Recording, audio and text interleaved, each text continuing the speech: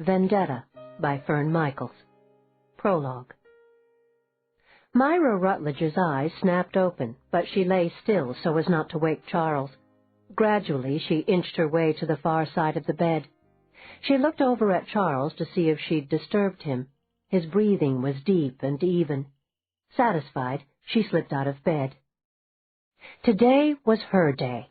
For 5 years she'd waited for this day, longed for it, even lusted after it. In less than 12 hours it would finally be in her grasp. A smile tugged at the corners of her mouth, like one could really grasp hold of a day. Myra glanced behind her to make sure Charles was still sleeping soundly before she pulled on her robe and padded downstairs. The first thing she did was turn the thermostat to 80 degrees.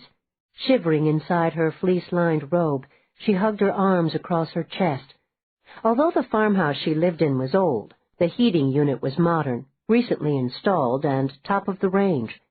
She knew the kitchen would heat up in just minutes.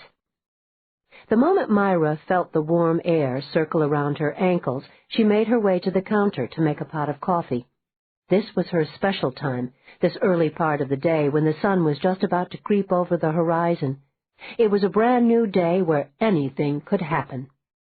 She sat down in an old cane-backed chair with red-checkered cushions to wait for the coffee to finish dripping. She noticed that her hands were trembling. Without thinking, she sat on them to stop the shaking. Too bad she couldn't sit on her entire body. She was shaking all over. Myra could hardly believe that, later today, the Sisterhood, the secret organization she had started after her daughter Barbara was killed by a diplomat's son, would convene once again in the secret room beneath the old house. Within hours of the hit-and-run accident that killed Barbara and the child she carried, the young driver was whisked out of the country, leaving Myra to grieve and die a little each day. She'd had no recourse for retribution. Until now. She got up, poured some coffee, and carried it back to the table. She'd done this exact same thing hundreds of times over the past few years, drinking her coffee and reliving her daughter's tragic death. Myra had turned 60 that day, and they were celebrating at the Jockey Club in Washington, D.C. It had been her restaurant of choice.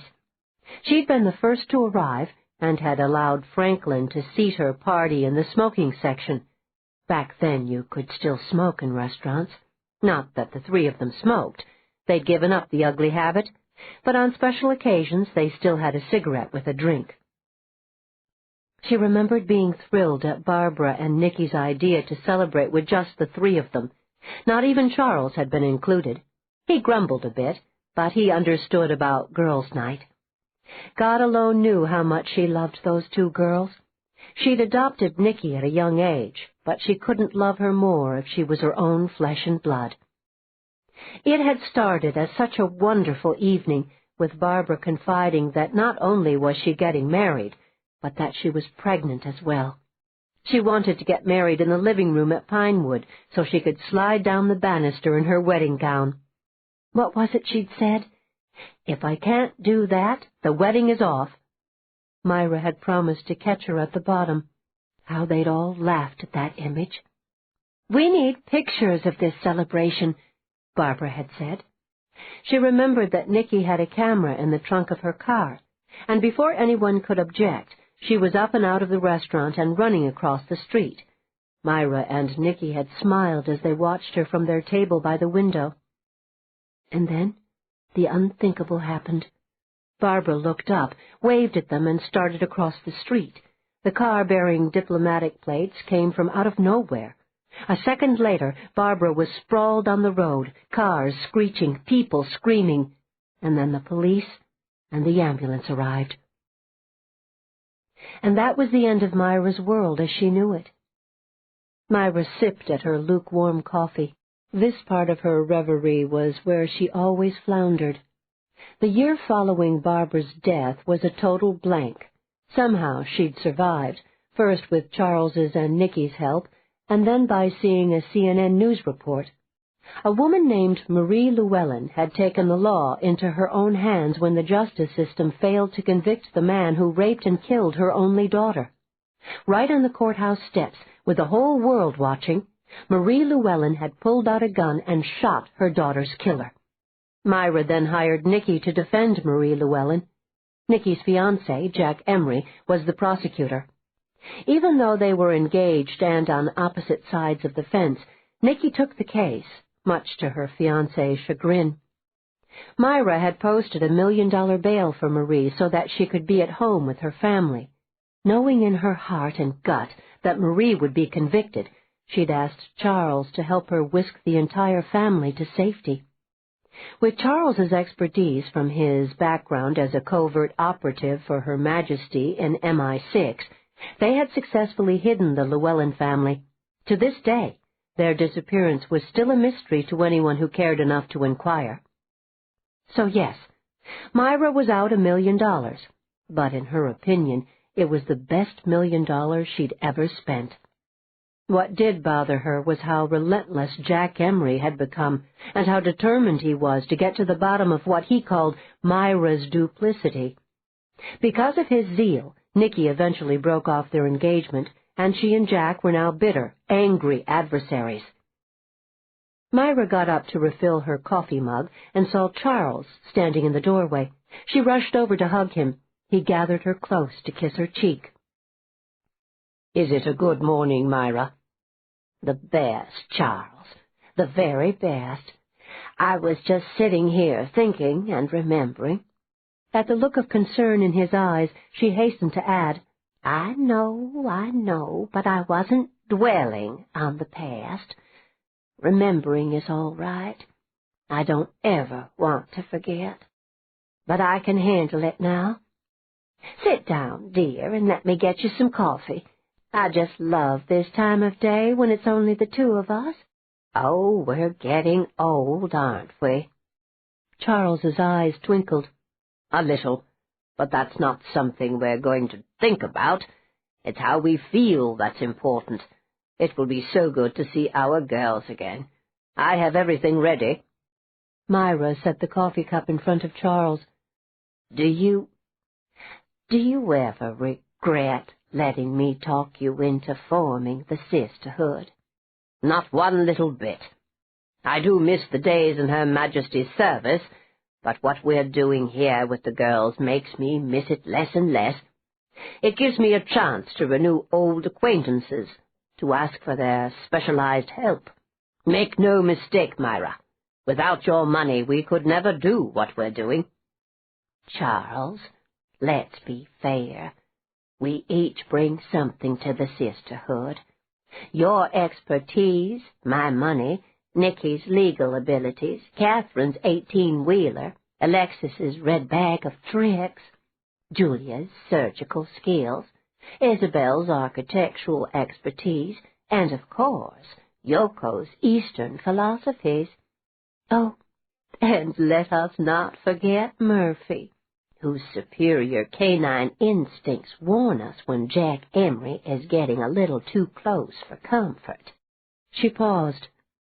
I told you when we started the Sisterhood that I would gladly give up every cent I owned to get justice for Barbara. I meant every word of it back then, and I still mean every word of it today. Are we ready for the girls' arrival? We are on target, Myra. This is, what does Catherine call it? Oh, yes, your gig. The big question is, are you ready at last to get the justice that was denied you when Barbara's killer returned to his own country? Charles, I am so ready. I couldn't sleep all night just thinking about it. I can't wait to see the girls again. It's been a few months. Phone calls and emails aren't enough. But you're right. The less they come out here, the better. I wonder if Nicky has any news on Jack and his partner. Oh, we have so much to catch up on. It's a wonderful day, isn't it? I said that already, didn't I? I'm just excited, overwhelmed. I thought this day would never come, and here it is, right in our faces. Yes, even though it's only 42 degrees outside, It is toasty in here, though. So toasty warm, I'm thinking we should go upstairs and take a shower together. When was the last time we did that? Charles led the way to the stairs. Myra doubled over, laughing. Yesterday? Way to go, Mom. Myra whirled around, her eyes wide. Barbara? Yeah, just stopped in for a little visit. I miss Willie. This is the big day, Mom. I wanted to wish you luck. Go get him, Tiger. You better hurry. Charles is waiting for you. Are you coming, Myra? Charles called from the top of the stairs. I'm coming. I'm coming. 1. Myra walked over to the kitchen door to peer outside. She eyed the temperature gauge and gasped. Charles, it's 27 degrees. Good heavens! Do we have enough wood for all the fireplaces? We did have an oil delivery, didn't we? We're going to freeze down in the war room. Darling, relax. We have 2 full cords of wood. I carried several loads in earlier this afternoon. Oil was delivered 3 days ago. We are not going to freeze. Don't you remember, dear? We had special heaters installed in the war room in early September. You're right. I forgot. I am just so overwhelmed that I am finally... Never mind. It's all I've been talking about today. Your ears must be sore by now. The girls are late, aren't they? No, Myra, the girls are not late. We said 7 and it's only 6:30. Please try and relax. Do you think they will like my dinner? I thought about doing something fancy and elegant, but decided that, with the weather, the girls might like some comfort food. And I know how you like my pot roast.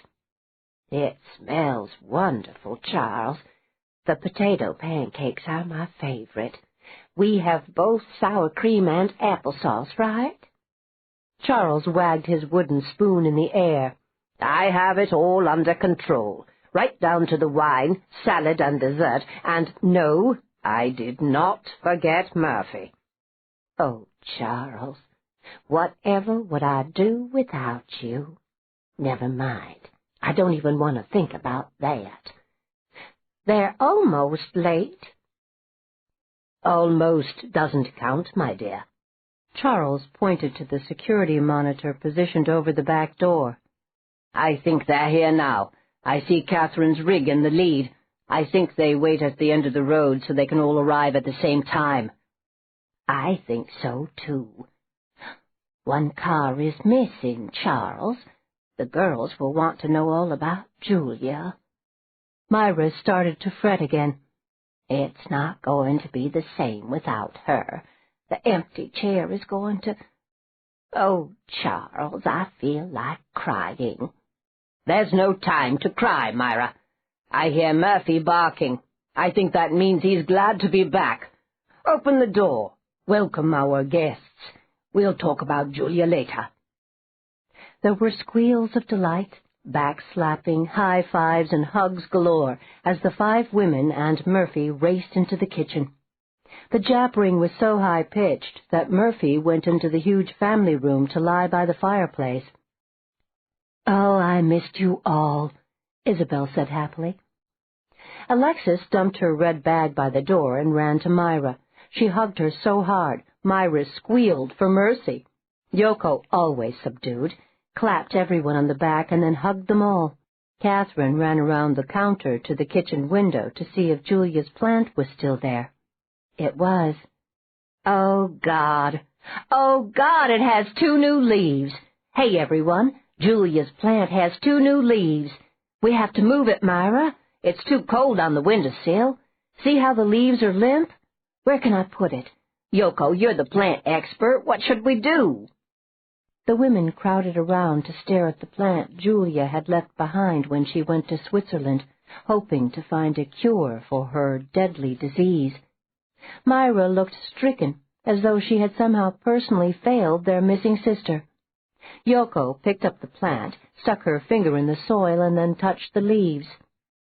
"Some light A little warmer area, and it will be fine," she said. It was finally decided to place the little plant on a small folding table directly under the kitchen skylight. Everyone sighed with relief. "Any news about Julia?" Nicky asked as she filched a strip of bacon that was to go into the arugula salad. Charles pretended to swat her with his wooden spoon. "Julia is doing well," Charles said. "She's gained 8 pounds in the last 4 months. She's tolerating her meds, and she misses us all terribly. She's coming home for Thanksgiving and again for Christmas, but then we'll go back for another 6 months. What that means is that she's holding her own, and she has not regressed or gotten worse. She's happy. She reads, takes walks, rides her bicycle. Her stamina is better than it's ever been. I spoke to her yesterday. She misses you all, and she sends her love. She wants you to give Murphy a big hug for her. The first thing she asked about was the plant. To say she was overjoyed at the 2 new leaves would be putting it mildly." This last comment was addressed to Catherine, who was busily wiping tears from the corners of her eyes. "Everything smells wonderful," Nicky said as she carried candles and napkins into the dining room. "Anything new these past few weeks?" she asked Myra. "Nothing, dear. Charles and I have just been rattling around out here all by ourselves. No one has called or stopped by. Is there any news on Jack?" "No. That's why I assumed he would... Damn. I don't know what I thought or assumed. I check his and Mark's new website daily. I have no clue what the 2 of them are doing. That could be good or it could be bad. I can't believe Jack gave up his job as assistant district attorney, and I can't believe his friend would give up his job as a federal agent just like that," Isabel said. "Well, he did." Nicky clicked a lighter to light the scented candles. Within seconds, the room smelled like blueberries. "Are we celebrating something special tonight?" Yoko asked. "Yes. The good news on Julia, your arrival, and anything else we want to celebrate," Myra said. "Goodness, how I've missed you all. But before I forget, Charles and I want to invite you all for Thanksgiving, Christmas, and New Year's. Please say you will come." "You bet," Catherine said. "Wouldn't miss it for the world," Alexis said. "I will be glad to attend," Yoko said. "My husband will spend the day sleeping, so he will not miss me." Isabel and Nicky smiled and nodded. "We go out to the woods and chop the tree down," Myra said. "If it snows, we pull the tree on a sled, but if there's no snow, we pull it on a wagon. We cut all the evergreens the same day so they'll be fresh. We haven't really celebrated Christmas here at Pinewood for some years now. I think it's time to get back to our traditions." "Christmas here at Pinewood is a marvel. The house smells heavenly with all the balsam," Nicky said. "The vaulted ceiling allows us to have a 20-foot tree and balsam twined around the banister going all the way to the 2nd floor. Lots of red velvet bows and our own mistletoe. Myra always made it like a fairyland for Barbara and me. One year, Lu Chao, Myra's gardener, played Santa. She thought we wouldn't notice a Chinese Santa. We pretended not to for her sake." "You knew? You little rascal," Myra said. Nicky laughed. They could have been simply a group of young people getting together to play catch-up, or possibly a group of old friends enjoying dinner together. "I had a date," Catherine blurted out, her face rosy pink. She looked around the table at the stunned looks. "Tell me you didn't wear that flannel shirt and those Fry boots," Alexis said. "No, I didn't wear them. I got dressed up. Pantyhose, makeup, the whole Megillah." "And?" the others chorused as one. "And nothing. Murphy didn't like him. By the end of the evening, he was all over me. I had to deck him, at which point he got a little pissy with me. He was so good-looking, he made my eyes water. But I won't be seeing him again. Now don't ask me any questions, because I told you the whole thing." "I had a date, too," Alexis said. "One of the women I shop for fixed me up with her next-door neighbor. Nice guy. He manages La Belle, the new restaurant in D.C. The food was excellent. He asked me out again. I said yes." Everyone clapped their approval.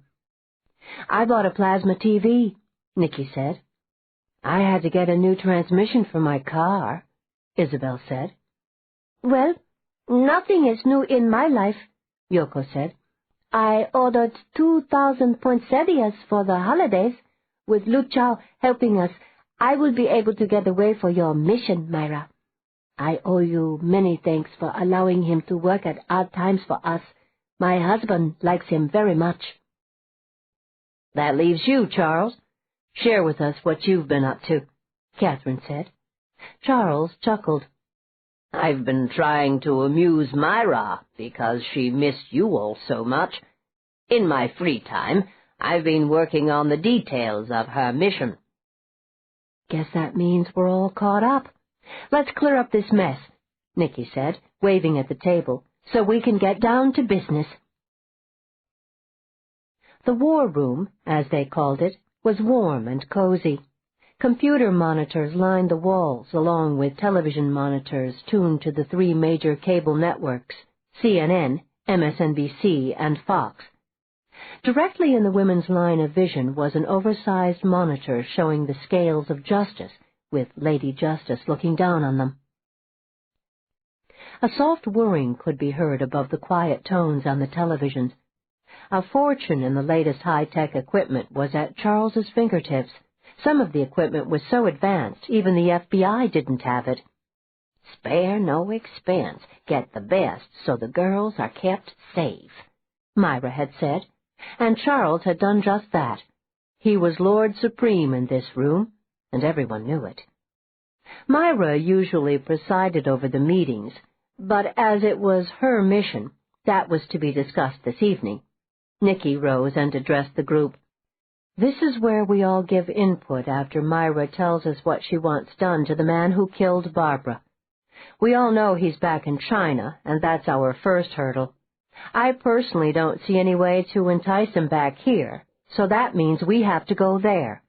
We'll have to figure out a way to do that, of course. First, though, I think Myra might want to say something. Myra, the floor is yours," Nicky said, sitting down. Myra stood up, her legs wobbly. She grasped the edge of the table with both hands as she stared around at the women who were now like daughters to her.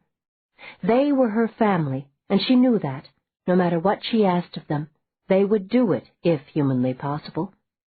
How much should she ask of them? Going to a foreign country to seek her vengeance seemed extreme. Still, there really was no other way to punish her daughter's killer. She looked from one to the other, recognizing each one's particular strength. If anyone could help her, it was these 5 beautiful, talented women. Myra licked at her dry lips. My justice is going to be dangerous to all of you. I don't know if I have the courage to ask you to help me. I won't be offended if you want to opt out of my mission. Somehow, some way, I'll get justice for my daughter. What I'm trying to say is, if anything happened to any of you, I wouldn't be able to live with myself. This won't be anything like Catherine's or Julia's missions. You all know Charles's background, and will be operating in his field of expertise. But none of you are Charles, and none of you are like the operatives he worked with when he was in Her Majesty's service. Right away, that puts us all at a disadvantage." Catherine, always the most vocal of the group, squawked her displeasure at what Myra was saying. Myra, you're forgetting something. We're women. That alone gives us an edge. I rest my case." Everyone cheered, including Charles. Myra grinned from ear to ear. Well said, Catherine. You are forgiven, dear. How stupid of me to forget women can do anything they set their minds to. I think I might be a little overwhelmed at this point. Now, let's decide how we are going to take care of Mr. John Chai, my daughter's killer. If Julia was here, she could do a little slice and dice with a very dull knife. But since she isn't here, I'll volunteer to do the honors, and if he bleeds to death, oh well, Alexis said. That's too good for him. He needs to suffer. His father needs to suffer for protecting him. Let's see what Charles has come up with. Charles shuffled through the papers in front of him. When he had them in order, images appeared on the screen as Lady Justice faded away. This is John Chai. A second picture appeared. This is Chai Ming, China's former ambassador to the United States. He is retired now and living in Hong Kong. From what I've been able to garner from my sources, Chai Ming has a pretty tight rein on his playboy son. Charles sought Myra's eye. I haven't been able to find any evidence of employment of any kind. I would assume he's living off the largesse of his father, Chai Ming. John's Harvard education was a waste. Is he still covered under the law of diplomatic immunity, even though his father is retired? Yoko asked. Yes, but he cannot return to the United States for fear of reprisals, that sort of thing. It's obvious the man stays close to home under his father's supervision. Sooner or later, he is going to wander off the reservation. It's a given that he will not return here to America. That means we will bring him here. Unwillingly, of course. The women gasped as one. You mean we're going to go to China and... Snatch the son of a bitch, Catherine said. Yep, that's what it means, all right. Tell us how we are going to get inside China, snatch this guy, and get back out, Nikki demanded. I would think the Chai family are watched as closely as our Secret Service agents watch over our retired politicians. Charles nodded. You're right, Nikki. But in China, they are watched even more closely. I can't swear to this, but I do know how the Chinese think in these matters. It's doubtful Ming's own eye is on his son. There are hundreds of eyes on him. They don't want any kind of scandal that will make them lose face. Family is very important. Respect of one's family is paramount. Myra's eyes pooled with tears. If it's impossible, why are we even discussing the matter? Why was I so foolish to think we could finally get to that hellish person? Myra, dear, it is not impossible to get to John Chai. However, it will be a very dangerous and difficult mission for all of us. We are going to need a lot of outside help. What kind of help? Isabel asked nervously. Chinese help. In my other life, I made friends with some very unlikely people that I was forced to depend on to stay alive.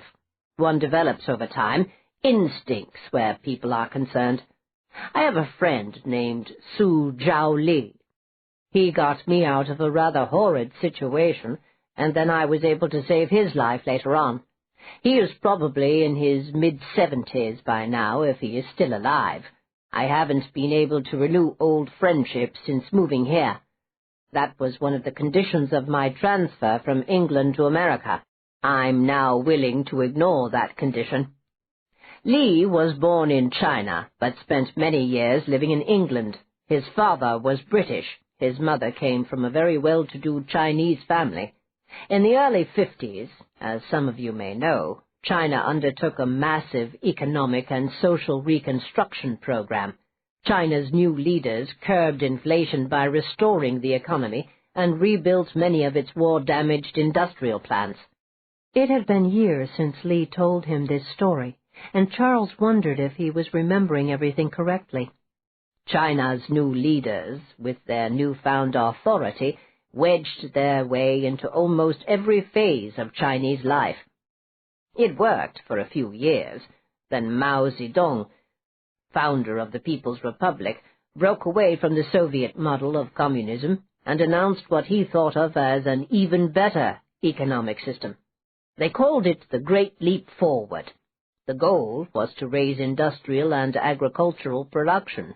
They formed communes. People had factories in their backyards. It was disastrous because the normal market mechanisms were disrupted, and so agricultural production fell behind. The Chinese people exhausted themselves by producing what later turned out to be shoddy goods that were not fit for sale. "Tell me about it," Yoko grumbled. "I wouldn't buy something that said made in China for all the tea in China." She giggled at her witticism. Bad timing, poor planning, whatever you want to call it. The Chinese people were starving.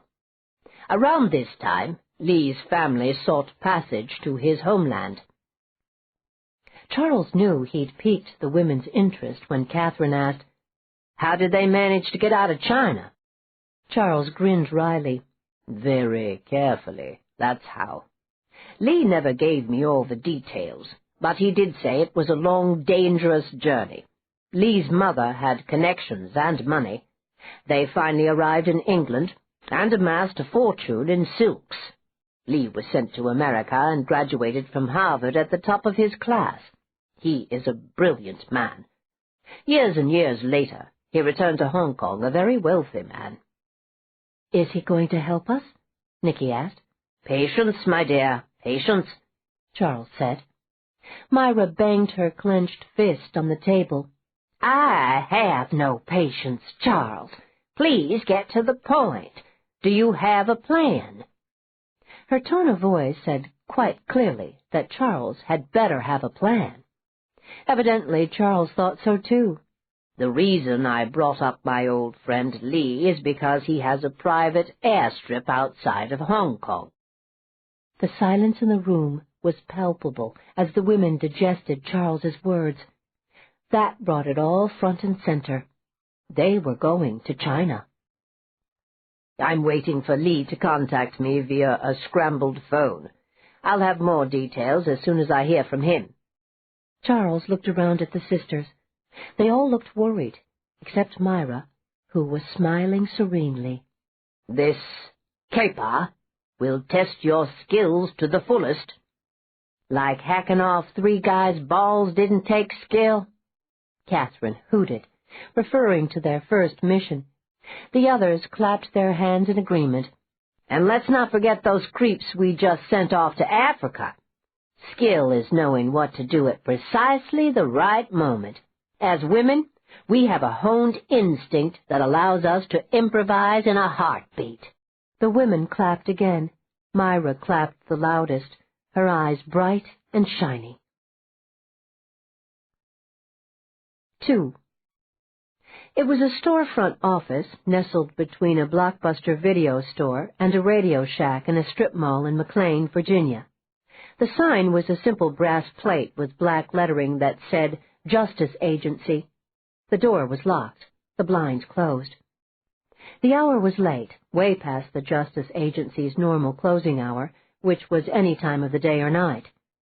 Tonight was an exceptionally late night because neither Jack Emery nor Mark Lane was in a hurry to brave the cold outside and return to the apartment they shared to cut down on expenses. Both men had their feet propped on their desks as they sipped at their beer. "This private dick business isn't so bad," Mark said. "We made $8,600 in the last 6 weeks. What that means is we get a nice little bonus this week. We have 2 prospective clients who are sitting on the fence. I think we're doing damn good for just getting started in the business. Hell, Jack, with all these programs I installed on our computers, we hardly have to leave the office. Our biggest expense is those guys we hired to tail your buddies out at ye old Pinewood Farm." Jack swigged from his beer bottle. His feet thumped down on the floor. 5 months and there's been no word on Senator Webster or his wife, Dr. Webster. No one but Nicky has gone near the farm. It's the same M.O. they used when Marie Llewellyn disappeared on my watch. They lie low, let the smoke settle, and then those damn women spring up like jack-in-the-boxes. They were all at the farm today, except for Dr. Webster, Mark said. What? You're just telling me this now? Jack exploded. Look, hotshot, it came just this minute in this email. Garrity is reporting in. All of them except Dr. Webster got there around 7 o'clock. It's almost midnight, and they're still there. Guess they're going to spend the night. Garrity says the house is dark. Son of a bitch. Didn't I tell you? They lie low, wait 4 or 5 months, and then they meet up. Then they do something. Right this damn minute they're in there hatching and planning. I know it, I feel it. We have to figure out a way to plant some bugs in that house. Forget it. Those Dobermans are still out there, and there's no way I'm messing with that guy Charles Martin. You want another visit from those guys with the shields? Mark winced, remembering the elite presidential task force that had beaten Jack within an inch of his life for interfering with Charles Martin. Jack ignored the rhetorical question as he looked across his desk at his friend, the ex-FBI agent. Something has been bothering me for a long time now. I couldn't get a handle on it. It was something I knew I should remember, but couldn't. That kind of thing. I finally remembered it, Mark. There is a way into Pinewood. Mark grimaced. Don't go there, Jack, please. No, listen. The tunnels. That's our way in and out. Nicky and Barbara used to play in the tunnels when they were children. Nicky told me that Myra hung bells at the different intersections so they wouldn't get lost. In the old days, they used to spirit out the slaves to a safe place by way of the tunnels. Nicky said there was an exit in the barn, and one tunnel that went all the way to some other farmhouse. I can't remember which house it was, though. I can't be sure. But I think she said the other people closed their section off. Shit, I wish I could remember exactly what she said. If we can figure it out, we can get in that way. Mark stared at a seascape hanging on the wall across the room. What's with that we stuff? I'm not crawling through any 200-year-old tunnels. I'm strictly a computer nerd who's willing to do surveillance from time to time. In addition, I'm claustrophobic. You're nuts, Jack. Yeah, well, if you can come up with a better way to get inside, I'm all ears. We're just spinning our wheels here. If we can't get inside, we might as well give it all up. I'm not willing to do that. I know I'm right about those women. You know I'm right about those women. Those guys who beat me up know I'm onto something where those chicks are concerned. Otherwise, they wouldn't have threatened me and then almost killed me.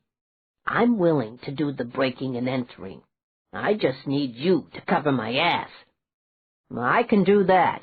Cover your ass, I mean. Good. Now, before we leave, see if you can find out the best way to tranquilize those Dobermans. We'll need to post Garrity out there on a permanent basis so he can tell us when everyone is out of the house. Don't look at me like that, Mark. It's all doable. I'm the one who will do it. This is it. I can feel it in my bones. Yahoo! Yeah, Yahoo! Mark said, clicking at the keys in front of him.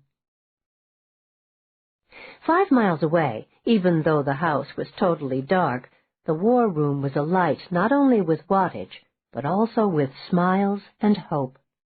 Charles walked among the women, handing out packets of information.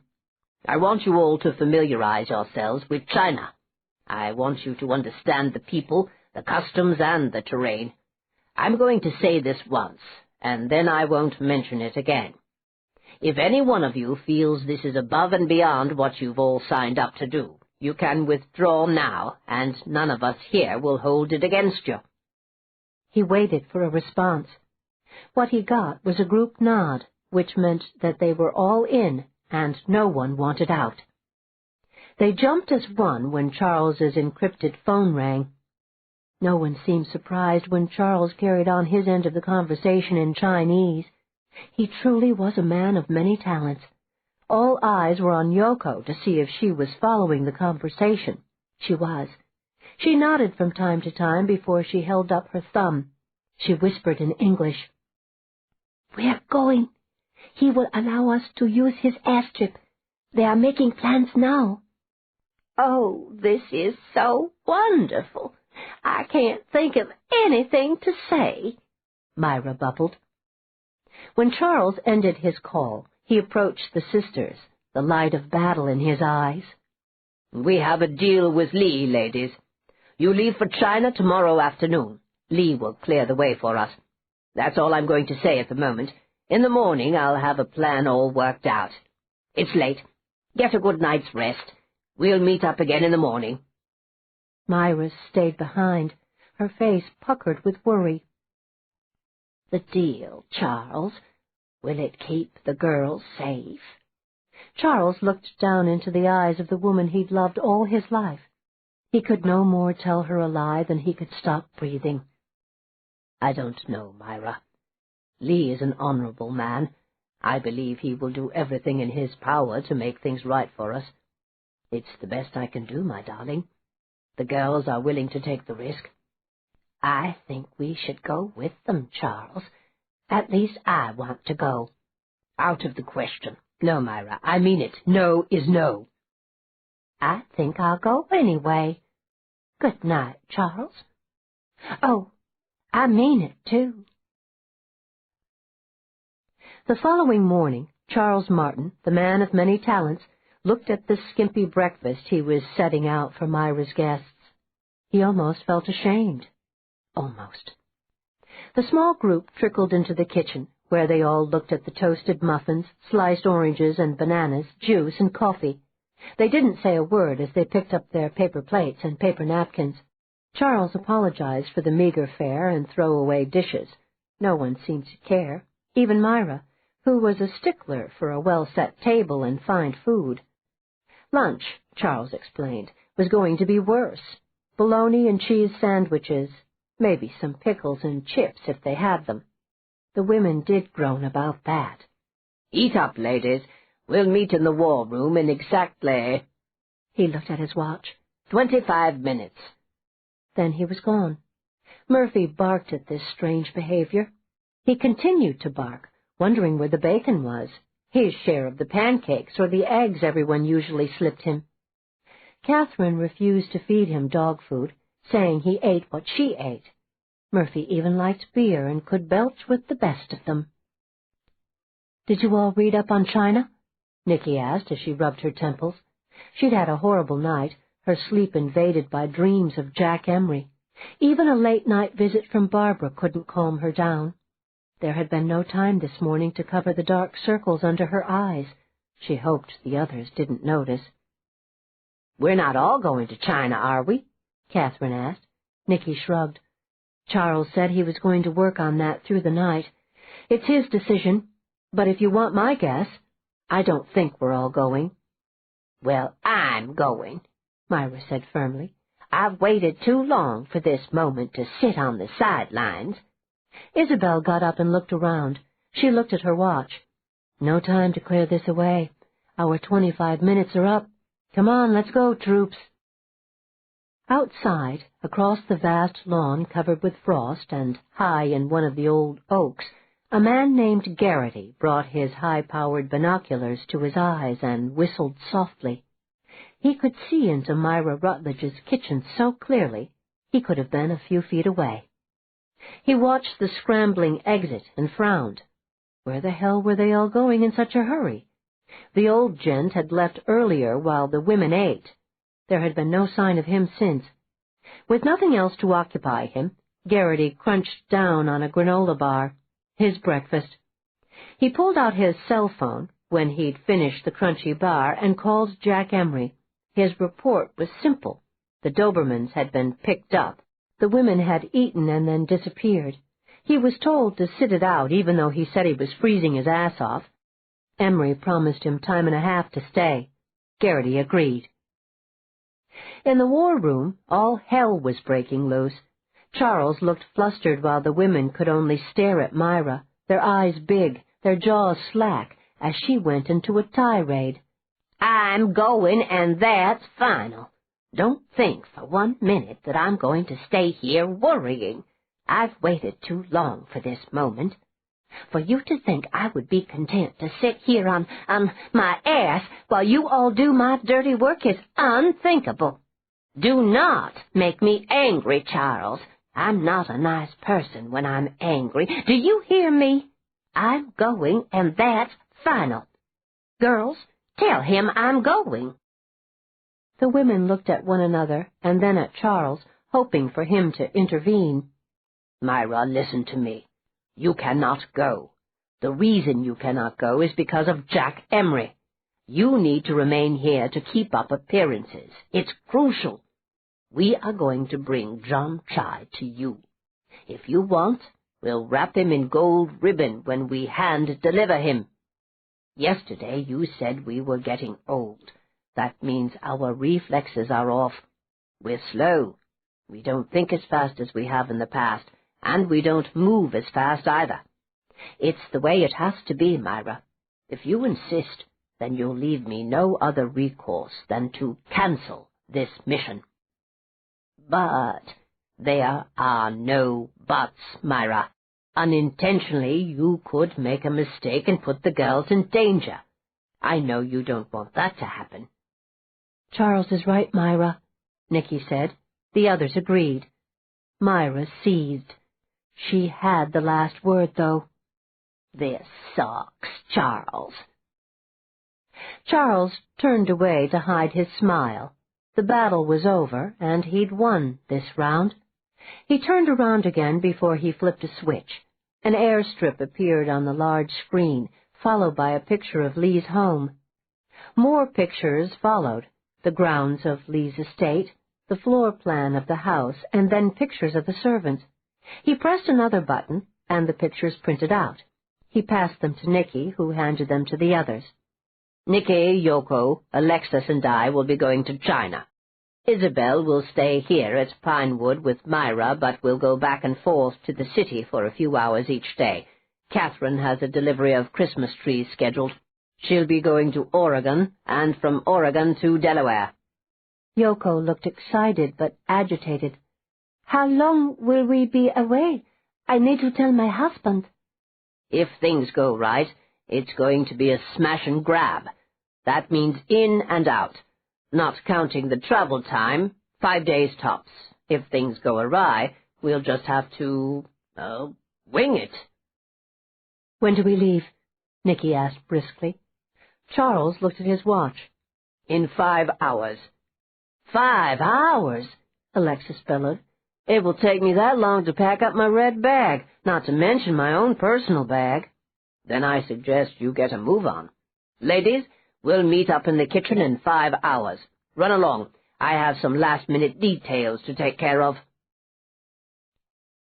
Jack Emery's cell phone rang at 12 minutes past 2 in the afternoon. He barked a greeting. Garrity, I hope you have some good news. Good news, bad news, who the hell knows? What I do know is my dick is frozen. How much longer do I have to stay up in this goddamn tree? Till I tell you to come down. I stayed up there for 4 whole days. If I could do it, so can you. Think about warm sandy beaches, golden sunshine. What's happening? Okay. They all come barreling back into the kitchen an hour after they split. They go off in all directions. Then nothing until just now. 3 women and the gent pile into one of those big black Chevy Suburbans. They had luggage. It was the black girl, your old girlfriend, the Asian girl, and that guy Charles. He drove, by the way. The big rig is still there, and so is the architect's car. Mrs. Rutledge is inside. I suppose it's too much to hope that you picked up some conversation. You're right, Jack. That's too much to hope for. If your next question is where are they going, I'd say an airport, but then again, they could be headed for Union Station in D.C. I called Dennison, and he said he'd start tailing the Suburban as soon as they hit the highway. Okay. Stay on it. Call me as soon as there's any movement at the farm. Jack's phone rang almost immediately when he ended his call with Garrity. It's me, boss. Dennison. I'm on the Suburban.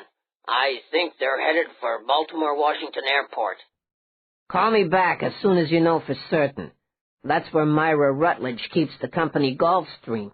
I want to know where they're going, Dennison. The call over, Jack huddled with Mark. Things are moving, buddy. Told you this was their M.O. 3. The passengers were jolted awake as the Gulfstream's wheels hit the runway. They looked at one another. Their eyes said, "We're in China." Charles looked down at his watch. With the 8-hour time difference plus the 16-hour flight, he calculated that they were a day behind in Hong Kong. Not that it mattered. At this moment, time was not their problem. Later, time, right down to the nanosecond, could become a deadly enemy. Thank God for Lee's help, which had cut through all the bureaucratic red tape. Even the pilot was one of Lee's men. Somehow he would find a way to make this all up to Lee. It had been years since he'd been in China. He had never thought he would return, especially under these unusual circumstances. He gazed out the window as the aircraft taxied to a complete stop. The countryside was lush, verdant, just as he remembered. Lee had said he lived in the middle of nowhere. This certainly looked like nowhere. All he could see was a sea of green, hundreds, maybe thousands of trees, grass as high as he was tall, and the occasional shimmer of what he assumed to be small ponds as far as the eye could see. Yoko unbuckled her seat-belt. "I love the countryside. It is beautiful. This place called Hong Kong?" Actually, Charles said, we're on a small island outside Hong Kong. It's called Po Toi Island. Lee only lives here for part of the year. He's in residence now with a full staff that will be at our disposal. Lee understands that this is a very discreet operation, and all his people, he assured me, can be trusted. The little group waited patiently while the ground crew assisted the pilot and co-pilot as they prepared to lower the door. On the ground, her legs wobbly from sitting so long, Nicky looked back at Myra's luxurious Gulfstream. She felt safe sitting in the buttery soft leather reclining seats, each equipped with a satellite television and phone. Each seat contained a laptop computer and a global positioning sensor. At any given point during the trip, they could view what part of the world the aircraft was flying over. A stocked kitchen and bar provided enough food and drink to sustain 12 passengers and a crew for at least several days. And, of course, there were bowls and bowls of the famous Rutledge candies everywhere. The Gulfstream was safe. Standing here on the ground in the bright sunshine, Nicky realized she no longer felt safe. China. She shivered. She took one last longing look at the Gulfstream, wondering if she and the others would ever set foot in it again. She shivered again as she gave herself a mental warning not to think about negatives. "I do believe this may be our ride," Charles said, pointing to a gleaming black Lincoln Navigator coming across the tarmac. The driver leaped out of the SUV with the agility of a cat. He had to be at least 70 years of age, possibly older. A mini-man, Nicky thought. He was as brown and wrinkled as a raisin. He offered up a toothless smile and then saluted smartly. Charles rattled off something in fluent Chinese. The old man bowed and climbed behind the wheel as the women scrambled into the back seat. Charles into the passenger seat beside the small man who said his name was Jia Ling. "Son name Datara River. Mr. Lee calls me Jay, and you also may call me Jay." Charles and Jay kept up a conversation as they traveled down a rutted road. "What are they saying?" Nicky hissed to Yoko. "They are talking about how important Mr. Lee is in this country. Jay is saying Mr. Lee has important, influential friends. He is now saying Mr. Lee is a generous man and helps the needy. Jay has been in service to him for 30 years. They are now talking about the fabulous gardens at Mr. Lee's home. Mr. Lee likes to garden and has beautiful roses. The rooms at his home are full of flowers all the time. How do you call it? Chitter-chattering. Nothing of importance, Yoko whispered. I suppose that's a good thing, Alexis said quietly. 30 minutes later, Jay announced they were on Mr. Lee's land. The main house is just on the road, he said. The women were grateful to finally climb out of the Navigator. The roads here were worse than the roads in the States after a hard winter. They saw a 2-story red brick house with jutting wings at each side of the building. A British house. Did that mean only tea would be served? Nicky wondered. She needed coffee, and she needed it badly. If you want my opinion, Alexis said, this house looks as though it was accidentally built in the wrong place. You know, like Dorothy's house when it landed in Oz. Oops. Dorothy landed in Oz, not the house. You know what I mean. Look how out of place it is with the gardens. The Chinese do not believe in alignment or symmetrical relationship to anything in the garden simply because they know this is foreign to Mother Nature. They like to copy nature as much as possible with small hills and slopes with different trees. To us, it looks haphazard, but I bet Alexis's red bag that a lot of work and thought went into these gardens. I love it. Just look at all the little waterfalls, the small bridges, and those gorgeous shrubs. Before I leave here, I want to know the name of every one of those trees and bushes. Someday, when I get my own house, I'm going to have a garden like this. Much work, Yoko said, shaking her head. Much maintenance. Alexis sighed. Don't rain on my parade, Yoko. As you can see, I don't have an umbrella. Yoko tittered behind her hand. So funny. No umbrella. So funny. Suddenly, the bright yellow door of the house opened, and a tall, stoop-shouldered man stepped forward. As I live and breathe, it is you, sir. He debated a second before he said, Charles, on my shores at last. It is good to see you, old friend. He bowed slightly before he extended his hand in greeting. The introductions were made quietly as they all walked into the house, where Lee turned the women over to 3 servants. Yoko, Alexis, and Nicky looked at one another at the foot of the stairs before they followed the 3 maids to the 2nd floor. This is it, girls. The job starts now, and God help us all, Nicky said. Yoko, can you ask if they can bring us some hot coffee? Lots and lots of hot coffee. But first, I want to take a steaming shower and wash my hair. Then I just want to sit and drink all that coffee for 10 minutes. But of course, Nicky. Below stairs, the tall man known as Lee ushered Charles into his private office. We will speak English from here on in, Charles. While I trust my servants, one can never be too careful, as you well know. Whiskey? Of course. Charles looked around the large, pleasant room. It had everything a man of Lee's stature needed. The room appeared to be divided into 3 parts. There was an entertainment area, where a large plasma television and DVD player were attached to the wall. A stereo unit was nestled underneath in a cherrywood cabinet.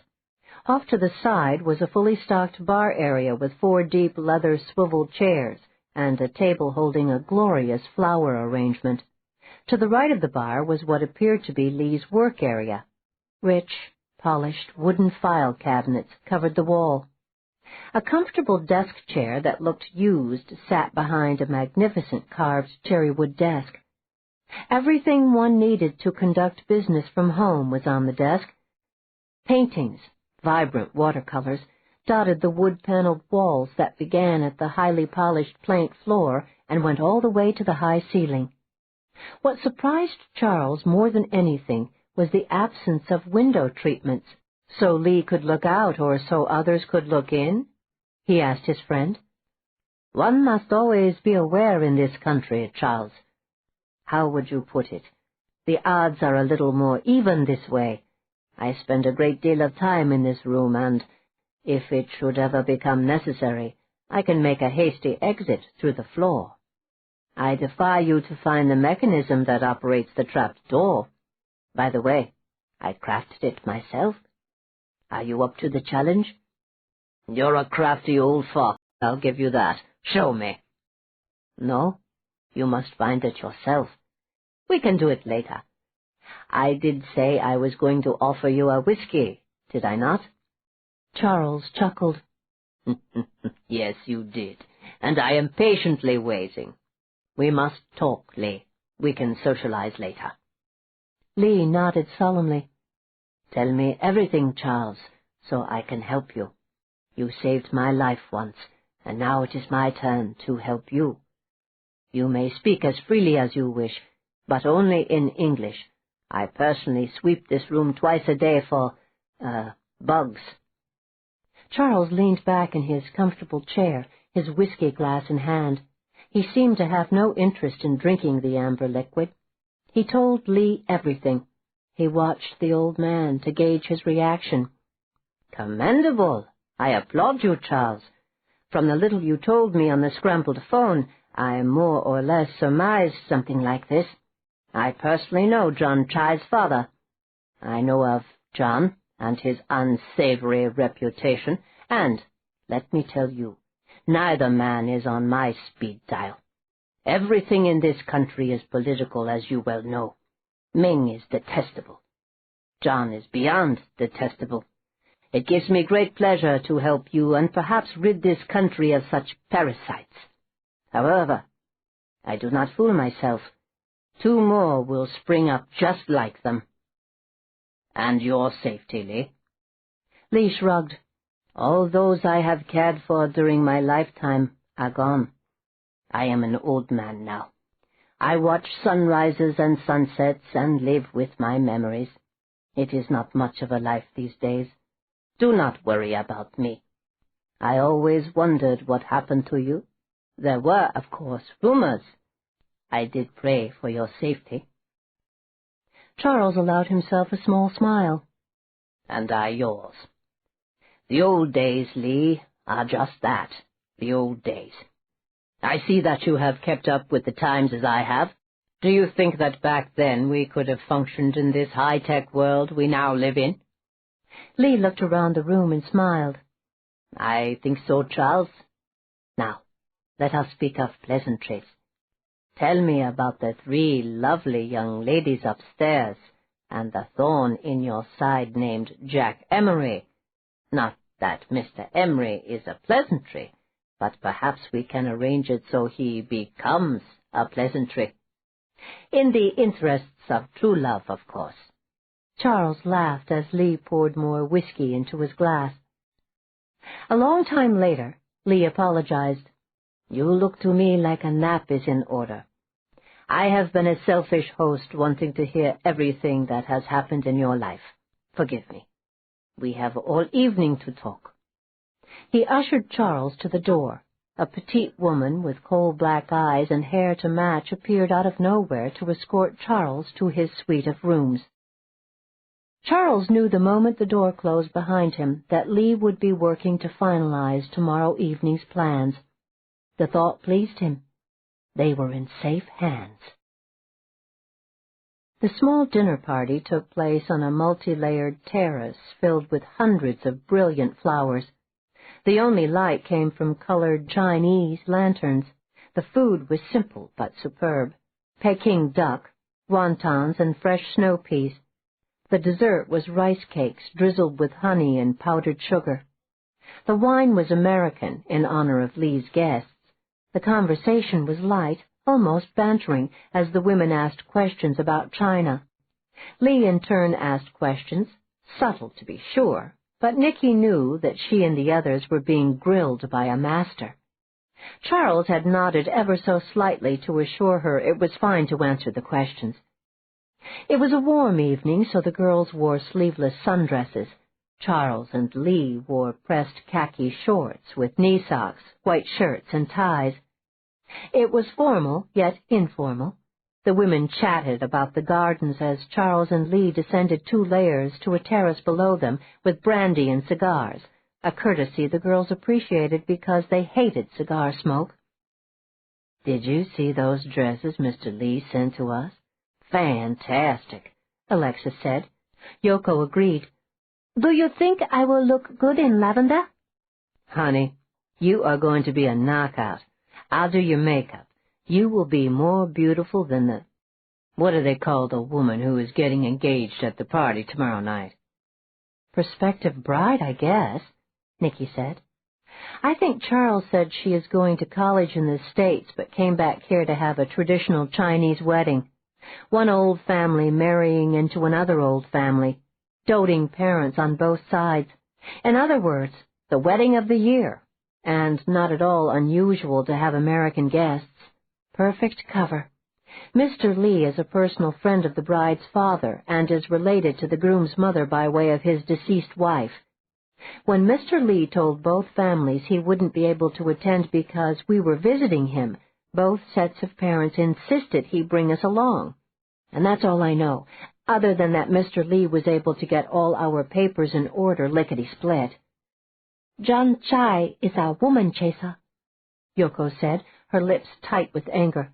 And he prefers American women over his own kind. I read that in the dossier Charles put together for us.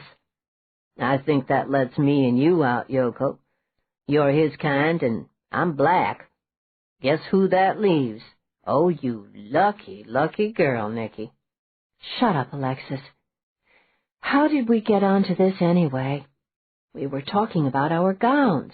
Mine is a sizzling red. Tonight I am going to be one hot chick. When, and only when, you see steam coming out of my ears, intervene. I think I should play hard to get, don't you? Absolutely, Yoko said. Men do not like to be ignored. My husband told me this. It has to do with their ego. This is true, is it not? As a weapon, it is wonderful to know. Do you think all women know this? I think so, Nicky replied, thinking about Jack. Jack hated to be ignored. He'd always wanted her undivided attention.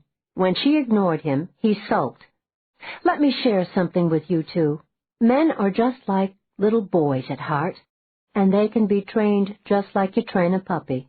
You have to be relentless, though, because men/boys have one-track minds. You following me here? Nicky laughed uproariously. What I think is that we've all had too much wine and it's time for bed, Alexis said. Oh, in case you're all wondering what my gown is like, it's a mix of gold and copper, slit to the navel, slit up to the groin, and backless. Damn, was all Nicky could say. Alexis giggled. My sentiments exactly. Come on, let's say our good nights and hit the sheets so we can dream about what we're going to do to John Chai. I believe you use a wrong terminology, Yoko said. The word you want is nightmare. Damn, you're good, Yoko. Nightmare it is, Nicky said, as she swallowed the last of many glasses of wine. 4. Half a world away, as Charles and the girls were dressing for the engagement party in China, Myra Rutledge had her eye on the clock as she paced back and forth in the kitchen. Myra, stop. You're making me dizzy. They're fine. Charles isn't going to let anything go wrong. I know, Myra said. My mind tells me the same thing, but my heart tells me I should worry. Women have been worrying since the beginning of time. Why should I be any different? They're in China, Catherine. China is not a safe country.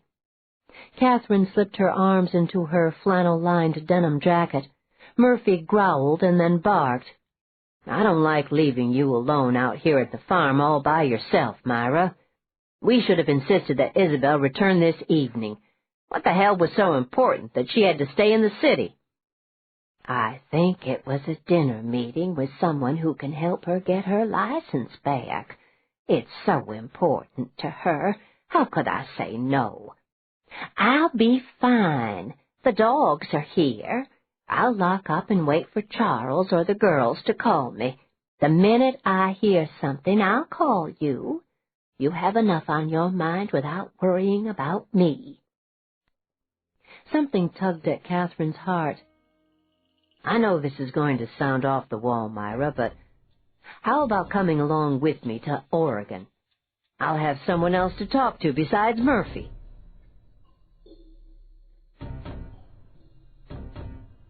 This is the end of disc number 1. Please continue listening on disc number 2.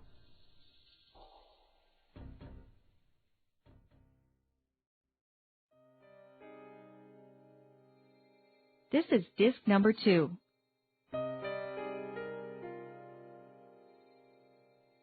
Something tugged at Catherine's heart. I know this is going to sound off the wall, Myra, but how about coming along with me to Oregon? I'll have someone else to talk to besides Murphy. You can ride shotgun with Murphy. Of course you're going to have to get rid of the pearls and all that jewelry hanging off you. You gotta look like me, otherwise I'll get drummed out of the trucking business. Think of it as an adventure that you can tell Charles about when he gets home. At Myra's look of disbelief and indecision, Catherine coaxed her further. Come on, go for it. When was the last time you did something spontaneously? Murphy pulled and tugged at the hem of Myra's knit skirt. He stopped tugging for a moment to look up at his host and bark. See? That's Murphy's way of telling you he wants you to come with us. This dog is so smart, he makes me crazy sometimes. Shake it, Myra. We gotta get on the road. Have you ever been to Oregon? No, dear, I haven't. Do you really? Whatever will Charles say? Catherine laughed. I think he'll say you're a woman of many surprises. We'll have fun. You can talk to some of my road buddies. I'm Big Sis. I can give you a handle. That's what we call a name. You game, lady? You don't think I'm too old to be doing that? Hell no. Creaking Granny, that's her handle, is 74 and she's still driving. You can talk to her when we get on the road. Myra debated all of 5 seconds. Okay, I'll do it. But I don't think I have the proper attire. I don't want to embarrass you, Catherine. We're the same size, Myra. Go up to my room and pick out some duds. Make sure you bring along a baseball cap. All drivers wear baseball caps. I can do that. Yes, I can do that. Wait for me. Myra scurried off, Murphy hot on her heels, barking every step of the way. I'm not going anywhere. Tell you what, I'll warm up the truck. Be sure to put on the alarm and lock up. Leave a note for Isabel. We can call her in the morning just to be on the safe side. Time is money, Myra. Move! Catherine shouted to Myra's retreating back. Myra got dressed at the speed of light. She looked at herself in the mirror hanging on the door. Her eyebrows shot up to her hairline. Oh, my goodness. What do you think, Murphy? The big dog tossed back his head and howled. Yes, that's pretty much my opinion, too. If Charles could see me now, he'd laugh himself silly. All Catherine could do was gawk, her jaw dropping when Myra left the house by the kitchen door. Her thumbs hooked into the belt of her baggy blue jeans, Myra strutted across the compound in her Timberland boots. She was wearing a navy blue sweatshirt that said, "Don't screw with me," under a zip-up sleeveless vest with a hood. On her springy gray curl sat a baseball cap that said she was a fan of the Redskins. She wasn't wearing her pearls. Catherine bounced out of the truck and went around to open the passenger door. This is so exciting. I've never ridden in a truck before. How does one get in this vehicle, Catherine? I think I'm going to have to boost you up. Right leg up. Atta girl. Murphy scrambled into the truck, hopped over Myra's shoulder, and went to his bed behind the cab. He barked sharply, which meant, "All aboard, let's move." Myra buckled up, her eyes sparkling with anticipation. Dear, this was such a tremendous idea. Oh, we're up so high. I can see everything. You're queen of the road today, Myra. Catherine laughed as she backed up the big rig.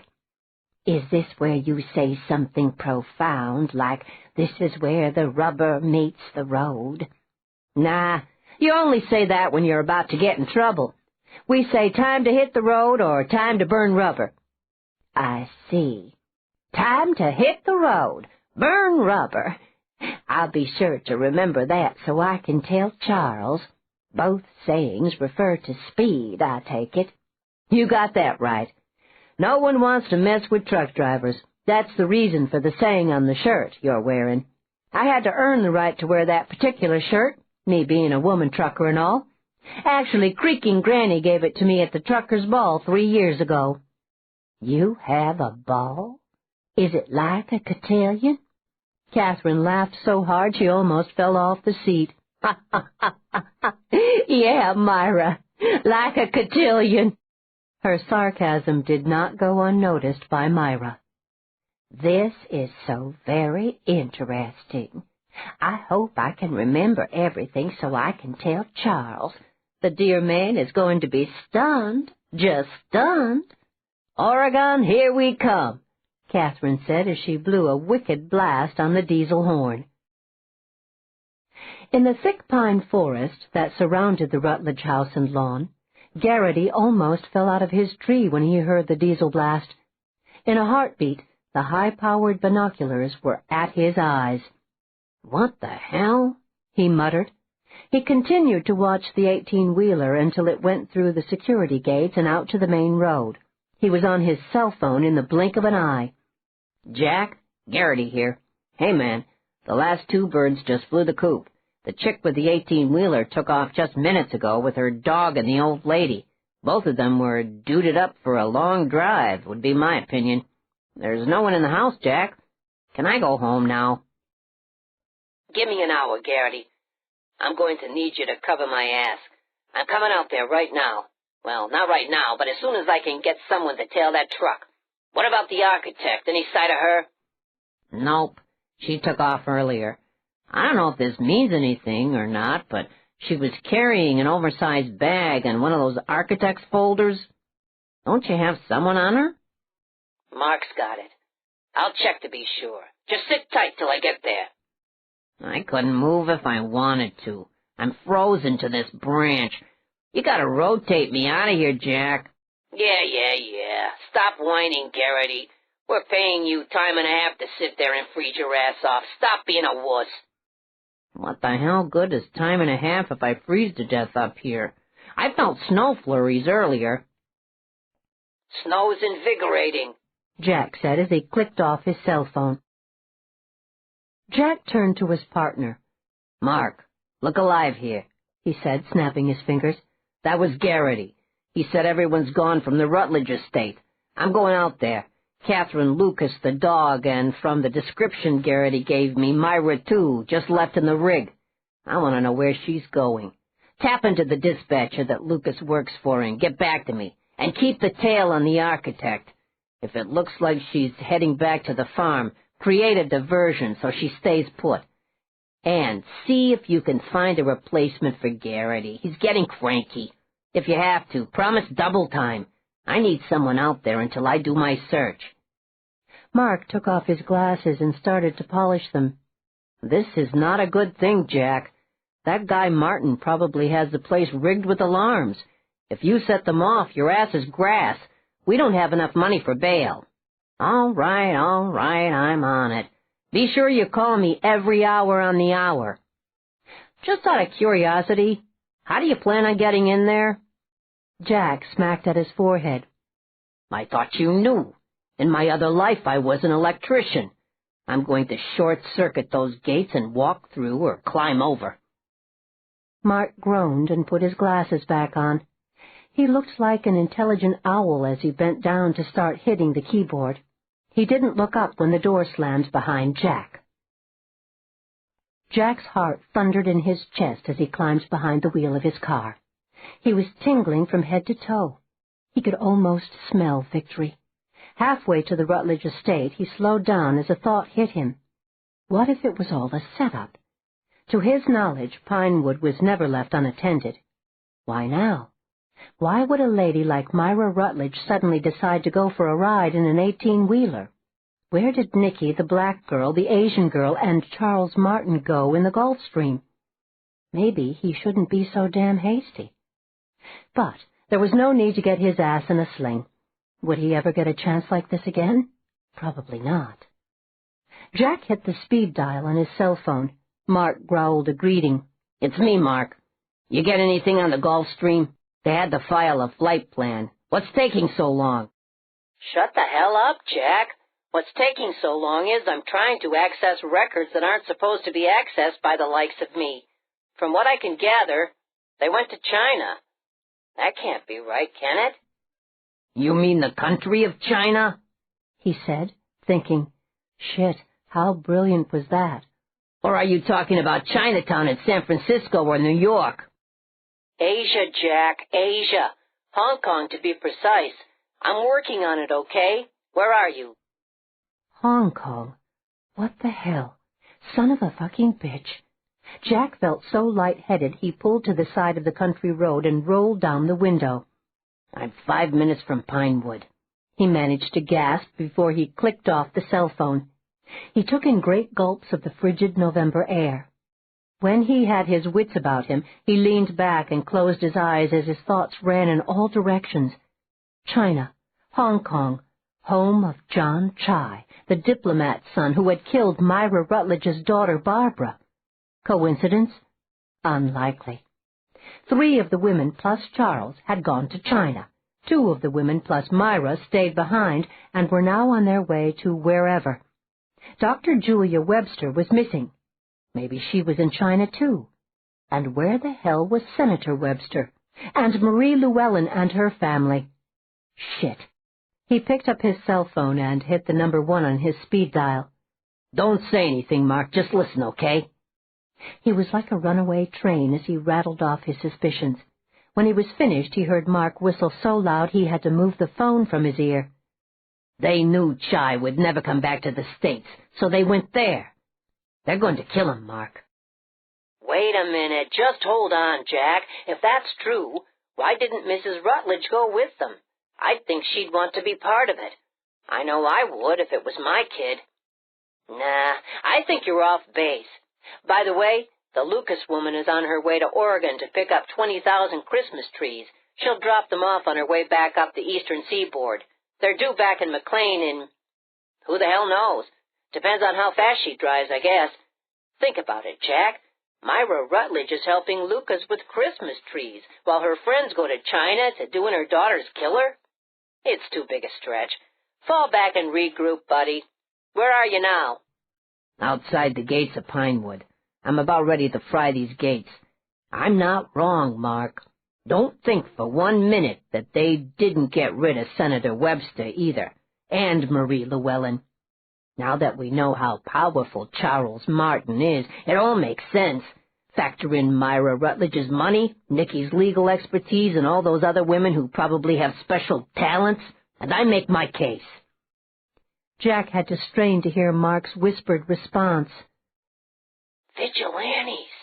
Yeah, vigilantes. I'll get back to you. Gotta get to work. Jack climbed out of his car and looked at the high-tech panel that controlled the gates. A few years ago, they were simple gates with a simple code, 1, 2, 3, 4. Nicky had a remote on the visor of her car that she hit, and the gate swung open. Mere visitors had to press in the proper code. Less than 2 years ago, these new gates, the kind they had in prisons, were installed with a monitor and a different set of codes. The gates also sounded prison-like, clanging so loudly you had to hold your ears. There was no code these days. The gates were controlled either by someone inside the house or by a special remote control. Why was that? Jack walked around the back of his car, popped the trunk, and took out his brand-new private Dick kit that Mark had assembled for him. He wished now that he had paid more attention to the instructions on all the high-tech gizmos. He knew, though, that Mark had included the instructions. They were probably somewhere in the bottom of the voluminous canvas bag. He dropped the black bag outside the gates and climbed back into the car. He backed it down the road and then drove it into a dense area of wild-looking, straggly brush. He looked around for a pine tree, found some saplings, broke off the branches, and covered his car. He took a minute to survey the surroundings in case he had to make a hasty retreat. When he had the site firmly locked in his mind, he jogged back up the driveway to where his black bag awaited him. Jack fished around inside the bag until he found the gray box he was looking for. He wished suddenly that he had been an electrician in his other life.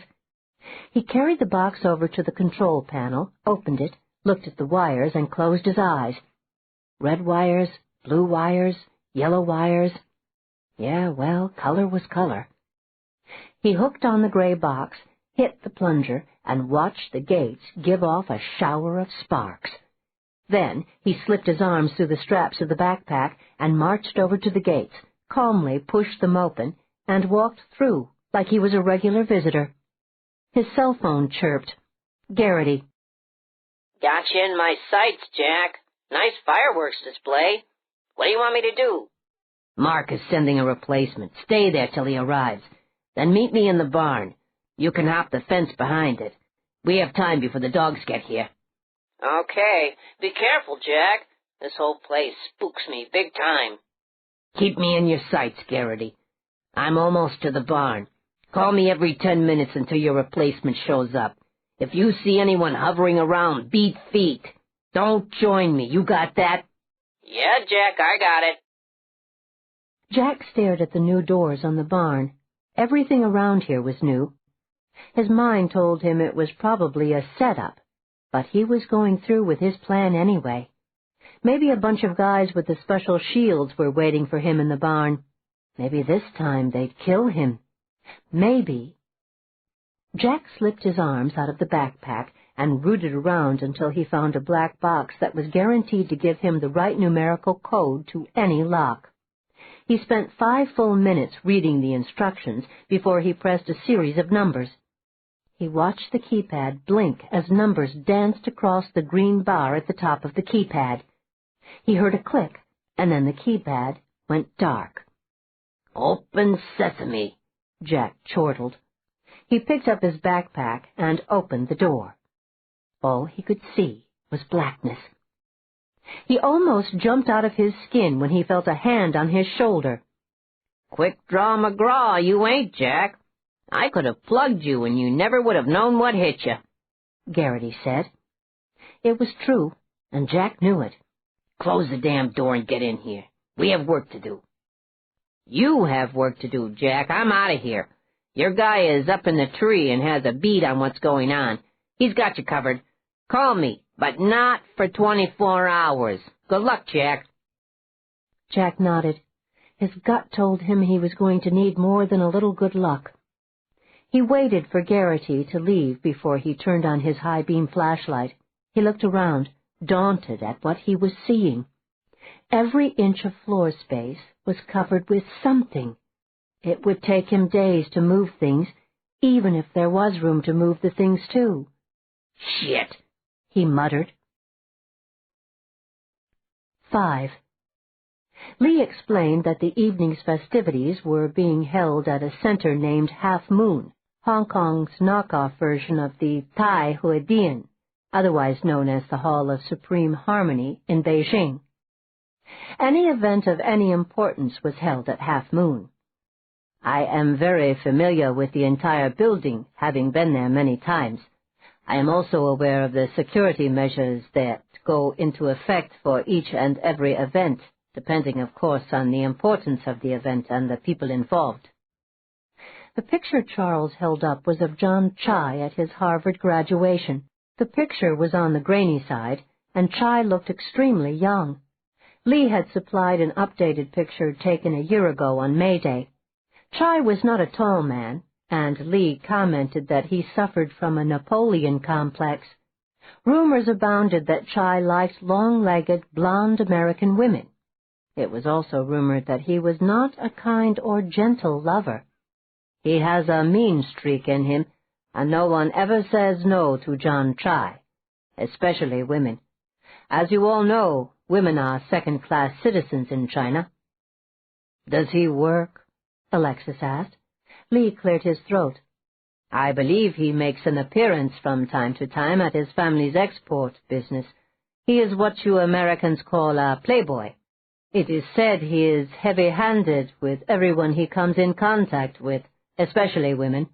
He works very hard at perfecting his image. He wants to be a tough guy like the American gangsters in your films. He likes to play, does he? So do we. How exciting, Nicky said flatly. Lee raised his white head to look into Nicky's eyes. He turned away quickly to stare at his old friend, Charles. Charles gave an elaborate shrug as if to say, "What did you expect?" Charles looked down at the Rolex on his wrist. "We should be going, Lee. I don't think it wise to arrive fashionably late so as to draw attention to ourselves." He looked around at the three women and nodded. "You look stunning, all three of you. One last word of caution. Sip your drinks. You're going to need your wits about you." The women watched as the two old friends walked away. They followed at a discreet distance so as not to hear their conversation. "Anyone nervous?" Nicky asked. "I feel like a cat on a hot griddle," Alexis said. "I am worried. Stay close to me so I can interpret for you. Watch what I do and do the same thing. I am not experienced in this culture, even though I speak the language. I have never set foot in this country before. I was born in the United States, but I will do my best," Yoko muttered. "That's good enough for us," Nicky said. "We all agreed that the three of us will give Chai the come on and then back off. We're going to make him chase us. He's not used to that, so we're going to make him work for the privilege of our company. Is it true, Yoko, that Chinese men have little—" Yoko flushed a rosy pink. "The aunts who raised me say it is so." "Uh-huh," Alexis said with a straight face. "A Napoleon complex, and a shortage where it counts the most." Nicky laughed, an evil sound. "Ladies, our car is here. Careful now," Charles said as he held the door open for them to slide into the back. He then took his seat next to Lee in the second section of the limousine. Jay was their chauffeur for the evening. "What will we do if the weasel doesn't fall for our assorted charms?" Alexis asked. "I'm not sure, but I think the possibility of a menage a whatever will pique his interest. Practice your come-hither looks, ladies, and be prepared to beat Mr. Chai off with a stick." Nicky laughed again. "Take a good look at us, Alexis. How could Chai not be attracted to us? We're stunning. We sizzle, and we look sensual. It's all in the eyes. Remember that. I am not worried about him being attracted to us at all. We all rehearsed our Washington and Boston small talk, and we have it down pat. He's going to want to show off for us. All we have to do is act like he isn't impressing us, and then home in on someone less attractive than him, and someone who is taller. That alone will make him nuts. Little guys hate big guys." "I have a question," Yoko said. What if Chai's people go after Mr. Lee once we are gone? He is a frail old man and should be able to live out his years in peace and harmony." Nicky nodded as she stared out the limo window into the surrounding darkness. "I worry about that, too. I can't be sure about this, but I think Charles will offer to take him with us.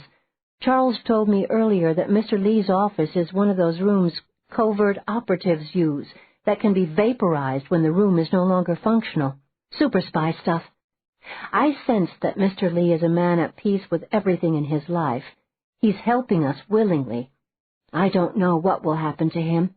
I would hate to take away the thought that he might be sent to the Suchao prison for helping us. I personally would feel better if he leaves with us. But, in the end, it will be up to Mr. Lee." "Perhaps it is a mistake to invite Mr. Chai back here to Mr. Lee's house," Alexis said.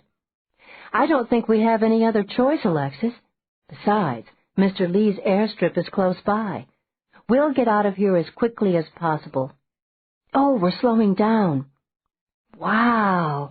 The young lady who's getting engaged must be very popular.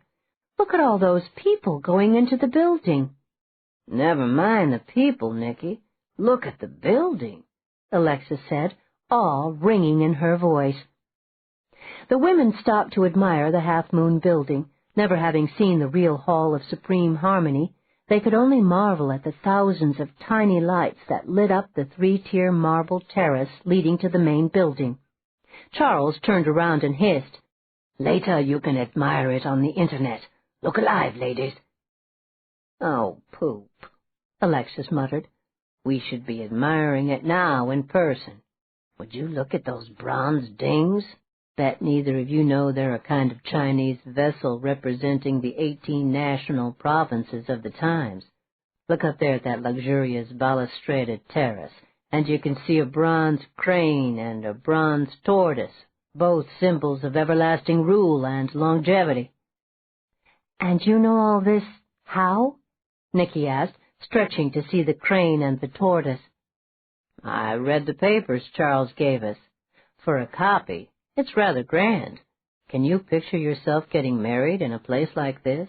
Think of how many people you could invite, and how many presents you'd get from those people. No more chatter, ladies. We're about to enter the great hall. Be demure. Do not overstate your Americanism. And remember, sip your drinks." Alexis looked from Nicky to Yoko and then down at her shimmering gown. "I can't believe he dressed us like this, and now he wants demure. Okay, demure it is. Come, ladies, it's time to meet the groom's family," Lee said quietly.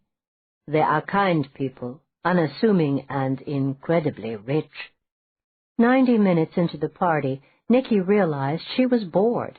She hated flute music. As far as she could see, there wasn't one unattached, handsome man to be seen.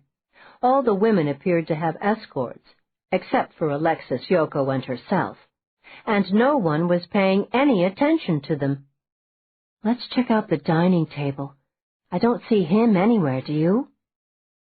Nicky moved off in the direction of the buffet table, Alexis and Yoko in her wake.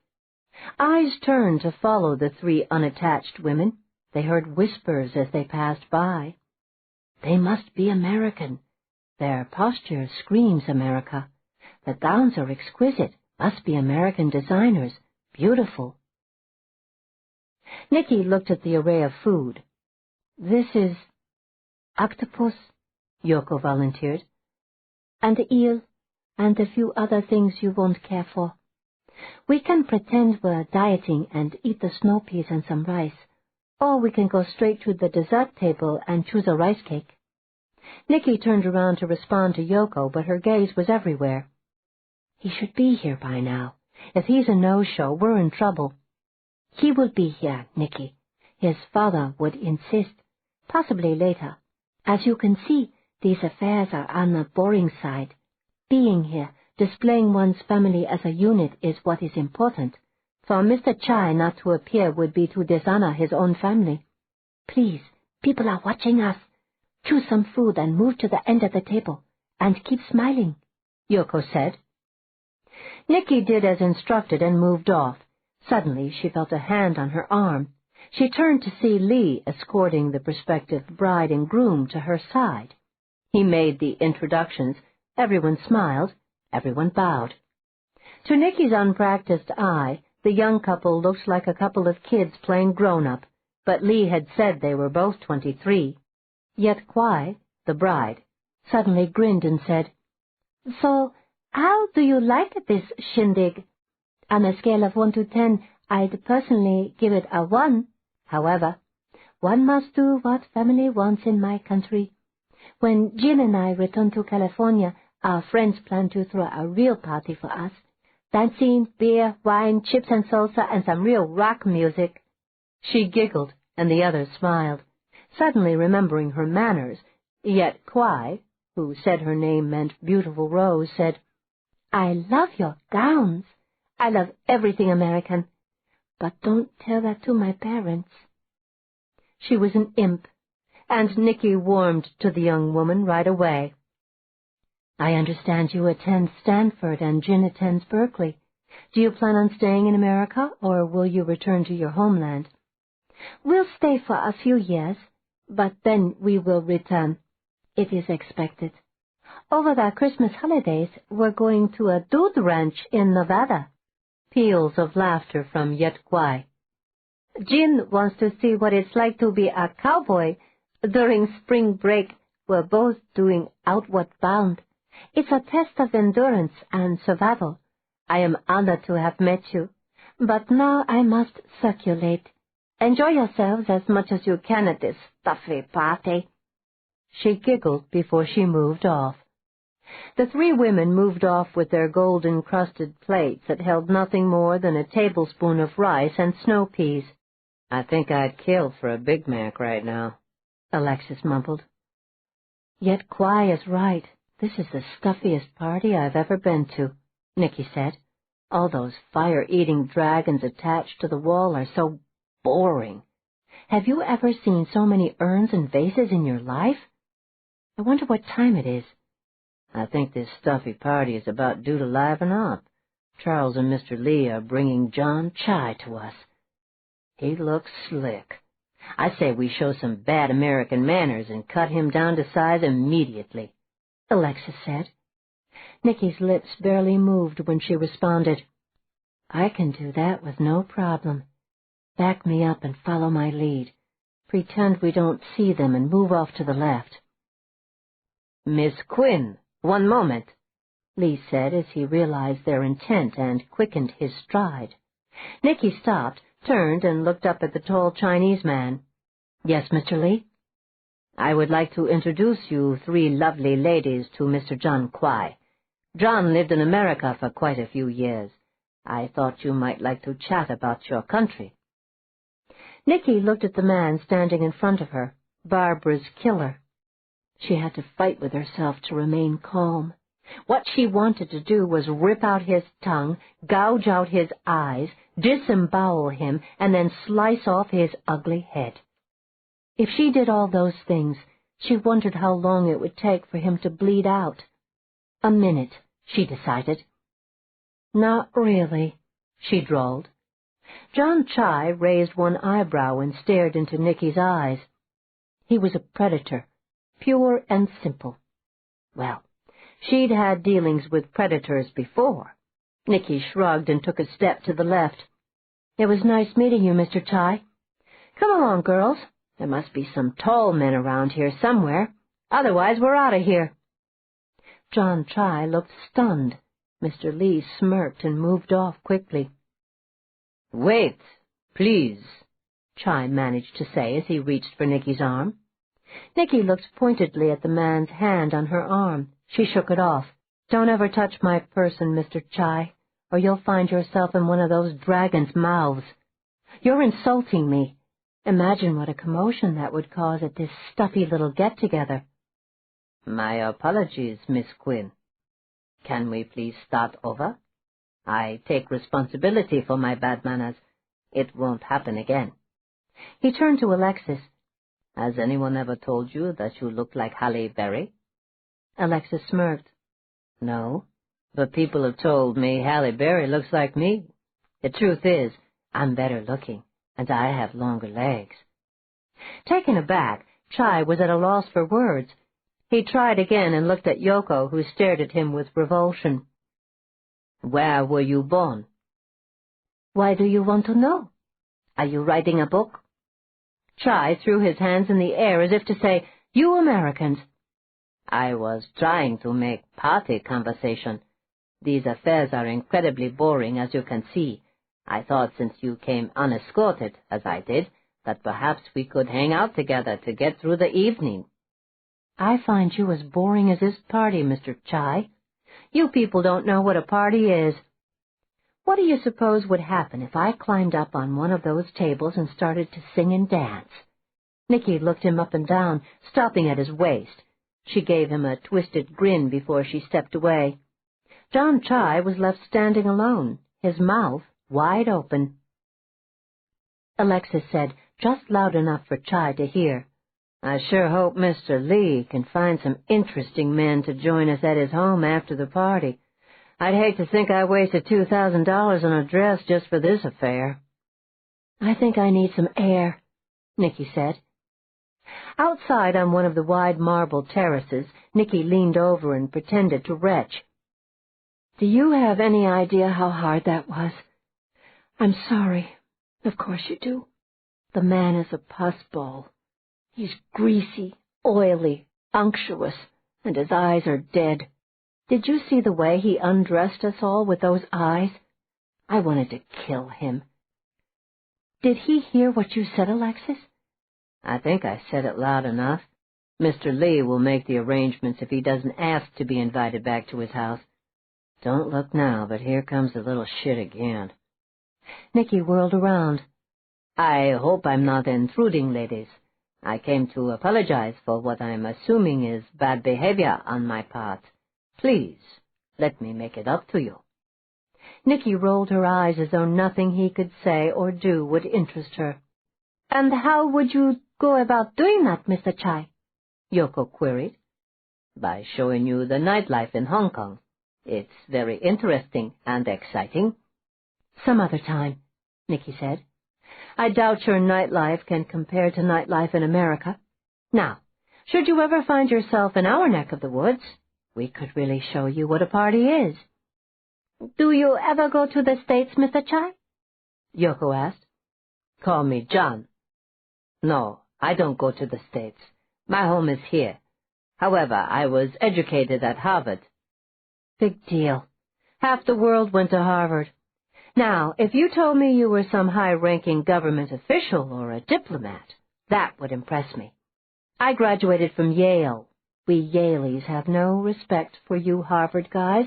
Wimps, wusses, Nicky said. Lace on your underwear. John Chai's voice took on an edge that hadn't been there previously. Is there a reason you're being so rude to me when I'm trying to be nice to you?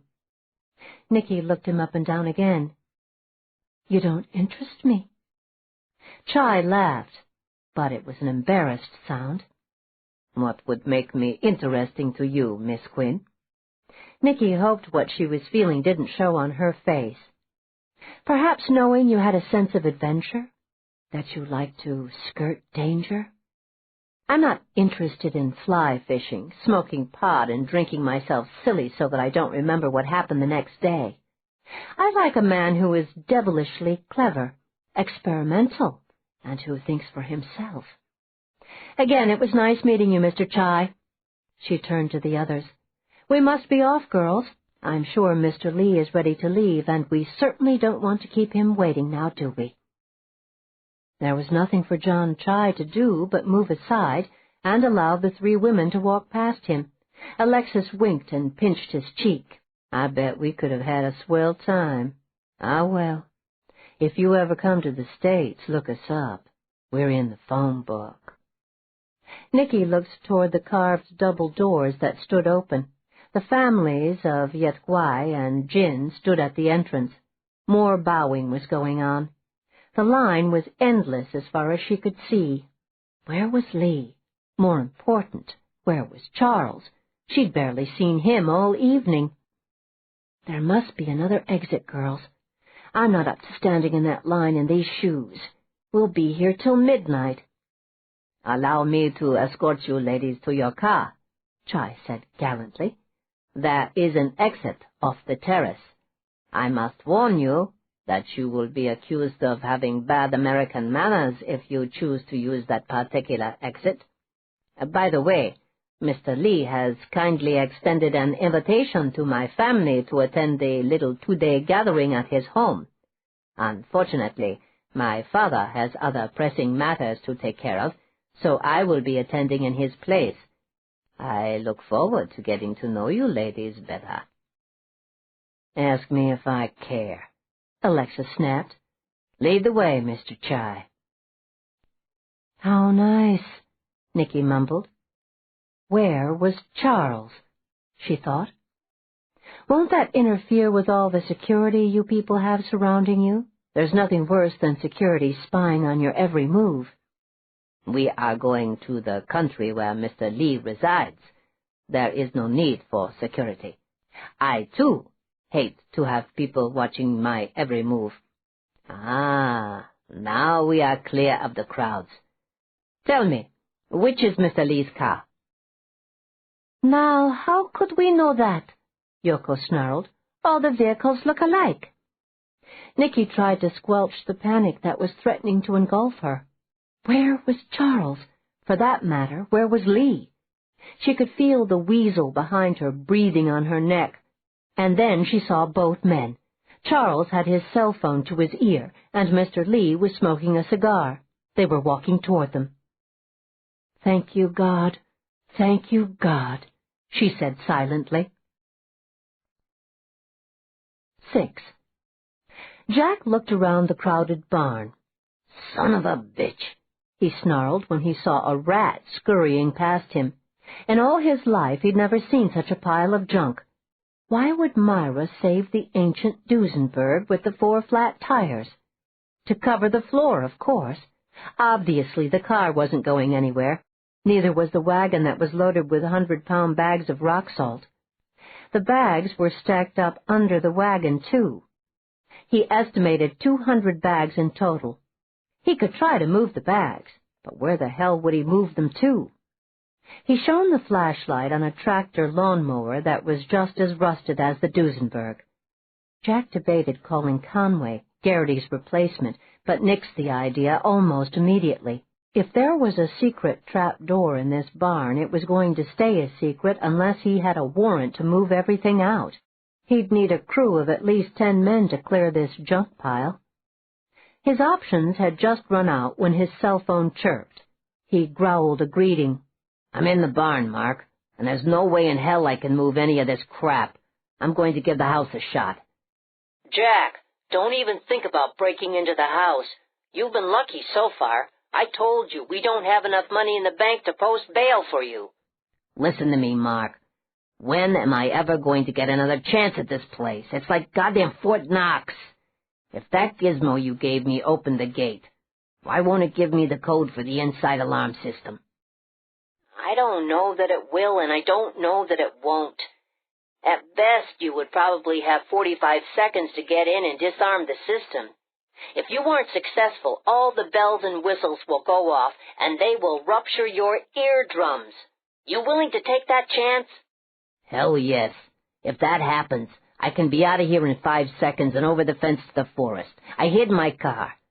It will take the cops at least 10 minutes to get here, maybe longer. Come on, buddy, show me some support here. Jack. Okay, but leave the line open. Where are you now? I'm on the back stoop where the kitchen door is. I can see the alarm from where I'm standing. I can pick this lock with no problem. Okay, I got it open. The alarm is beeping. You ass, turn on the gray box. Jack did, and waited. He had a feeling he knew the code. Barbara's birth date. He wasn't surprised when the numbers flashed green on the gray box. Jack pressed in the numbers, and the high-pitched beeping stopped. He was in, and he was safe. I'll call you back, Mark. Oh, wait, what's the story on the architect? My guy disabled her car. That's not to say she won't rent another one, but for now you're safe.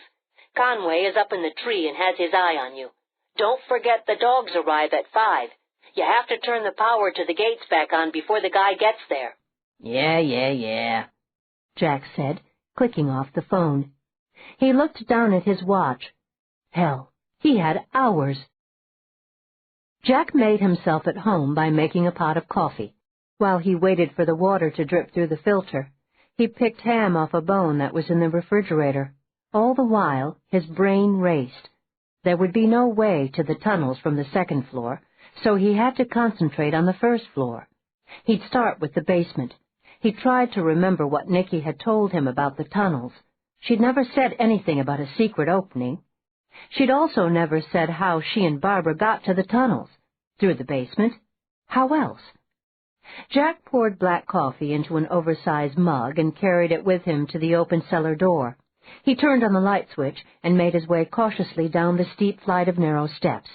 He walked around, trying to figure out where a trap door could possibly be located.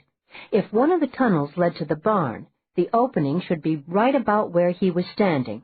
The only problem was he was standing on a concrete floor that had no cracks and nothing that could pass for a trap door. Jack picked up a broom handle and started tapping the wooden walls. They all gave off the same sound. No false doors. He focused on the shelves, where he could see jars of home-canned peaches. Maybe there was an opening behind the shelves. He gave up that idea when he saw the thick cobwebs and dirt. Everything in this basement had layers and layers of dust. It was like any other basement, full of junk and odds and ends. Still, he wasn't giving up. He continued to poke and shove. He moved an ancient icebox. Nothing. Maybe Myra was a pack rat and couldn't bear to part with her junk. It was unlikely that any of the clutter was being kept for sentimental reasons. An hour later, Jack stomped his way back upstairs to the kitchen. He didn't bother to look back. If he had, he would have seen the footprints he left behind. He closed and locked the cellar door before he poured himself a second cup of coffee, then called Mark to report his lack of progress. Check out Charles Martin's room, Jack. Listen, I really don't know much about old slave houses and the like, but doesn't it stand to reason they wouldn't have an opening in the basement? Wouldn't that be the first place one would look? I'm thinking it's probably some kind of secret opening. Try tapping the walls. That's what they do in the movies. This isn't a movie, Mark. I'm watching the time. I'll call you back. This time, Jack left his coffee on the table. He galloped up the staircase to the second floor. He'd been here before, but for some reason the house now looked more lived in. He smelled perfume as he walked from one room to another. He looked through everything, trying to figure out who slept where. He knew where Nicky's room was. She'd shared it with Barbara when they were kids. She still slept here from the looks of things. He moved around, but didn't touch anything. He opened a closet and saw many garments he recognized. Nicky must be using a new perfume these days. He closed his eyes and let his senses and his memory go astray. He forced himself to move out of the room. His eyes burned unbearably. Must have been all that dust in the cellar. Myra and Charles's room. So neat and tidy. King-size bed, triple dresser, double walk-in closet, 2 bathrooms, his and hers. Well, why the hell not? When you had money, you could have 2 bathrooms back to back. The bathrooms here were bigger than his bedroom in the apartment he shared with Mark. Everything was luxurious, the carpeting lush and ankle-deep. The draperies were a rich champagne color and were drawn across the windows. A fire was laid in the huge fireplace. 2 deep matching recliners sat next to the fireplace with small folding trays beside them. The old folks probably ate breakfast or had late-night snacks while they watched the news. On the opposite wall, a giant television screen waited to be turned on. A person could literally live in this room. Jack moved to the dressing room, which was lined with mirrors. Nothing there. He looked behind the pictures hanging on the walls. No wall safe anywhere. Nothing in the bathroom or the linen closet. He moved over to Charles's closet. Clothes, shoes, winter wear, summer wear, luggage. Nothing personal. Not even a checkbook or a receipt of any kind. He pawed through the dresser drawers. Underwear, socks, T-shirts, pajamas. Nothing underneath. No false bottoms to the drawers.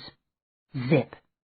His shoulders sagged as he went through Myra's things, knowing full well that he wasn't going to find anything. Back on the first floor, he called Mark again to report on his lack of success. He expected some kind of harangue and was surprised to hear him say, Think about it, Jack. Don't you find that weird? Where is his personal stuff? Put yourself in his place. Where would you stash your past life? It's a given that you wouldn't totally discard it. I suppose he might keep things in a safe deposit box, but for some reason I don't think so. A man like him with his past, he'd want to keep it close to his chest. My advice is to keep looking and watch the time. Is there an office anywhere in the house? No, But there's a library, no desk, though, which makes me wonder where they sit down to pay their bills. They probably do it electronically.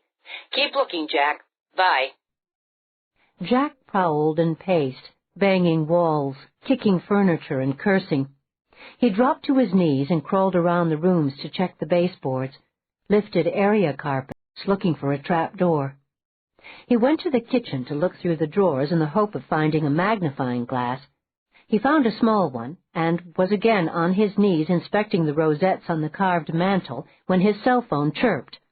He clicked it on as he pressed the magnifying glass to his eye. He saw the button at the same instant that Conway barked, Get your ass out of there, Jack. Company. The man with the dogs. You got 2 minutes to get that fence back on and out of there. Go, Jack! Son of a bitch. Jack raced through the house, set the alarm in the kitchen, barreled through the door and out to the gates where he held up the gray box. He watched as the gate sizzled to life. In the time it took his heart to beat 5 times, he raced across the driveway and threw himself over the chain-link fence. Disoriented by his fall, he staggered off. He had no idea where he was in relation to Conway until he heard him. Over here! Drop down, Jack! Conway hissed. Jack dropped and crawled through the brush. Those dogs have your scent, Jack. Jesus, will you listen to them? Shit, man. They're up on the stoop and the trainer is looking around. They know. Come on, Jack, we need to haul ass. They were clear of the property in less than 8 minutes. I gotta get my car out of there. Check out that guy. Can you see anything with those binoculars? Nah, too much brush. Don't even think about asking me to climb another tree. We have to get out of here. I can't leave my car there. I want to wait till the trainer leaves. I don't think he called the police. He's probably checking everything outside. For all he knows, a stray cat or even a fox could have gotten in. He's not going to want to make waves with the cops over something like that. Shh! I hear a car engine. A black Lincoln Navigator crawled down the driveway, the driver scanning both sides of the road. In the dense underbrush, Jack's heart pumped furiously. His sigh of relief when the Navigator passed was so loud that Conway clamped his hand over Jack's mouth. Within minutes, Jack had the evergreens thrown aside and was behind the wheel.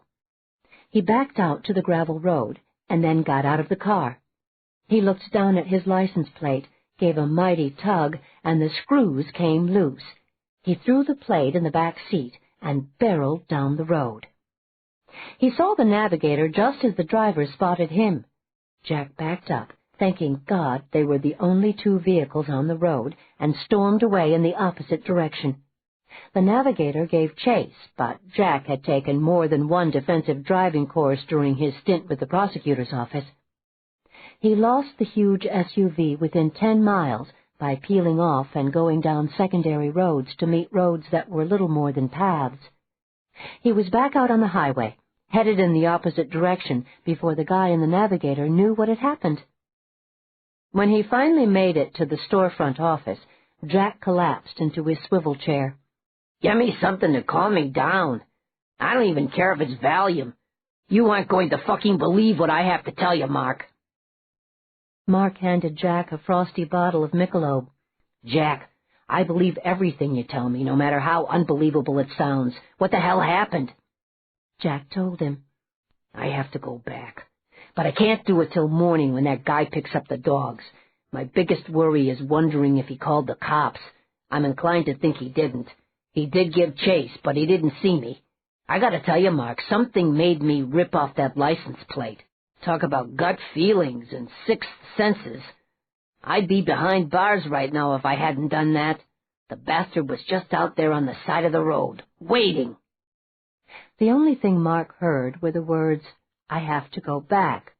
Don't you think that guy or the cops will be out there tomorrow morning? How do you think you're going to get in and out again? Jack's fingers raked his hair. Not the way I got in today, that's for sure. I'll go in the way Conway goes in and jump the fence back by the barn where the ground dips. I can do it, Mark, so get that look off your face. I'm doing it. I found it. I know that button on the carving is the way they go in and out. I saw it through the magnifying glass. I'm not wrong. I was that close, and then had to split. That close, Mark. Damn. I'd go back there right now if those damn dogs weren't there. That's definitely not an option at the moment. Let me read up on those directions again.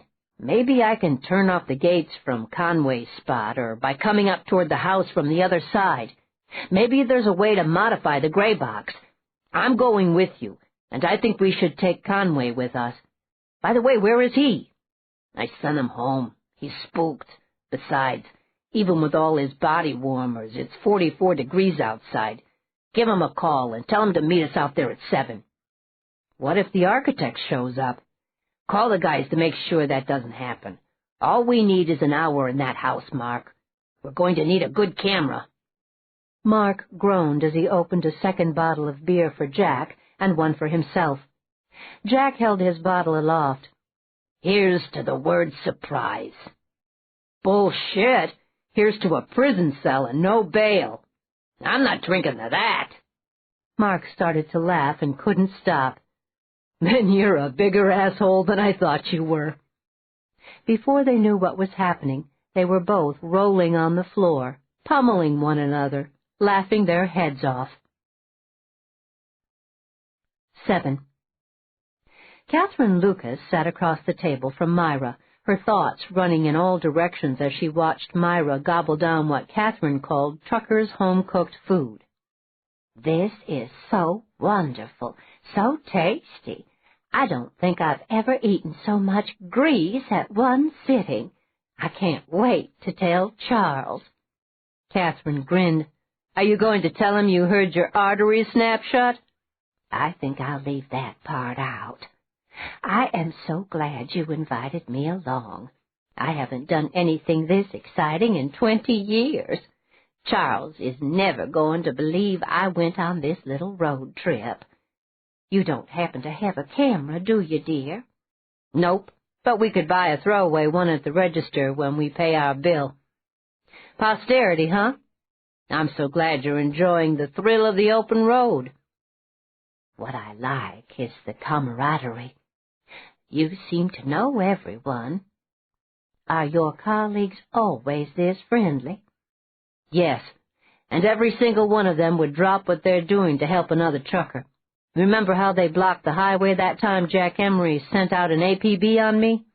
Believe it or not, Myra, the truckers could bring the country to a standstill if they wanted to. They're good, hard-working people trying to earn a living to support their families. It's not an easy life, nor is it a glamorous one. Did you have fun talking to them on the horn? Absolutely. I wish I could meet them in person sometime. Do you think they'd remember me? Hey, if you want an invitation to the truckers' ball, I can arrange it. It's always held in the spring. I would love to attend. I'll send back my RSVP the minute I get the invitation. Catherine laughed. It doesn't work that way.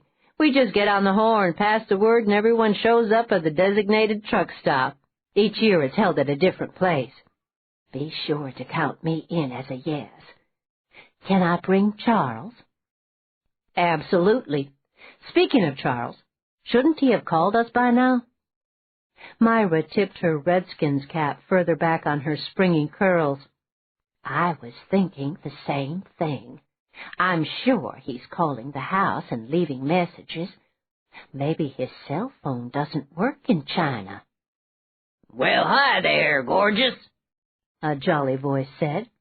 Myra and Catherine both looked up to see a giant of a man towering over them.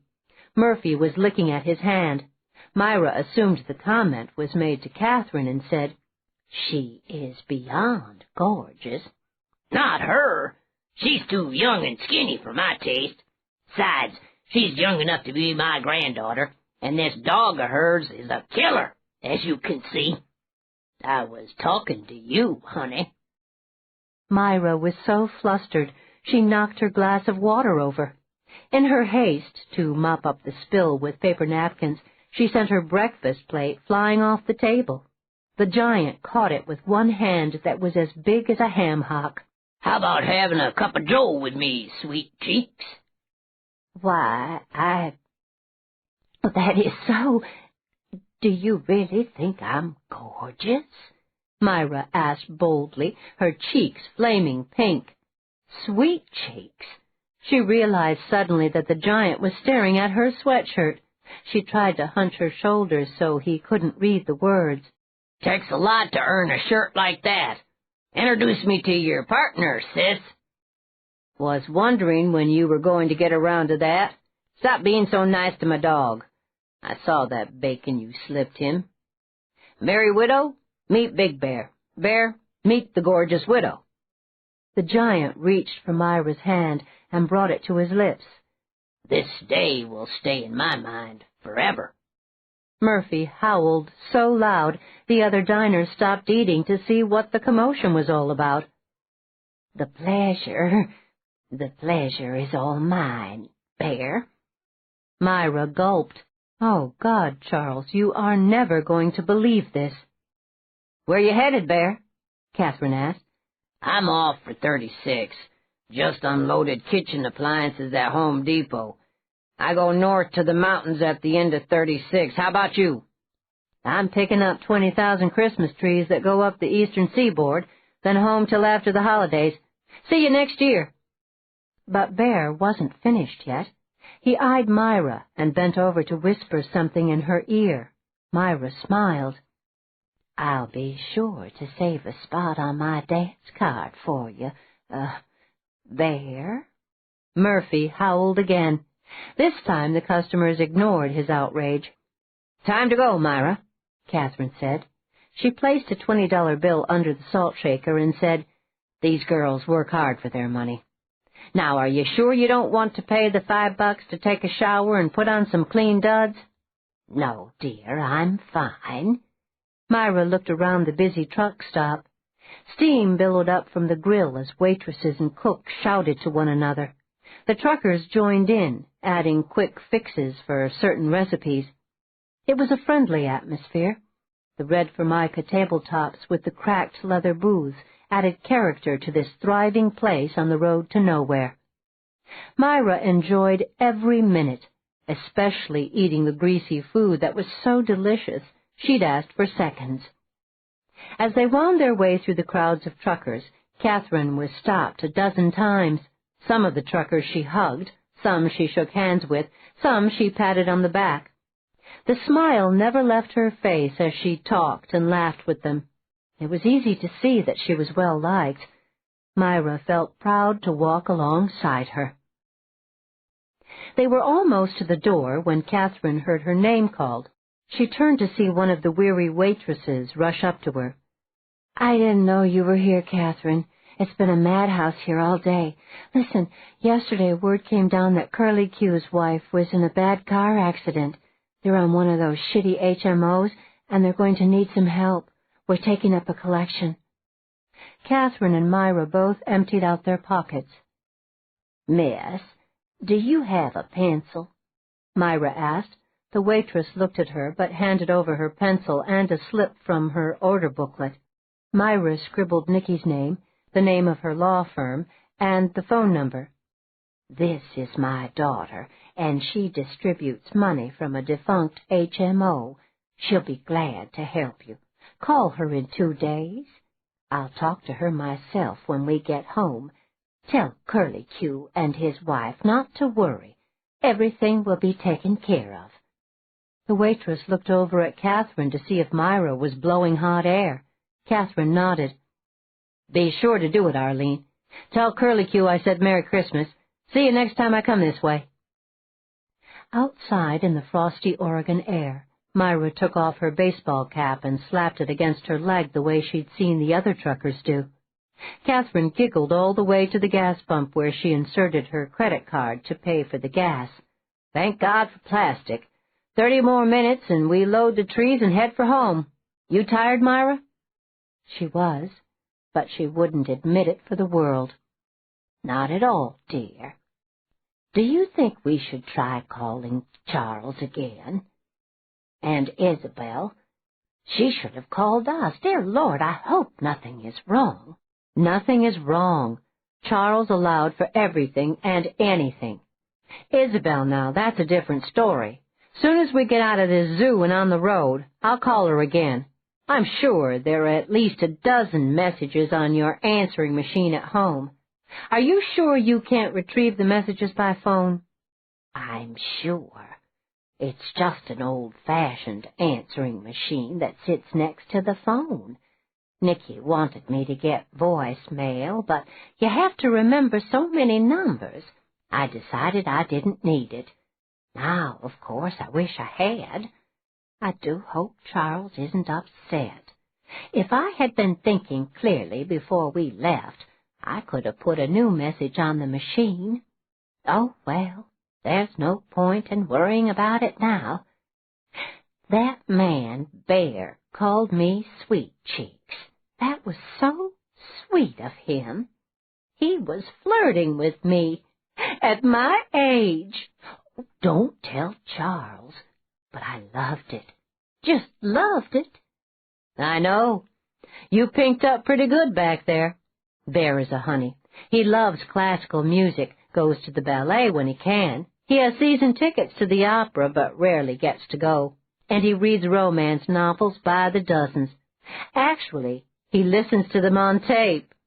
He said he's learned more from them than from actual real-life situations. He claims that if the right woman ever falls in his lap, he'll know just how to treat her. The funny thing is, he means it. Okay, here's the cell phone. Call Isabel. Myra pressed in the number and listened to it ringing. A voice is asking me if I want to leave a message. I'm to press 1 if I do. Isabel, dear, please call Catherine as soon as you can. We've been trying to reach you since yesterday. We're on the road about to pick up the Christmas trees. I'll leave the cell phone on and wait for your call. This is the end of disc number 2. Please continue listening on disc number 3.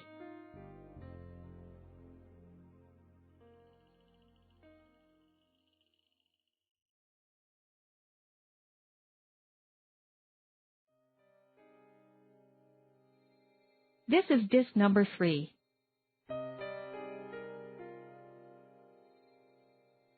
Isabel, dear, please call Catherine as soon as you can, Myra said. We've been trying to reach you since yesterday. We're on the road, about to pick up the Christmas trees. I'll leave the cell phone on and wait for your call. That's not like Isabel, Catherine said. I wonder if maybe something is wrong, Myra. Isabel is conscientious, so it's not like her not to call.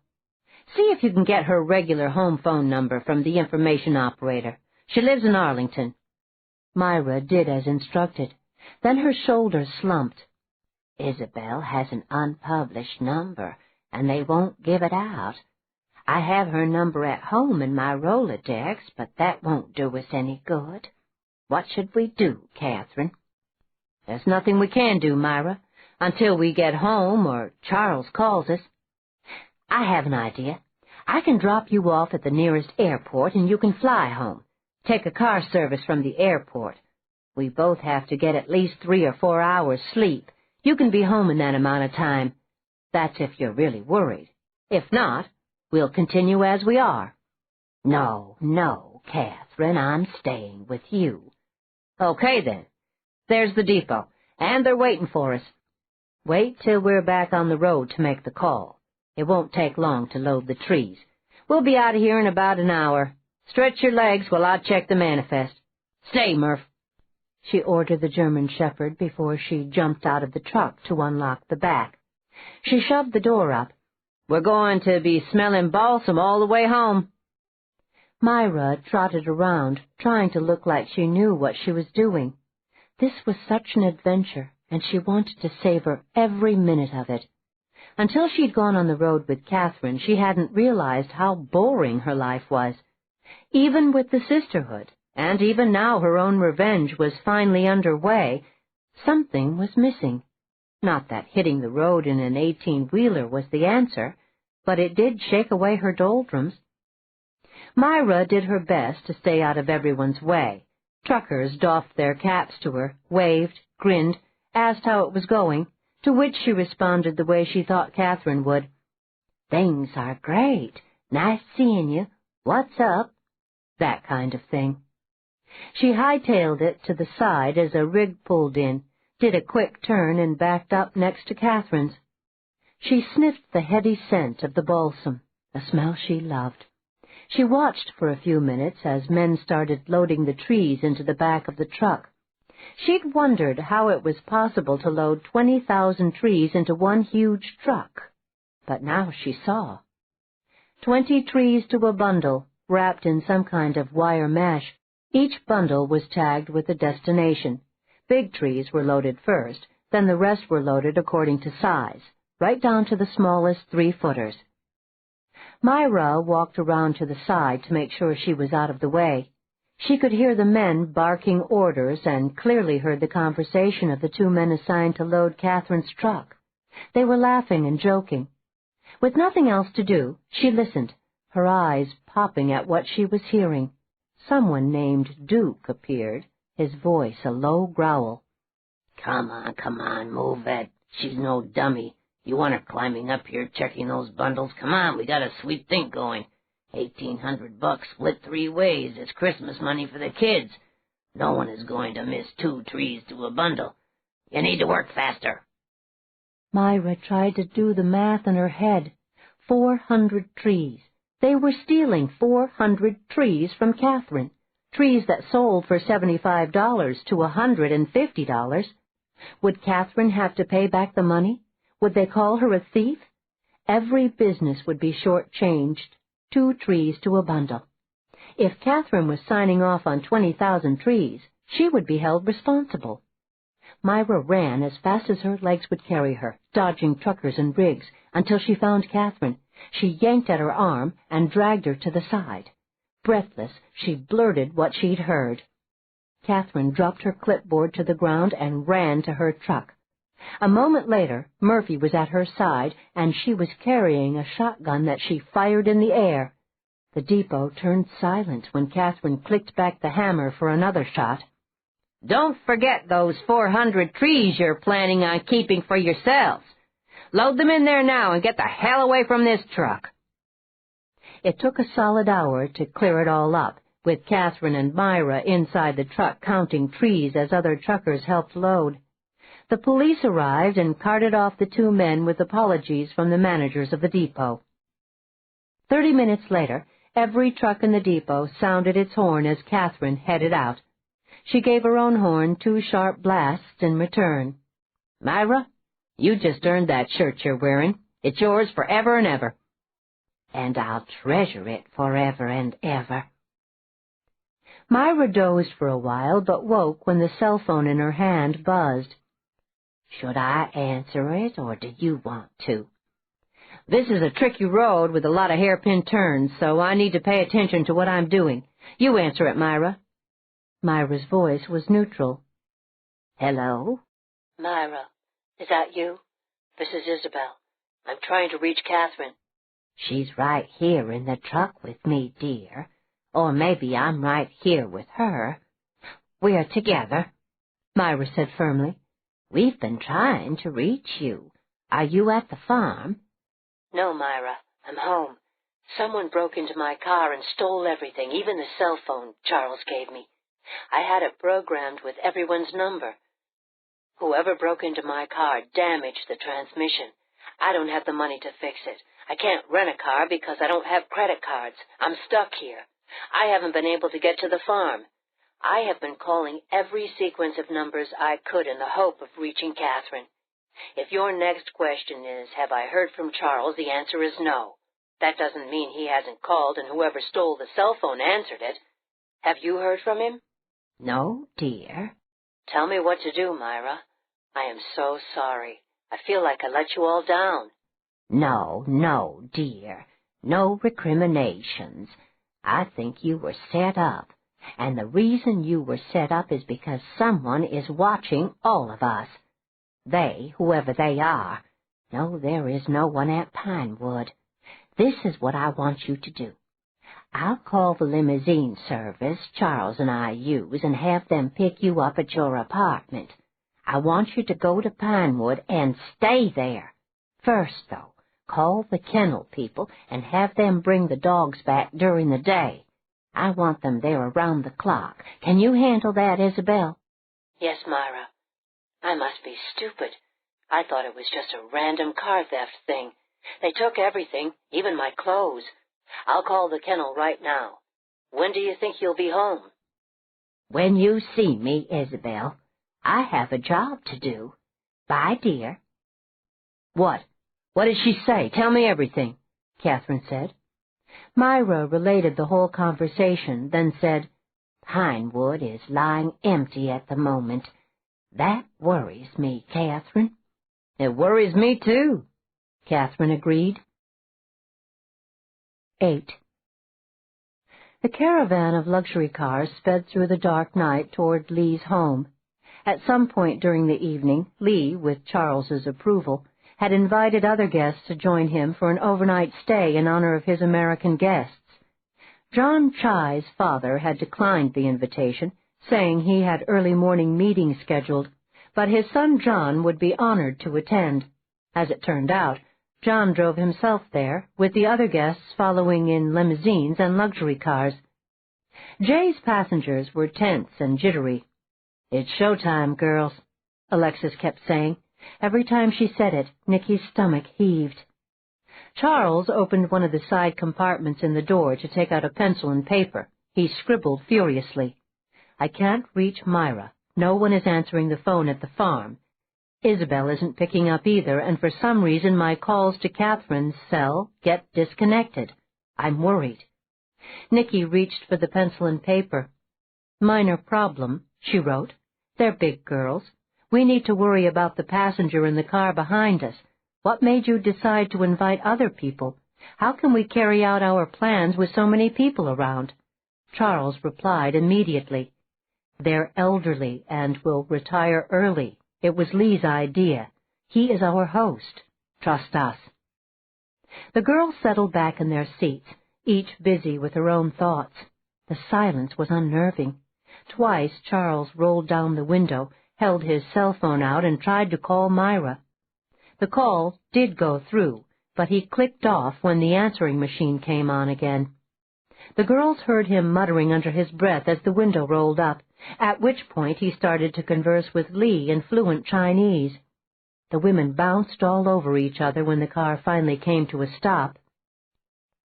Ladies, a little decorum, please," Charles said quietly. "Lee said drinks and sweet rice cakes will be served in his entertainment room. He has a new martial arts movie that will be shown if anyone is interested. For you young people, as Lee so charmingly said, there is an American jukebox, a real Wurlitzer, and a fully stocked bar. The Laling sisters will retire when their parents do, so that won't pose a problem. Mr. Chong Ju-yuan, a friend of John Chai, will probably pass out shortly, as he has already had far too much to drink. The man smokes a great deal of opium, and anything he says is usually discounted. Wing Wu will be your only problem. He is a quasi-friend of John Chai. I'm sure you can entertain him when the time comes." "Oh, it's raining," Alexis mumbled as she got out of the car and ran toward the house, Nicky and Yoko right behind her. Inside the house, the women stepped aside to allow Lee and his guests to precede them to the family area. A lot of bowing went on before the young people split off to be led to the entertainment room, where a small buffet table had been set up with classic American food and American beer in silver buckets full of ice. Nicky tried to work some excitement into her voice. "Hey, guys, give us a few minutes to change out of these gowns. It's kind of hard to dance with so much material to drag around. In the meantime, help yourselves to the beer and food. Put on some lively music, and we'll be back before you know it." "I'll count the minutes," Chai said. Nicky wished she could wipe the smirk off his face with one good right hook. Instead, she smiled and winked. Wing Wu leered at her and said something to Chai that sounded suggestively dirty. Yoko walked over to the pockmarked Laling sisters and in Chinese invited both young women to join them. They declined and sat demurely, their hands folded in their laps. "They're no fun," Yoko said to Nicky and Alexis. The three women raced down the long hall to their rooms where they changed into brightly colored spandex miniskirts with fishnet stockings and spike-heeled shoes. They chose sleazy-looking tops that showed off a generous portion of their bellies and a lot of cleavage. Nicky looked at herself in the mirror. "Oh, my God, I feel like a slut." "You look like one, too," Alexis laughed. "Who is carrying the drugs?" Yoko asked. "You are, darling," Alexis said as she held out 6 small white pills. "All you have to do is drop these in their beer bottles, and within seconds they'll all be loose as a goose. We'll be dancing with each other because they won't be able to stand up. When I tug on my ear, you do the deed. Our beer bottles are filled with apple juice, and we're drinking Beck's. The boys are drinking Chinese beer. The Laling sisters are probably guzzling hot tea, but who knows?" "Okay, girls, let's do it." We bound into the room like the Dallas Cowboys cheerleaders when they hit the field at halftime. Show lots of teeth, gyrate for all you're worth, and, if you can, whisper dirty little ditties in their ears, Nicky said as she tugged on the spandex skirt. Yoko opened the door, took a deep breath, and raced down the hall. She threw open the door and made a grand entrance by somersaulting to the middle of the floor and then doing a neat split. Nicky's jaw dropped as she ran over to John Chai, reached down for his tie, and pulled him to his feet. "Let's see your moves, Chinese boy," she said as she rocketed to the middle of the dance floor. She was like a wild woman, and all Chai could do was stare as he tried to get his feet to work. The Laling sisters tittered behind their hands. Alexis literally dragged Wing Wu to the dance floor. He was no match for the athletic, long-legged beauty, but he did try. The Laling sisters continued to titter. Yoko looked down at Chung and flashed a smile.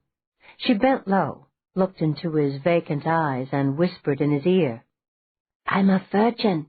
You wanna dance?" Chung tried his best to focus on Yoko. He grinned as Yoko yanked him to his feet and literally dragged him out to the middle of the floor, where Nicky and Alexis were whooping and hollering at the men who tried to keep up with them. Wing Wu and Chai were sweating profusely, so profusely that their shirt fronts were drenched with sweat. Both men were staggering back toward their seats when the next record dropped into the jukebox. No, we came to dance. Take off your shirts. You take off yours, and I take off mine. Ooh, let's do it," Alexis said, tugging on her ear, at which point Yoko gave Chung a stiff push. He folded like a wet noodle and slid across the polished dance floor to land near the Laling sisters' feet. They tittered loudly and pretended not to notice the wild shenanigans around them. They were saved from further embarrassment when a servant came to escort them to their quarters. They shook their heads and spoke in hushed tones. The servant left quietly, leaving the sisters there. The music ended. Gasping for breath, the couples headed for the table. Yoko was there in an instant, handing out bottles of beer. "Chug-a-lug," she giggled. Chai upended his bottle and was the first one done. He held it up triumphantly. Wu was a close second. "And the winner is John!" Nicky screamed as Jambalaya started playing on the Wurlitzer. "Come on, let's dance." "I need to sit this one out," Chai mumbled.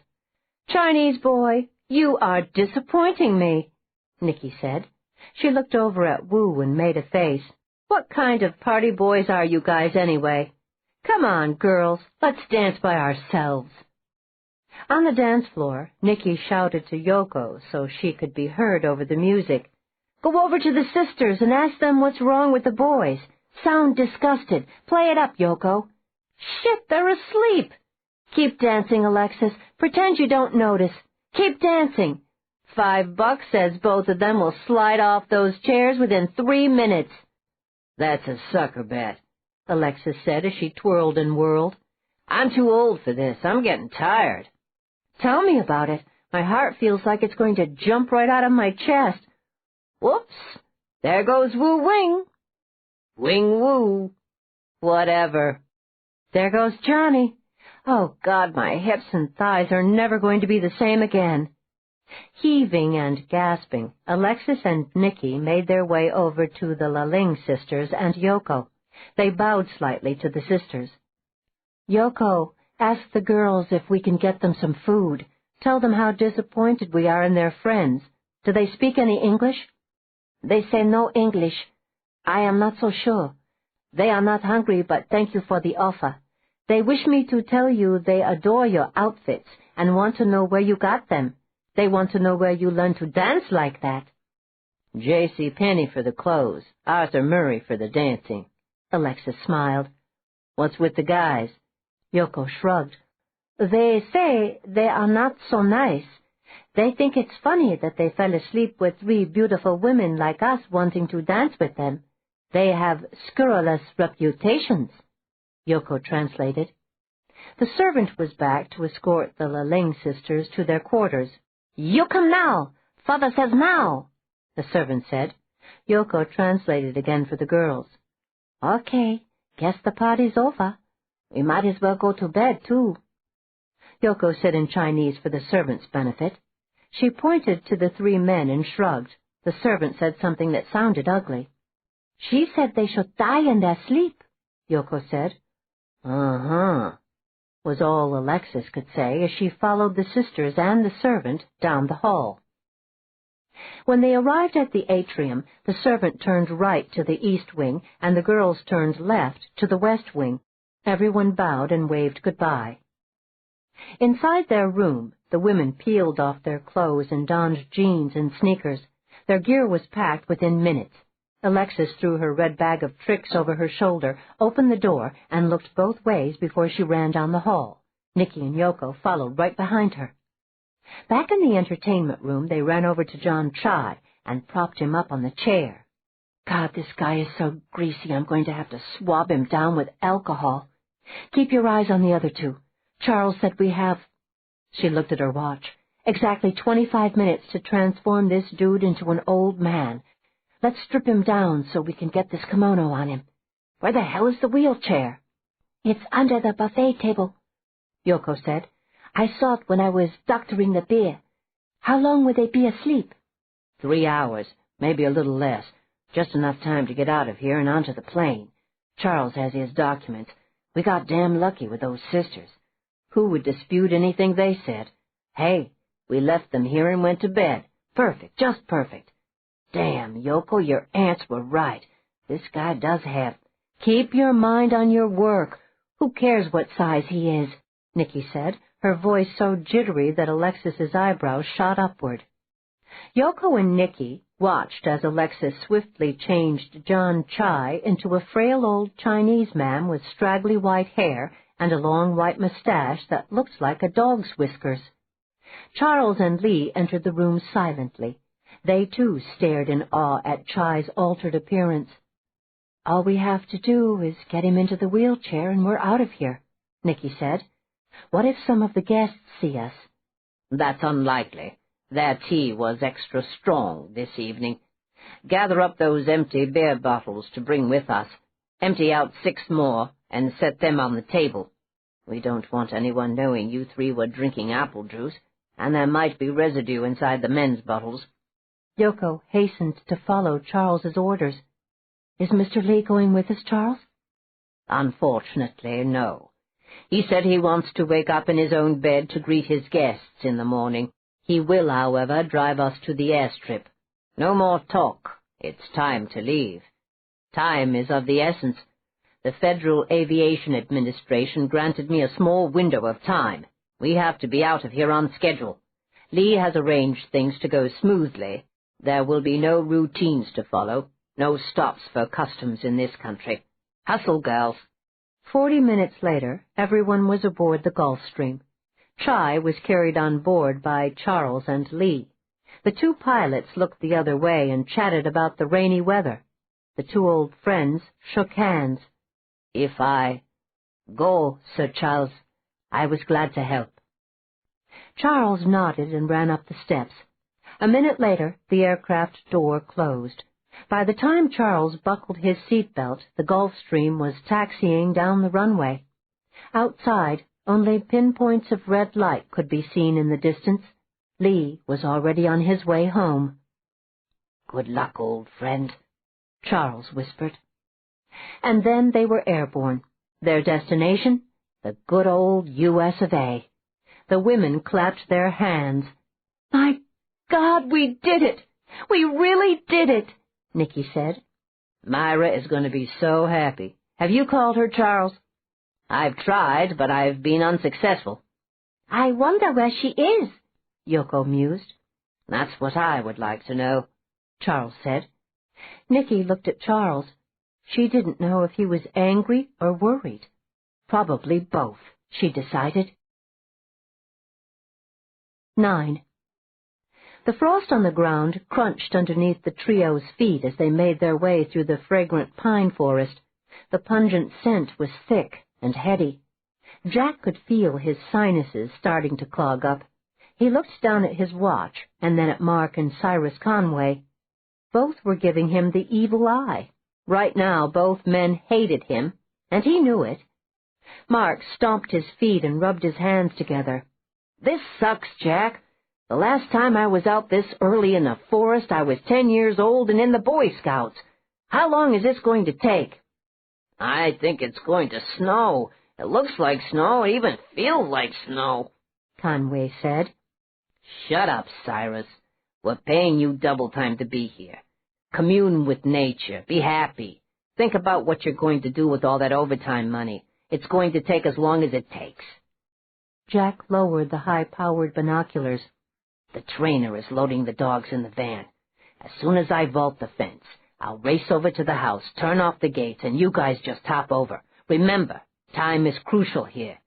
That guy is going to be sitting down at the end of the road waiting to see if anything happens. Don't even ask how I know this, I just do. Besides, it's what I would do if I was in his place. Where's the damn pole?" Mark handed over a long bamboo pole, and Jack vaulted the chain-link fence with ease. "Show off," Mark mumbled as he tossed Jack's knapsack over the fence. Jack picked it up and sprinted toward the farmhouse. Within seconds, the fence fizzled into safety mode. Within minutes, Mark and Cyrus were standing next to him, just as he deactivated the alarm system in the house. "Let's not waste any time. Come on. I want to show you where I saw that button. It's right there, on the fireplace. You know what else? I forgot to check the messages on the answering machine. Cyrus, you check the messages, but don't erase any of them. The machine is in the library. Come on, Mark. You need to see this." Both men were on their knees, looking at a small brass button embedded in the carved rosette on the fireplace molding. Mark snapped the Polaroid, and a blank picture shot out of the camera just as Conway burst through the door. "That guy with the dogs is back, and there's a limousine coming up the driveway. I could see from the window. I thought you said he was going to sit at the end of the driveway. He ain't sitting, Jack. He's here, and he's got those damn dogs with him. Come on, we have to get out of here." "Oh, shit," Mark said as he raced to the kitchen. "We can't go out this way. They'll see us. You got a minute, maybe two, before they figure out something's wrong with the gates. Say something, Jack, or I'm going to kill you right now." Jack ran to the laundry room and fished out some pantyhose that he'd seen lying around when he was disarming the alarm system. "I can't believe how clever I am sometimes." He took out his pocket knife and cut the pantyhose into pieces. "Put these on your head and run like hell. We have a few minutes. Come on, you're waiting for a bus or what? Do as I told you. Okay, now run like those dogs have you in their sights, which they do. Jesus, will you listen to them? Go, go, go!" Jack bellowed. The trio raced across the yard, down to the old barn and over the chain-link fence. They toppled over one another, and then were up and running again. They could hear the dogs' shrill barks and howls coming from the house.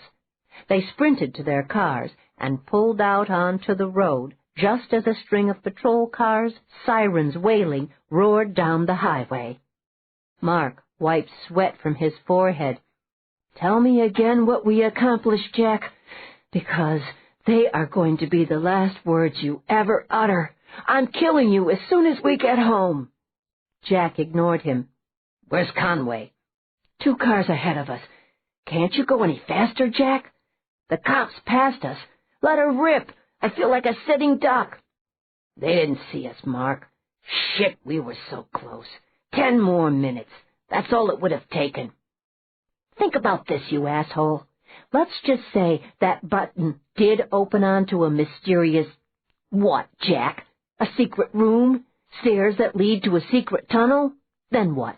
Just supposing you were right, and we entered whatever is behind the fireplace, and the limo and the dogs arrived. What the hell would we have done? Picture this. The 3 of us carted off to jail. No money for bail. Our pictures on the front page. Are you listening to me, Jack?"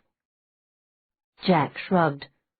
"Do you know if Conway took the tape from the answering machine? Take a look at the picture you snapped. Is the button visible?" Mark looked down at the picture he was holding. "Yeah, you can see a button. For all the good it's going to do us. Where the hell are you going? This isn't the way to our apartment. And I have no idea if Conway took the tape or not. For all our sakes, I hope not." "We're going to Georgetown to Nikki's townhouse. Then we're going to have breakfast. Or I can make us breakfast at her house. I know where everything is." "You're insane! Do you have a secret death wish?" Mark snarled. "I'm not insane. I'm right. I know, those women are out there breaking the law. I just proved it to you. Sometimes I am so smart I can't stand myself. And no, I do not have a death wish. I also know we just blew our one and only opportunity to get inside that house. From here on in, good old Myra will probably hire a SWAT team to guard the place. More proof that something unlawful is going on. Bet you $10 that was the architect in the limo. Damn! Why weren't we smart enough to put a bug in the phone?" Mark clamped his lips shut. There was no sense wasting his breath talking to Jack. Jack had tunnel vision and a one-track mind when it came to the women of Pinewood.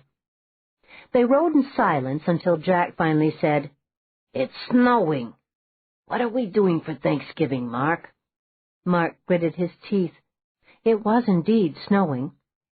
"What would you like to do for Thanksgiving, Jack?" he asked, but Jack didn't pick up on the heavy sarcasm. He was always amazed at how Jack could turn it off and go in another direction, and then turn it back on and never miss a beat. "Well, I don't think either one of us can cook up a full-scale dinner, so let's order from one of those places that do the whole thing. All you have to do is unwrap everything and set the table. We have to get some flowers for the table and some candles that smell. You're supposed to use a tablecloth on holidays with real napkins, not paper ones. Do you have a tablecloth and napkins, Mark?" "Shut the hell up, Jack. Flowers, candles, tablecloths? What difference does it make, for God's sake?" "The difference it makes is that it means we, me in particular, are not consumed by what's going on in our professional life. It means we can keep our private life separate, e.g., Thanksgiving, our private life, is separate from the women of Pinewood, our professional life. Call Conway again and give him Nick's address. Tell him to park wherever he can find a space. We're going to need that gizmo to disarm our security system." "Do you know anything about Georgetown cops, Jack? They're mean as snakes." "Kinda like you fibbies, huh?" "Ex-fibby, Jack. Yeah, like us. They kick ass first and take names later." Mark.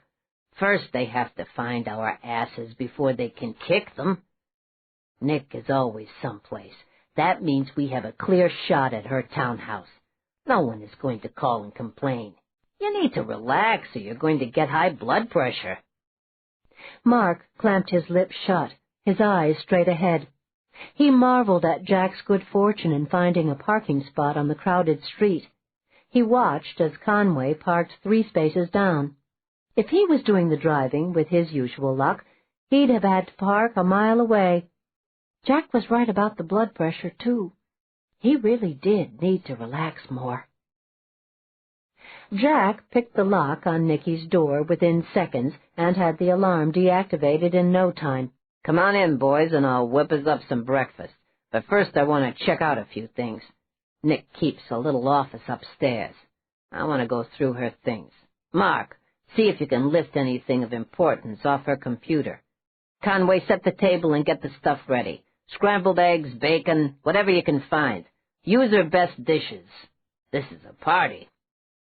I am personally going to sign your commitment papers when they cart you off, Mark said. Jack laughed all the way up the stairs. He had a bad moment when he saw Nicky's neat, tidy bedroom. It smelled so much like her that his eyes started to water. He was stunned to see a picture of the two of them on her dresser. Suddenly he wanted to cry the way he'd cried when he was a little kid. He tried to shake off the feeling, but his eyes stayed moist. He knew Mark was pretending not to see what he was going through. Okay, let's get with it. One of the police officers led Isabel to the side.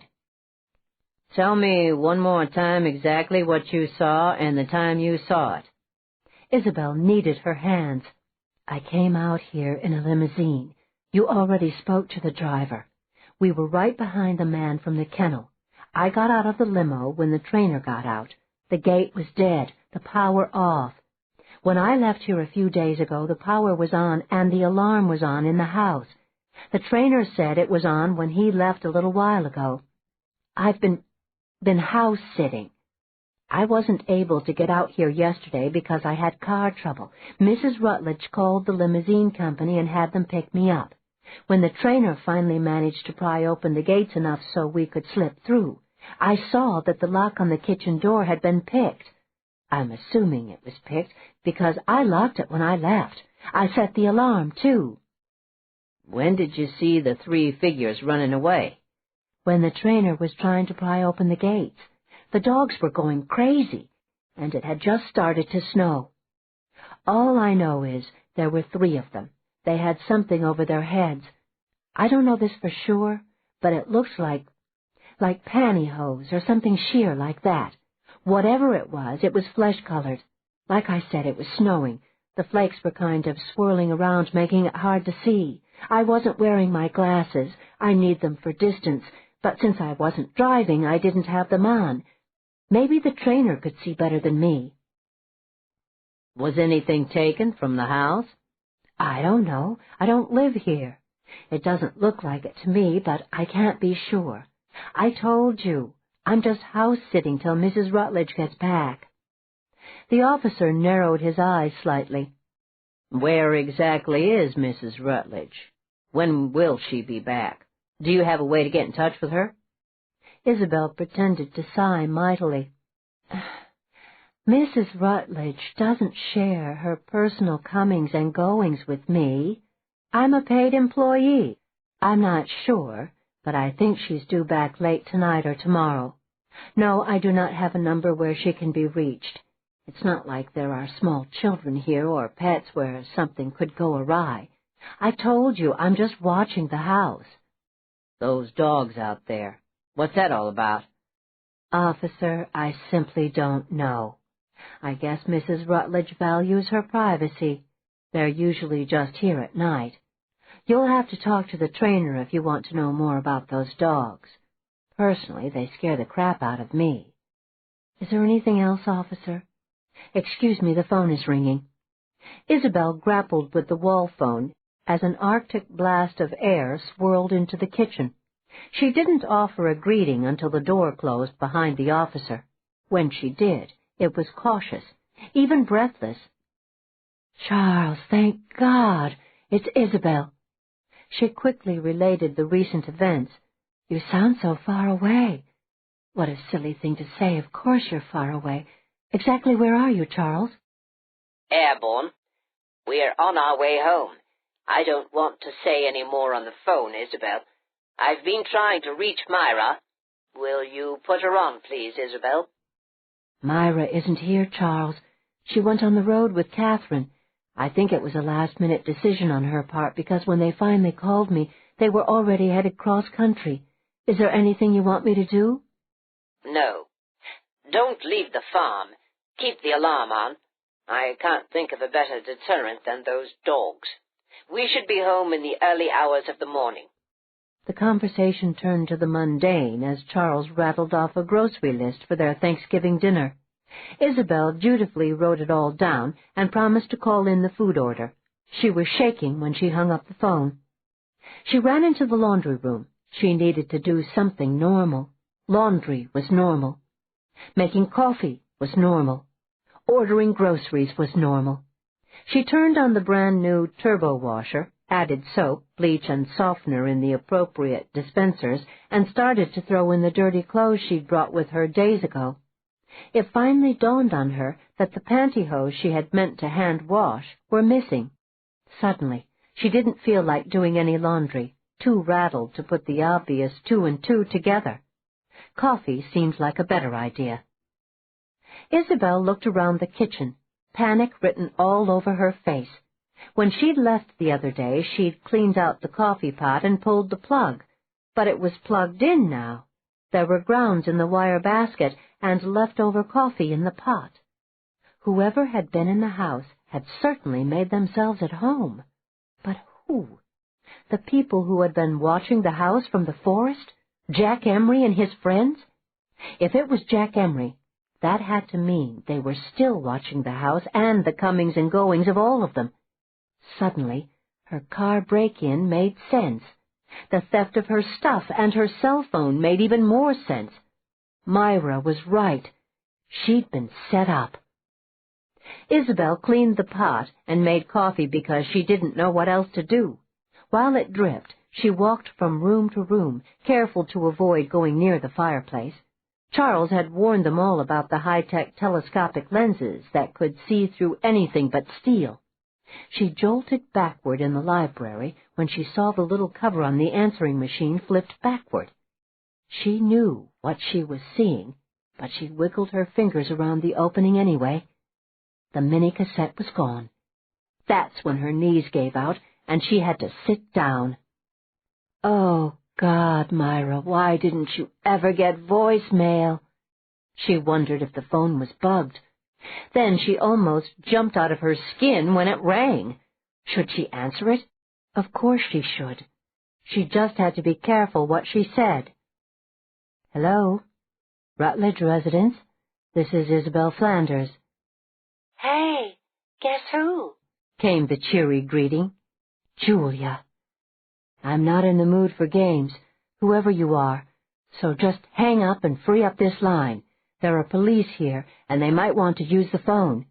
Isabel hoped Julia would understand that she couldn't talk to her. I'm so sorry.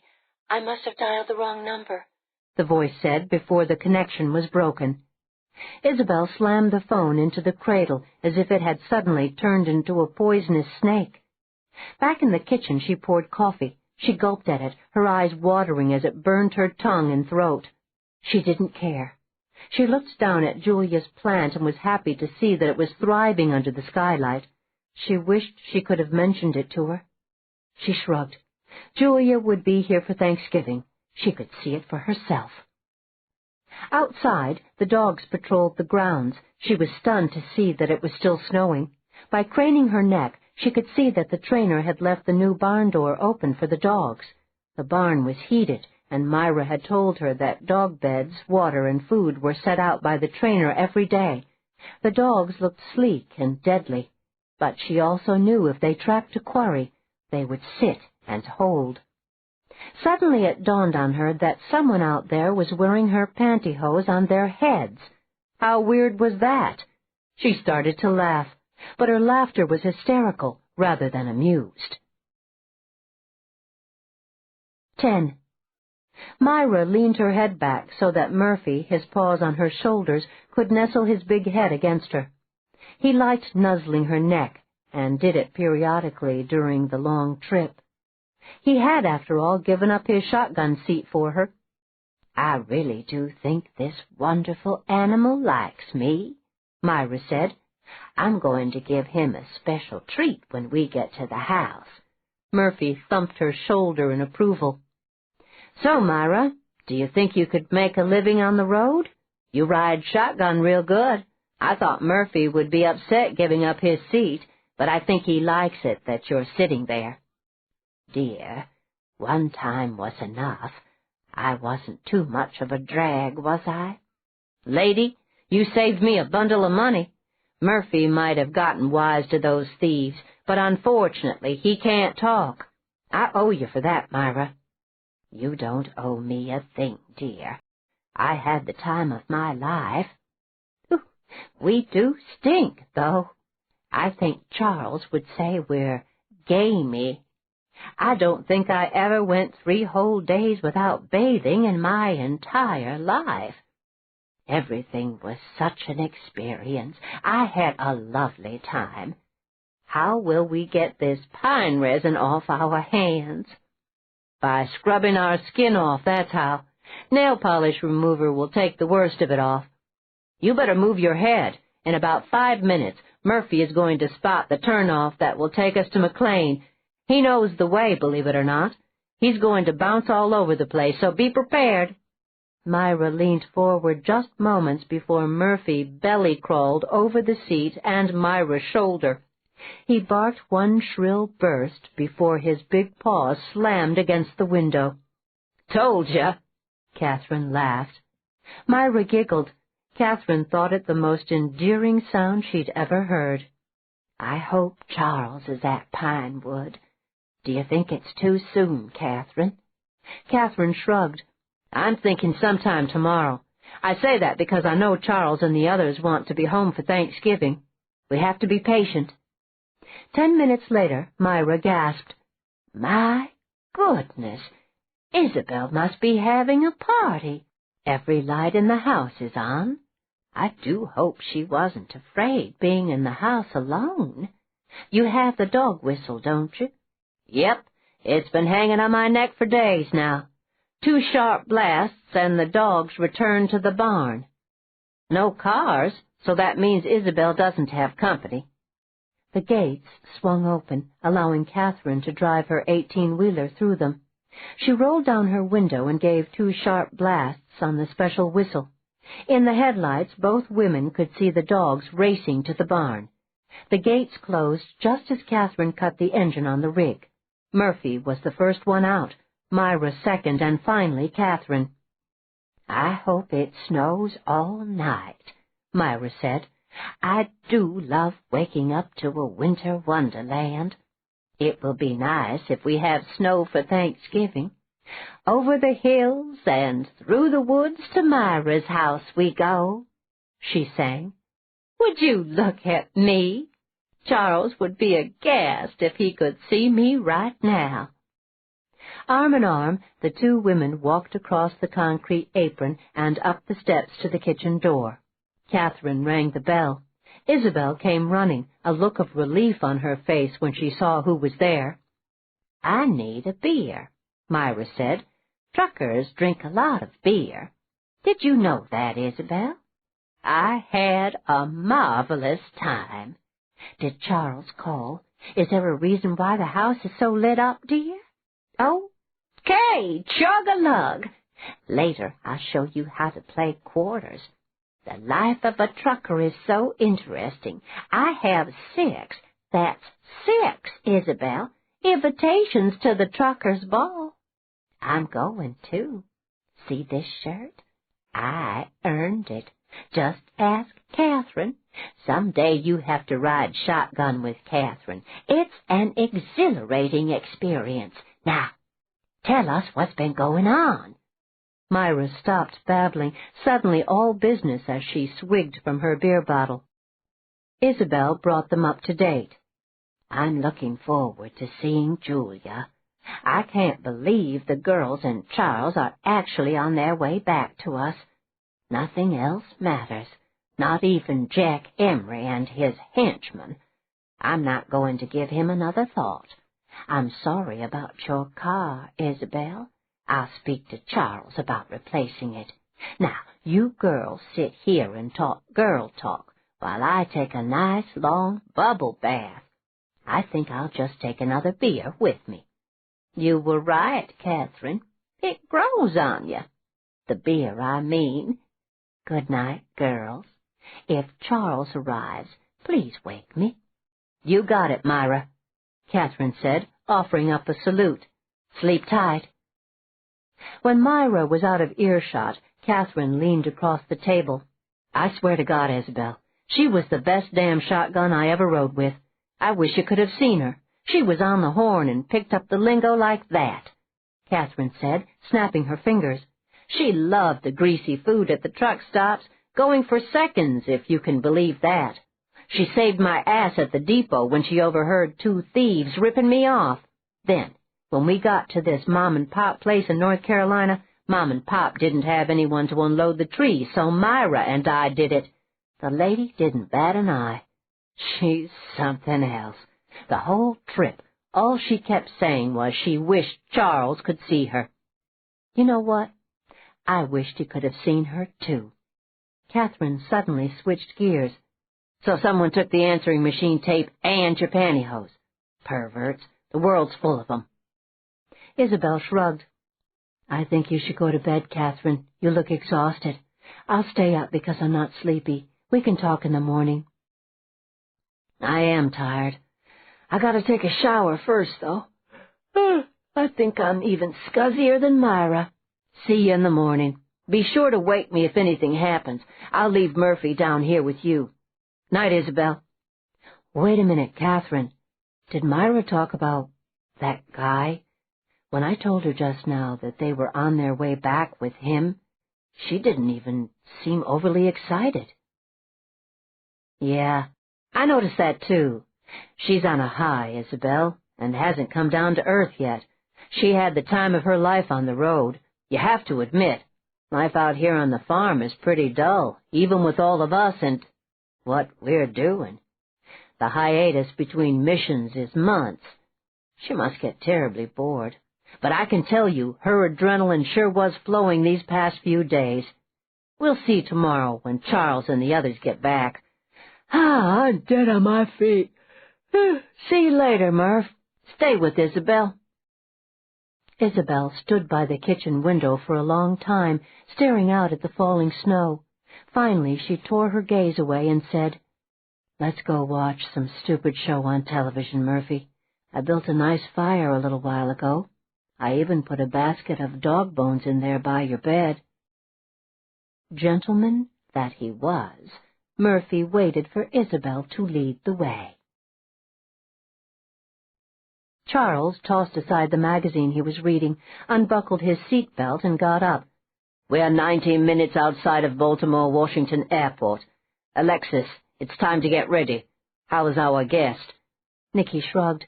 Well, he looks like he's dead, but he isn't. He stirred a little while ago, but then went back to sleep. I think he's going to be wild when he finally wakes up. Charles looked down at the shackles binding the man's feet to his hands by way of a chain. I imagine so. But he isn't going anywhere. I tried to call Lee, but there's no answer at his house. I'm concerned. Nicky could only nod. Yoko walked forward. Is our guest awake? He's starting to come around. Another few minutes. Alexis, are you ready? Charles asked. You bet, Alexis said, opening her red bag. By the way, whose idea was it to dress him in that kimono? I say we just cut it off, less of a struggle. She fished around in the bag and withdrew a pair of yellow-handled scissors and started to cut away the silk kimono that was embroidered with fire-eating dragons. He's wearing a black silk Speedo. Not much there, Nicky said, tongue-in-cheek. Be sure to tell your aunts they were right. Seeing is believing, she said. John Chai's eyes popped open. He struggled to focus. When he saw the 4 faces peering down at him, he flinched. A nanosecond later, he realized he wasn't wearing anything but his underwear. Another nanosecond later, he seemed to realize he was on an airplane. So far, there was no fear in his eyes. He made a move to get up, only to realize he was shackled to the seat. Obscenity spewed from his mouth. Yoko covered her ears. "Hi there, Chinese boy," Nicky said cheerfully. "I gotta tell you, your fame as a party boy was grossly exaggerated. Well, we're going to fix that right now." More obscenities followed, this time in English. "My father will have you killed for this. My family has royal blood. You can't kidnap me." Nicky rolled her eyes. "Hey, Chinese boy, we already kidnapped you. Look at yourself. Look at us. We're in charge here. Don't insult us." A flicker of fear showed on Chai's face. "What do you want? How much money for my safe return?" "There's not enough money in the world to buy your way out of this situation," Charles said. "Then what is it you want from me? Are you after my father? Why are you doing this? I haven't done anything to you." "No, just you. Your father and his wealth are of no concern to us," Nicky said, and grinned. This time there was more than a flicker of fear in Chai's eyes. "Where are you taking me?" "The land of the free and the brave. The good old U.S. of A., Johnny. We're about 70 minutes outside of Washington, D.C. We'll be making our descent soon. You remember Washington, don't you, Chinese boy? You were a regular on the party circuit, weren't you? 24/7 was the way I heard it. Guess what? Those party days are over now. Now you're going to party with us." Fear galloped across Chai's features. The reality of what was happening finally kicked in. He started to babble, first in Chinese and then in English. "Oh, will you just shut up already? You talk more than an all-night disc jockey. You're here, we're here, and you aren't going anywhere, Mr. Chai," Nicky said. "Okay, I'm ready," Alexis trilled as she dragged her red bag over to the seat where Chai was sitting. "First we dress him. Just looking at him offends me.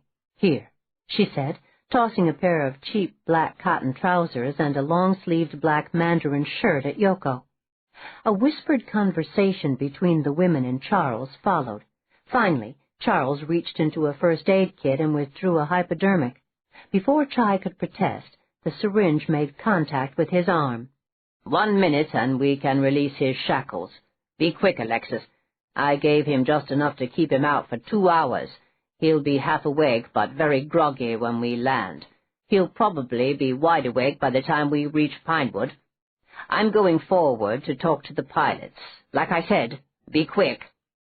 The women obliged, while John Chai slept the sleep of the dead. Chai was unshackled and dressed in minutes, just in time for Alexis to warm her spirit gum and latex. Yoko held the megawattage flashlight so that Alexis could see what she was doing. The first thing she did was shave off Chai's shiny black hair. Nicky scooped it up as fast as it dropped to the floor. Then she plastered, patted, poked, and sanded. A glop of glue went onto his head. Alexis smoothed it out and added straggly white hairs from a plastic bag. When the glue dries, it will look like his bare scalp shining through. The girls marveled at her expertise, which she'd garnered while working in Little Theater. Within minutes, Chai took on the appearance of a wizened 90-year-old man. Another glop of glue then went over Chai's upper lip. More straggly hairs were stuck into the glue and trailed down both sides of his lips. Finally, a sad, sparse-looking goatee was added. Alexis threw her hands in the air. "Ladies, I give you my version of Fu Manchu. What you think? Oops, I forgot something." The girls watched in wonderment as Alexis pulled out a padded shoulder brace, similar to what football players wore, and attached it around Chai's shoulders. "It's heavy, weighted. He'll be stoop-shouldered. I'm going to attach another one to his waist that will hang down to his buttocks. He'll be so groggy he won't understand why he can't stand up straight. We want him to look old, bowed, miserable, and there will be no doubt that he is in physical pain." Charles walked down the aisle and gasped, "Alexis, my dear, you are without doubt a master of disguise. I would never in a million years recognize John Chai. The last thing we have to do is take our seats and prop up Mr. Chai so the co-pilot can take a video of us all chatting. The time and the date will be on the video.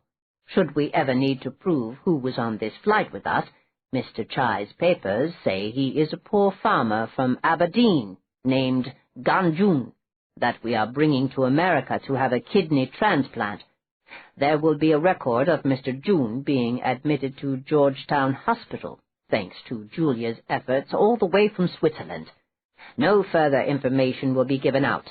In 2 days' time, Mr. June will be discharged to an American family where he will receive dialysis at home until a kidney donor can be found. From there, he will drop off the face of the earth. Here comes the co-pilot. Smile prettily and look concerned over our fellow passenger. The video has sound, so be careful. Just chat normally. Charles complimented them all when the taping session was over. We may have one small problem with Mr. Chai when the plane lands. I'm thinking the pilots can carry him down the air stair, at which point we'll put him in the portable wheelchair. There's no way we can let him stumble down the steps. We'll be landing in just a few minutes. The wheels are down. The co-pilot will continue to video us as we take him to the car. I want all of you to look solicitous. Another hour, and we'll be home safe and sound. The relief was so apparent on the women's faces that Charles chuckled. You're the best. I wish I had all of you on my side years ago when I was an active agent with MI6. Charles, that's the nicest thing you ever said to us, Nicky crowed. We couldn't have done it without you, Alexis said. You're wonderful, Charles. Yoko smiled. Truly, truly wonderful. 11. Jack Emery smacked his lips as he finished the last of his coffee. I have to say, gentlemen, that was one of the best breakfasts I've had in a long time. I guess we should be going since we didn't come up with anything in Nick's records. Seems to me she's dividing her time between here and Pinewood. For a while she was living out there full time. I think when nothing is going on, she stays here. When they're doing whatever the hell it is they're doing, she stays at Pinewood. To me, that means dirty work is afoot. That's a brilliant deduction, Jack, Mark said. Now what? Now we sit back and wait to see what our new operative comes up with. He should have arrived at his post. Jack looked at his watch.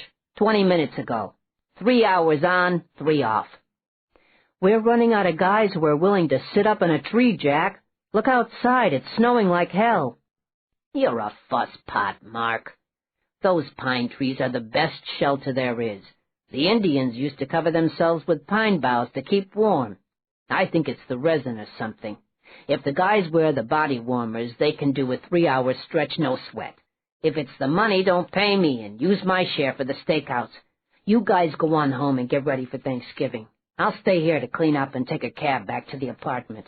Mark, see what you can come up with at the airport. See if any flight plans were filed for the Gulfstream. I don't see any of the women, especially Myra, being away from Pinewood for Thanksgiving. Conway, rest up so you can relieve the guy who's out there now. Call Garrity to replace you when you leave. Jack poured himself the last of the coffee after Mark and Conway left. His shoulders slumped. Now that he was alone, he didn't have to pretend for the guys. He hated giving up, but it didn't seem like he had any other options at the moment.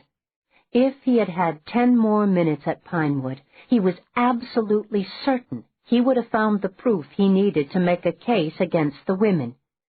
10 more minutes. Then again, maybe Mark was right. What good was all the proof in the world if his ass was lounging in jail? Jack finished his coffee, got up and walked through the townhouse. He touched this and that, memories surfacing that he tried quickly to bury. If you can't beat them, join them. Now where the hell did that thought come from? In the living room, Jack sat down on the sofa where he and Nick had slept, cuddled, made love. They'd been so happy, so in love. That wasn't to say they didn't have spats from time to time. They did. The making up, the promises not to act like that again, had been glorious. He'd given her a ring. Why didn't she return it? She wasn't the kind of girl to keep it for spite or to hock. His spirits lifted a little. Maybe keeping it meant she hadn't wiped him totally out of her life. Right, and pigs fly. He got up and walked around. He stopped at the mantel to look at the pictures. Barbara and Nick. Nick and Myra. Nick. Myra and Charles. Big pictures, little pictures, old pictures, recent pictures. There were none of him on the mantel. It didn't matter. He still had the place of honor in her bedroom. If she hated him, Nick would have trashed the picture. In his heart, he couldn't fault Nicky for loving Myra. He loved his own mother just as much. The only difference was, his mother lived in another world due to her medical condition. Myra was still vital, still living in this world. Everything had changed between them when Barbara was killed by that diplomat's son. That Chinese diplomat's son. Son of a bitch. The sun was nudging the horizon when the black car pulled up to the gates of Pinewood. Charles pressed in the code, reached up to the visor for the dog whistle, and blew 2 sharp blasts. The group took a minute to admire what nature had created overnight. The 2-inch layer of snow clung to the trees and ground. "Norman Rockwell," Nicky said. "Can our guest make it on his own, Charles?" "I don't think so. I'll help him. If you don't mind, carry in your own bags. You can leave mine, and I'll get it later. I see Catherine is here. Julia should be arriving by mid-afternoon. I made arrangements for a car service to pick her up. Look lively, Mr. June." Charles growled under his breath. The girls looked around as they flanked the couple heading toward the house. Chai did indeed look ancient as he tottered alongside Charles. On the second floor, Myra stirred beneath her nest of covers. She'd been so tired when she finally went to bed that she'd forgotten to close the draperies. Now a blinding whiteness assailed her from the wraparound windows. She closed her eyes as she mentally counted her various aches and pains. The moment she heard Charles's voice, she swung her legs over the side of the bed. She was still tying the belt around her robe as she ran down the hall to the staircase in her bare feet. "Charles, you're home," she trilled, as her aching bones protested her quick movements. When she realized the voices were coming from the kitchen, she stopped a moment to smooth down her springy gray curls. "Oh, who cares what I look like so early in the morning?" she muttered as she pushed at the swinging door. Myra ran to Charles, hugged him tightly before she embraced each of the women. "I was so worried.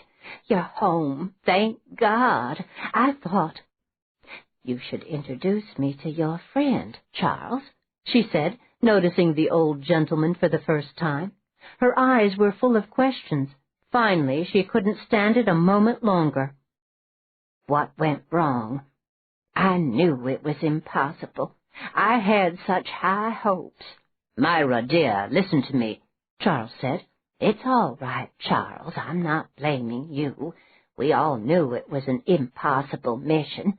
Another time," she said, her eyes brimming with tears. "Myra, allow me to present Gon Jun, also known as John Chai. Alexis fixed him up for security reasons. We didn't fail, dear. Everything went off without a hitch. We were there, now we're here. I'm taking our guest down to the tunnels. Is there anything you want to say before we leave?" Myra stared at the man who had taken Barbara's life, and that of her unborn child. Somewhere in the back of her mind, she had a litany of things she wanted to say, but none of them would make it to her tongue. This is the end of disc number 3. Please continue listening on disc number 4.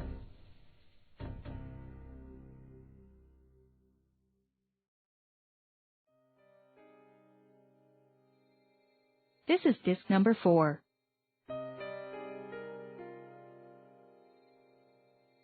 Myra stared at the man who had taken Barbara's life and that of her unborn child. Somewhere in the back of her mind, she had a litany of things she wanted to say, but none of them would make it to her tongue. Her eyes spewed hatred, hatred that didn't register with John Chai. She shook her head, waving the two men off. Yoko helped her over to the table where she sat down. What should I have done, girls? I didn't know what to do. It's not like there's some kind of protocol to follow. In my heart, I think I thought you'd failed to bring him here. I didn't let myself get my hopes up. Now that he's here, in my very own house, I have to rethink, decide. I might need a little more time. He's here in my house. He was just standing in front of me. Does he know why he's here? He's been doped up, Myra. All he knows, if he remembers, is that he's in the United States. We didn't tell him anything.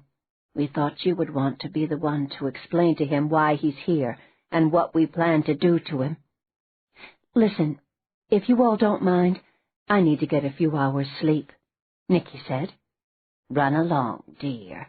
You too, Alexis. Yoko, are you staying over? Just long enough to get some sleep. I must return home to my husband, but I will come back. Myra sat alone at the table as Isabel set about making breakfast and coffee. There must be something wrong with me, Isabel. I should know what I'm feeling, but I don't. I should know what to do, but I don't. I had that one moment of pure hatred, and then it went away. For so long, all I thought about was getting even with him, making him pay for what he'd done. Now that the time is actually here, I don't know. I just don't know. Myra looked down at the toast Isabel put in front of her. She could see it was just the way she liked it, warm, the butter melted, with a light layer of blackberry jam. She wondered if it would stick in her throat if she tried to eat it. She opted to sip at the coffee in her cup. This is good, Isabel. Thank you. Isabel nodded as she sat down across from Myra. Where did Charles take that man, Myra? I'm assuming into the tunnels. There are 1 or 2 little rooms, cells, actually, at the very end of the first tunnel. I used to hang bells where all the tunnels connected so Barbara and Nicky wouldn't get lost. I was always close at hand. Charles shored them up over the years. For the life of me, I can't remember why he did that. Maybe so Barbara and Nicky's children could play there someday. Anyway, the 2 cells have bars just like jails do. I used to say I'd like to see John Chai in one of those cells so he could rot and die there. I was so hateful back then. I guess I still am hateful. I don't care either. Myra looked up to see Charles standing in the doorway. Our guest is in residence, Myra. The drugs are starting to wear off, so he's going to be rather unhappy. He picked up Myra's toast and started to eat it. Isabel handed him a cup of steaming coffee. Myra thought he looked more tired than she'd ever seen him.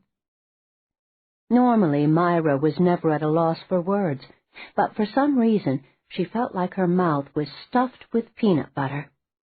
All she could think to say was, "Thank you, dear. I need to... Oh, Charles, I don't know what I need to do. Just sit here for a while, I guess. Go to bed and get some rest. We'll all be here when you wake up. Shoo," she said, trying to be light-hearted. Charles leaned over to kiss Myra's cheek. She reached up and patted his hand. She then pulled his hand closer and kissed it. She grappled for something to say after Charles left the room. "Did you place the grocery order, Isabel? Maybe we should think about doing some cooking. Charles is going to be rather busy, so I guess it will be up to us. I can't believe tomorrow is Thanksgiving. Well, I certainly have a lot to be thankful for this year, don't I?" Isabel poured more coffee.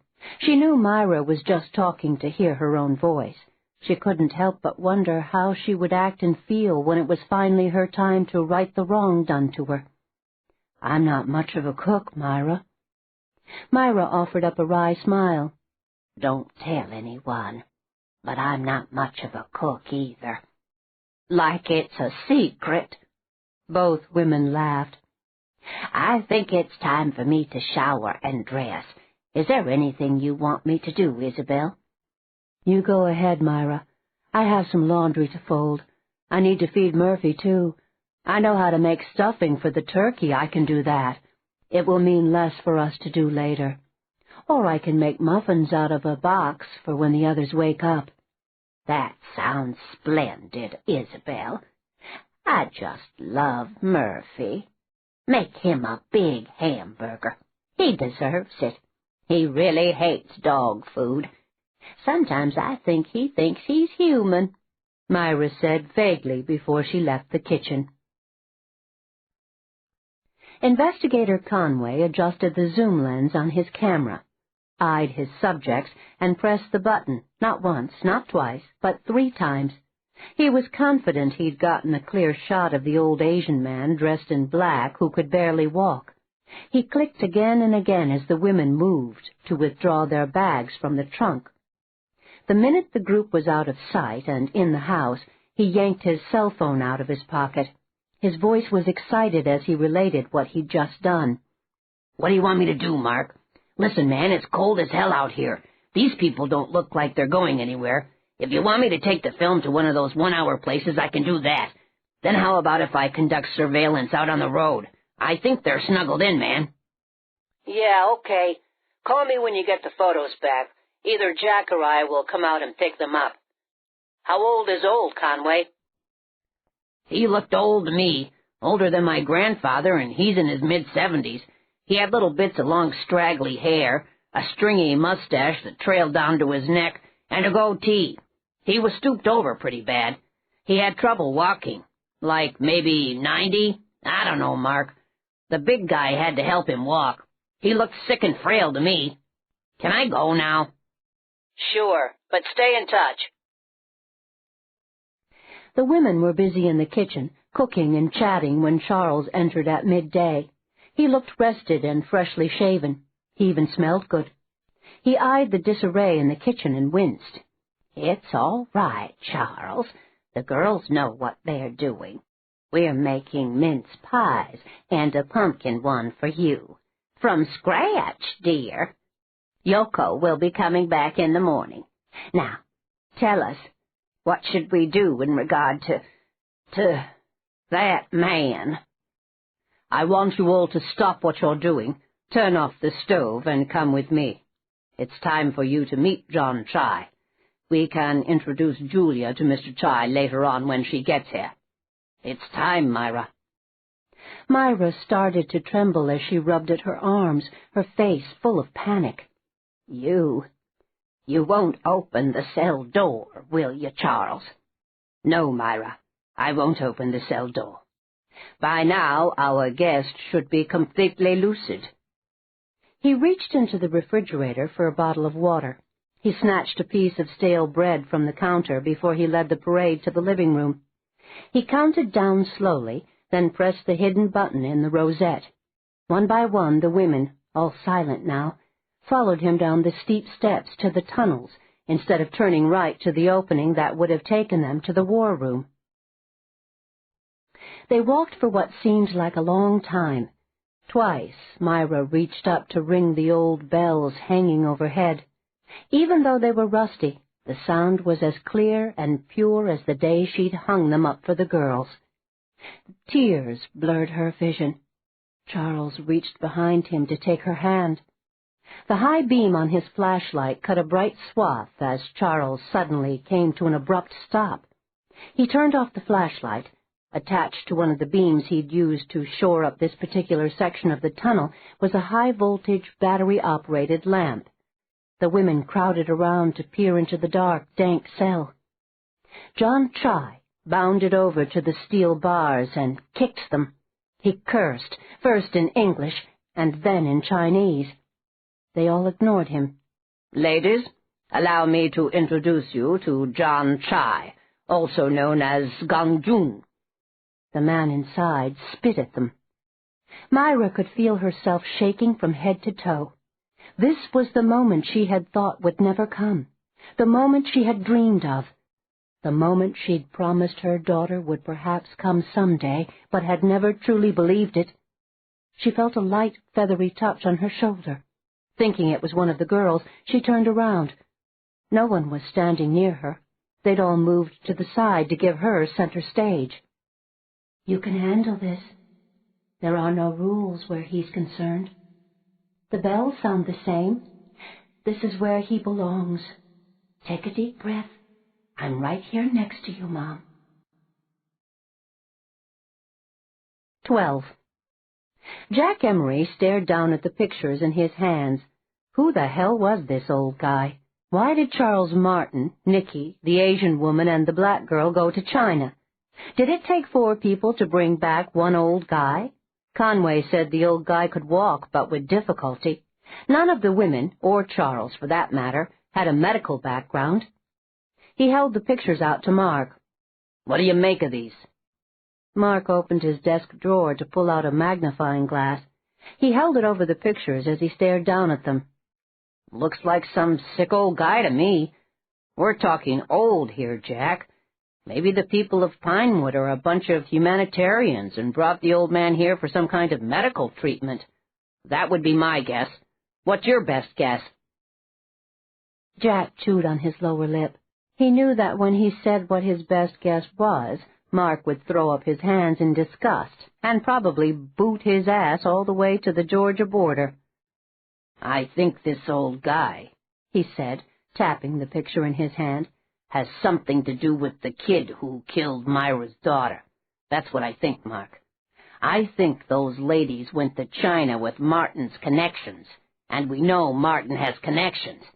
I still have the scars to prove it. I think they snatched the old guy. Maybe he's the kid's father or grandfather, in hopes of having them surrender the kid. The kid?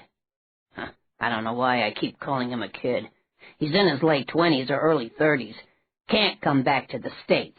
If he does, the authorities can go after him legally. We both know he's never coming back here, at least not under his own power. I don't care if you think I'm nuts or not. Those women at Pinewood are not humanitarians. Trust me on that." "Well, the guy in the picture is not Chai's father. The guy's father is a fat little toad of a man with a slicked-back hairdo. He's in his 50s.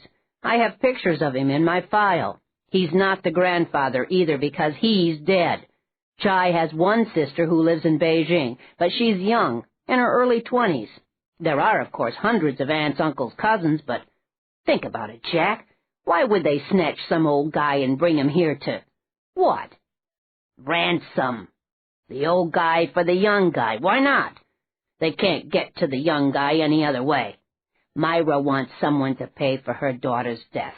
I don't think either one of us can fault her for that. Okay, having Conway out on the road isn't going to do us any good. He needs to get back up in the tree. If he won't or can't do it, I will. I want to know the second that old geezer makes a move. If he leaves the house, I want to know where the hell he goes and who's taking him wherever he's going." "Shit, Jack. Tomorrow is Thanksgiving. I thought we were going to do dinner and take the day off." Yeah, that was the plan when we talked about it. Things changed, as you can see. Get hold of Conway and tell him to get his tail back in that tree. Line up Garrity and what's-his-name. I'm thinking that crafty bunch of women are hoping Thanksgiving will throw us off. Trust me, they're going to make a move. I feel it in my gut." Mark eyed his friend. He was probably right. Jack did have uncanny instincts. He nodded. "Just so you know, buddy, this is going to seriously deplete our operating expenses." "I know. I'm prepared to eat macaroni and cheese for the rest of my life with maybe a little peanut butter thrown in. I'll do my own laundry, collect aluminum cans if I have to. I'll take my turn out in the tree." "Yeah, I guess I'll take a turn up in the damn tree to keep expenses down. You know, we're going to get our asses in a sling, right, Jack?" Probably, but I'm not going to worry about it or go down without a fight, Jack said. Does this mean we're not ordering a takeout Thanksgiving dinner? You know, in the spirit of keeping expenses down? That's what it means. Spam sandwiches for us. I'll make it up to you, Mark. Now, let's put our heads together and try to get one step ahead of those foxy ladies and their fearless MI6 guy. My gut tells me we're about to get up to bat and are going to kick some serious ass.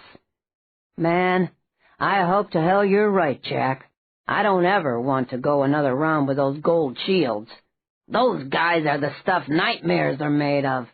It's going to work out, Mark. I feel it. Myra moved her hand to touch her shoulder, her eyes lighting up like Christmas trees. She squared her shoulders as she drew in a deep breath and moved closer to the cell door, but still far enough away so Chai couldn't touch her through the bars. Welcome to Pinewood, John Chai. This will be your home away from home into eternity. I'm Myra Rutledge. You killed my daughter and the child she carried. I've waited a very long time to meet you. Don't say a word in your defense, Mr. Chai, because if you do, I will have to close your lips permanently. I want you to take a good look at me and know you took away my child. There's nothing you can ever do to make it right. What that means to you, Mr. Chai, is this. I'm going to punish you for your crime. I'm going to make you wish you were dead. I am going to do terrible, unspeakable things to you. Even that won't be enough. Start praying, Mr. Chai. Without another word, Myra turned and started to walk away, the others following her. Charles stayed behind a few more minutes. He pitched the bottle of water through the iron bars, along with the slice of stale bread. Chai's hysterical voice followed him all the way down the tunnel. He didn't look back. Before Charles followed the women into the house, he took a long moment to ponder what had just transpired. For some reason, he'd expected Myra to get hysterical, to vent and wail. But she'd done none of those things. He wondered why. In the kitchen, the women resumed their preparations for their Thanksgiving dinner. They were talking about everything but John Chai. Charles noticed, however, that they watched Myra covertly. Myra was humming under her breath as she got dishes and mixing bowls out of the cabinets and placed them strategically along the counters. He couldn't help but wonder what was going to go into them.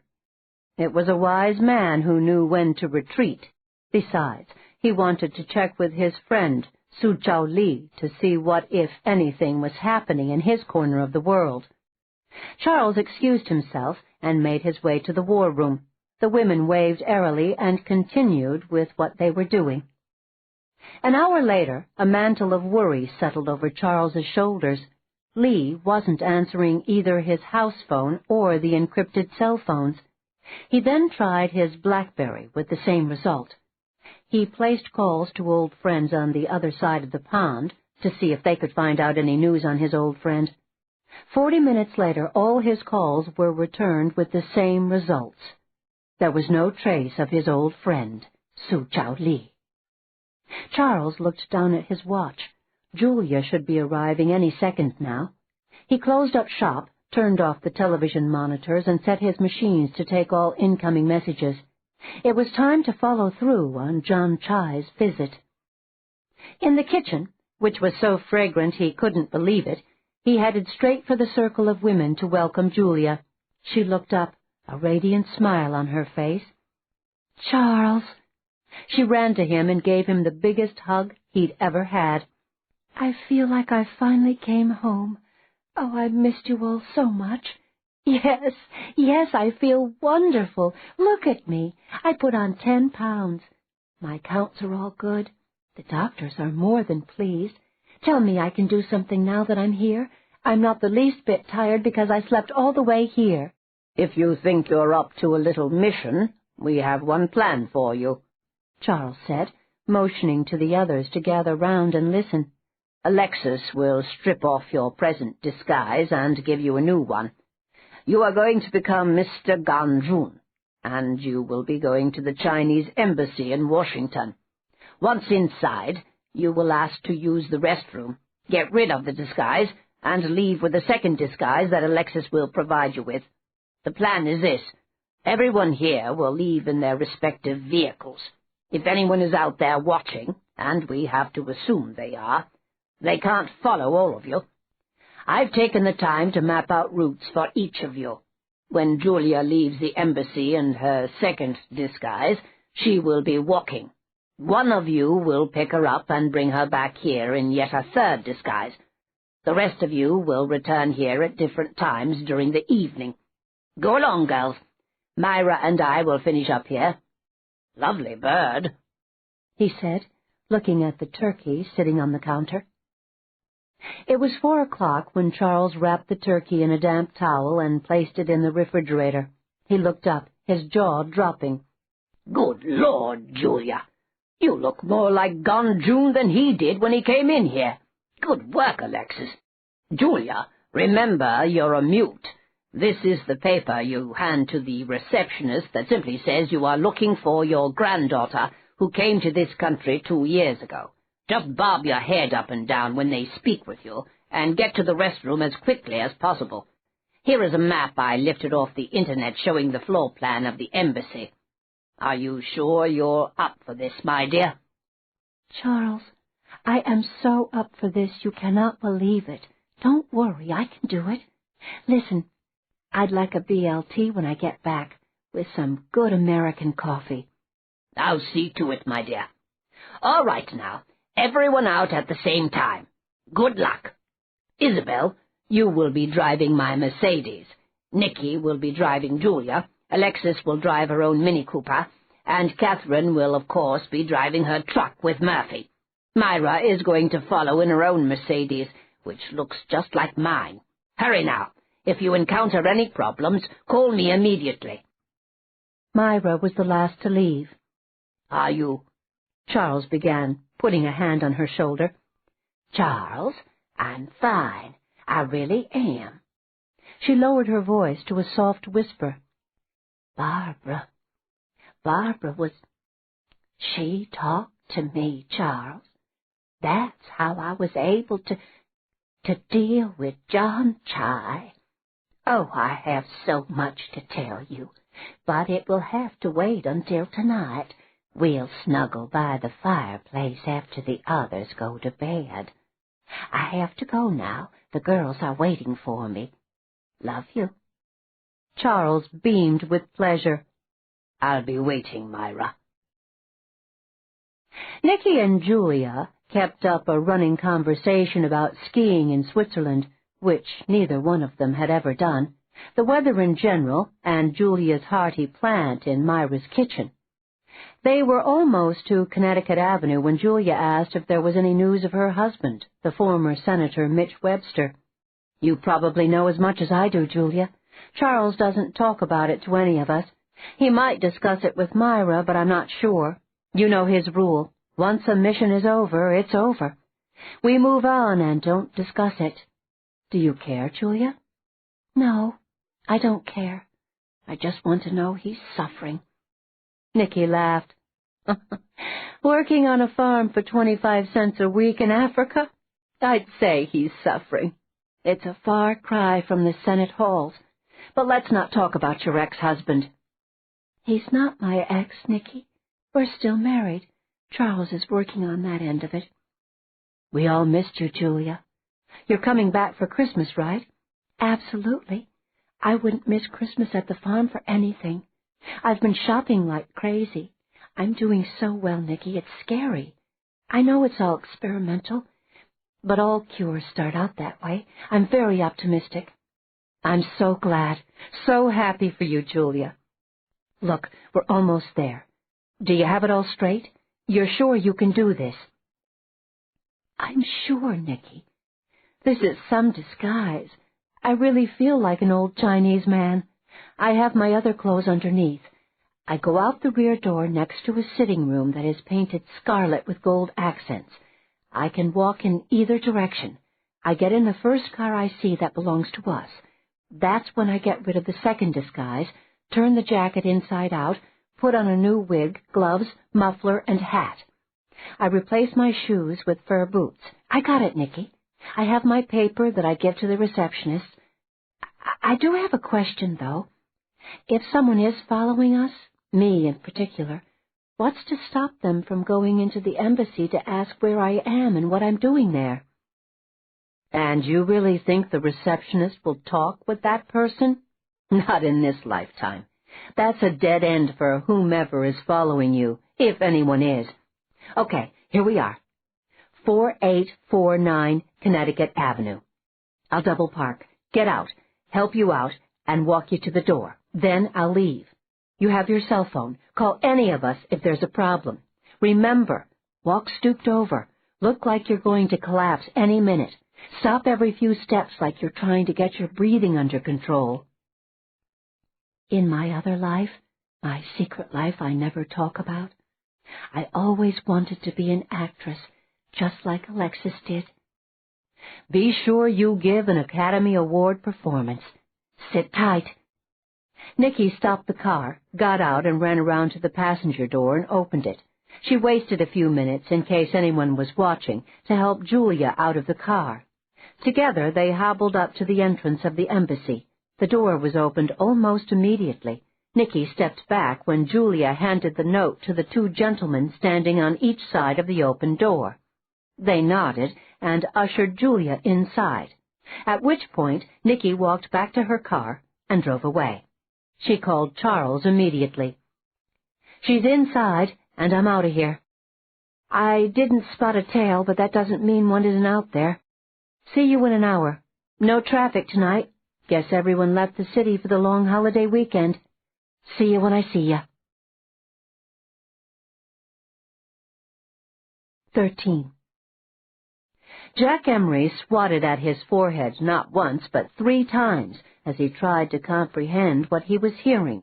Conway had called to say all the women of Pinewood were leaving in separate vehicles. The old guy managed to walk out under his own power, and he's getting into one of the cars. I can't get a good fix on it, Jack. Most of the cars are black, and there are no lights on outside. The cars aren't putting their headlights on either. Martin is still inside. The house is all lit up, smoke coming out of all the chimneys. Which car is the old gent in? He was in the first one, I think, but they started to jockey the cars so the big rig could get turned around. Maybe the third one. Then again, it could be the second one. I can't see, Jack. These night vision lenses are shit for the birds. What do you want me to do? Nothing. Sit there and don't move. The cell phone rang the moment Jack broke the connection with Conway. You on it, Moody? Yeah? Which one do you want me to follow? Whichever car has 2 people in it. Jack, they aren't all going in the same direction. I can't see who's in the cars, and there's a cop sitting a half-mile up the road with a radar trap. Make up your mind, Jack. The cars are going past me right now. Where's the big rig? It's in the lead. Then a sedan, a little Mini Cooper, then another sedan. 2 cars split off and went in the other direction. There's one sitting on the road waiting for a break in traffic. Don't know which way she's going. That's only 6 cars. I thought there were 7. 6, Jack. Conway said the Asian girl hasn't come back. 6. What do you want me to do? Follow the rig. I think they use it for their tricks. Okay. I can keep that one in sight. The other one just passed me. I got a good look at her because she's going slow. Older woman, gray hair, I think. She's wearing glasses. Stay with the rig, Moody. Report in as soon as you know something. Okay, I'm out of here. Jack slumped back in his chair. He looked at Mark through narrowed eyes. They are smart. He related the 2 phone calls for Mark's benefit. Maybe they're taking the old guy to the hospital, or maybe they're taking him to a doctor who doesn't make house calls. It is a holiday weekend, If the old guy is sick, they probably realize they aren't going to get a doctor easily if something is wrong. By the way, who was the old lady who arrived this afternoon? Jack shrugged. No idea. Maybe a relative of Myra Rutledge's. The way Moody described her, it sounded like the old lady that was out at Pinewood a few months ago. Why are you asking? Jack asked. No reason. Old lady, old guy, that kind of thing. Whoever she is, she's back at Pinewood with Martin. Don't suppose it means anything. It is Thanksgiving, and people tend to invite other people for dinner. By the way, are you going to see your mother tomorrow? Jack rubbed at his temples. I was going to, but... she doesn't know me. I take her things and she gives them away. Once in a great while she'll call me Jackie like she remembers me, and then whatever was there is gone. I bawl my eyes out all the way home. I call almost every day. The nurses say she's happy in her own little world. She even has friends. She was taking piano lessons a few months ago. The amazing thing is, she didn't forget from lesson to lesson. Go figure that one. I can't. I only asked in case you wanted me to go with you. Now go for Christmas. Mom always loved Christmas. She'd start shopping in July and hide the stuff so my sister and I wouldn't find it. We always did. Man, did she decorate the house. It looks like the North Pole, Macy's and F.A.O. Schwartz all rolled into one. My dad just humored her. She cooked for days and days, then gave half of it away. Sometimes I wish I was a kid again, Jack said, his voice cracking with emotion. Yeah, mothers are like that. I think we should pack up and go home, Jack. Yeah, let's go home. Mark clapped his friend on the back. We're going to get to the bottom of this one way or the other. They might be smart, Jack, but they aren't that smart. Sooner or later, one of them is going to mess up. That's when we'll get them. Mark turned the lights off and locked the door. A light snow was falling as they made their way to their cars. Jack climbed behind the wheel of his car. Half his mind was on his mother, and the other half was thinking about what Mark had just said about old people. In the restroom, Julia entered one of the stalls and removed the two-piece black sack suit with the assorted padding. She stuffed it into the trash bin. Underneath, she wore bright red slacks with a matching sweater set. She ripped at the gray wig, the mustache, and the goatee, folded all three into a tight square, and stuffed it into the pocket of her sweater. She was now wearing a short black wig. The black fur boots looked fashionable and had been covered by the baggy black pants. The last thing she did was take a little ball of latex from her pocket. She positioned a bit of it at the corner of each eye. She immediately took on an Asian appearance. Julia exited the stall, looked around to be sure no one was watching her. She opened the door cautiously and peered out. No one was in sight. She walked out boldly, looking neither to the right nor the left. In less than 3 minutes, she was outside, walking down a path that took her around to the front of the embassy on Connecticut Avenue. She turned right and started to walk briskly. She saw the Mini Cooper coming toward her. Within seconds, she was across the street and in the car. Alexis shifted gears and peeled down the road. "How'd it go?"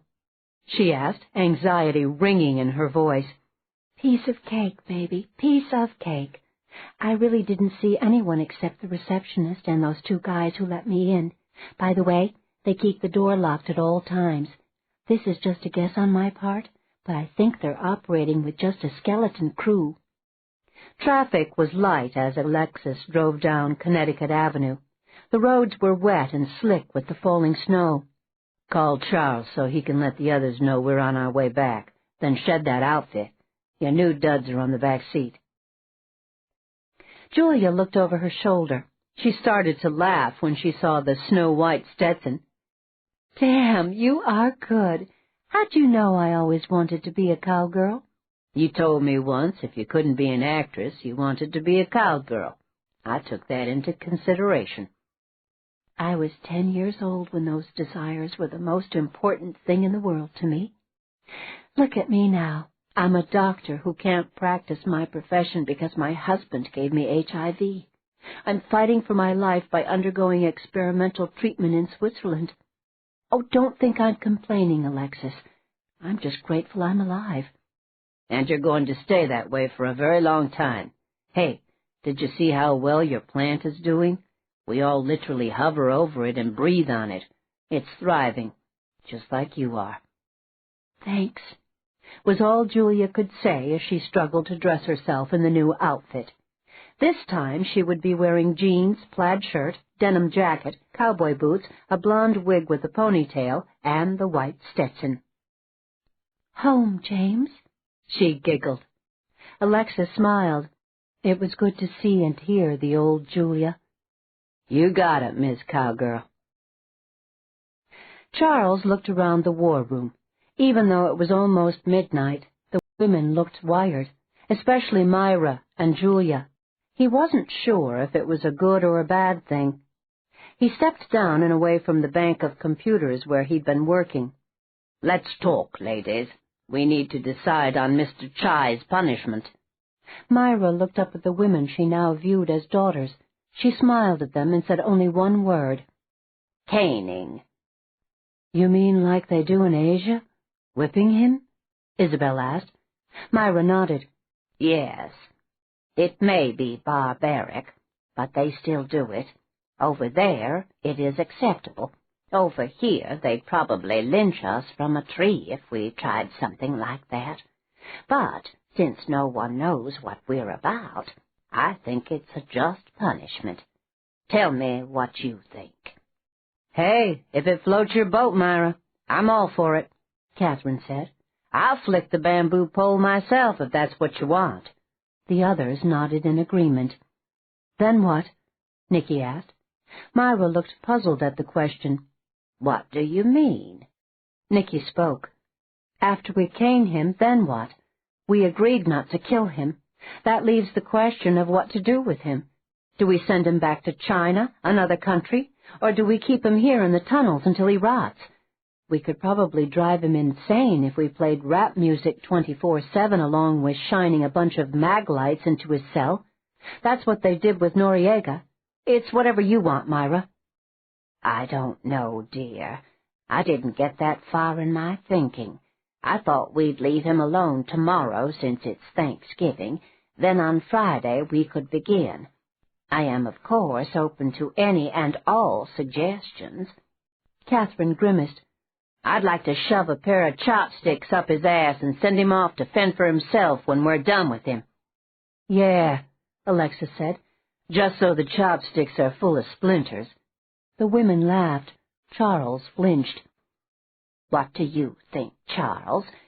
Should we think about sending him back to China, or should we make arrangements here at home for our guest? At this point in time, Myra, I really don't have an opinion, much less an answer. I haven't been able to reach Su Jiaoli. I don't want to put him in any more danger by asking him to help us again. We pushed the envelope the first time around, so, for the moment, Mr. Chai will have to be our guest. Shall we go to the tunnels and bid him good night? That's a splendid idea. After we do that, shall we start with the bright lights and the rap music? We'll need a few moments to gather up a few things to take with us. Girls, come with me, Myra said. Charles waited, tapping his foot and kneading his hands together. He couldn't even begin to imagine what the women were gathering up inside the house. He gawked, stepping backward as they entered the war room dressed in hooded black cloaks. Each of them had their arms full of bags. "We're ready, dear," Myra said. Charles led the parade out of the war room and down the steps that would take them to the tunnels and John Chai. Charles reached for one of the mag lights that Nicky was carrying. He stuck it up on the wall next to the other light. The blinding white lights shone directly into John Chai's cell. The women set the gear they were holding on the ground before they formed a straight line in front of the cell. John Chai looked at them, fear shining in his eyes. "What are you going to do?" he screamed. "Let me out of this hellhole! My father will find you and kill you if you harm me in any way!" No, your father won't find us. He won't find you either, Julia said quietly. The words were said with such quiet authority that Chai backed up until his legs hit the metal bed. Chai started to stutter. "It was an accident. I didn't mean for it to happen." Myra's voice was just as quiet and commanding as Julia's had been. "You were drinking. You were driving too fast. You didn't stop. You left the scene of the accident, and then you left the country," she said.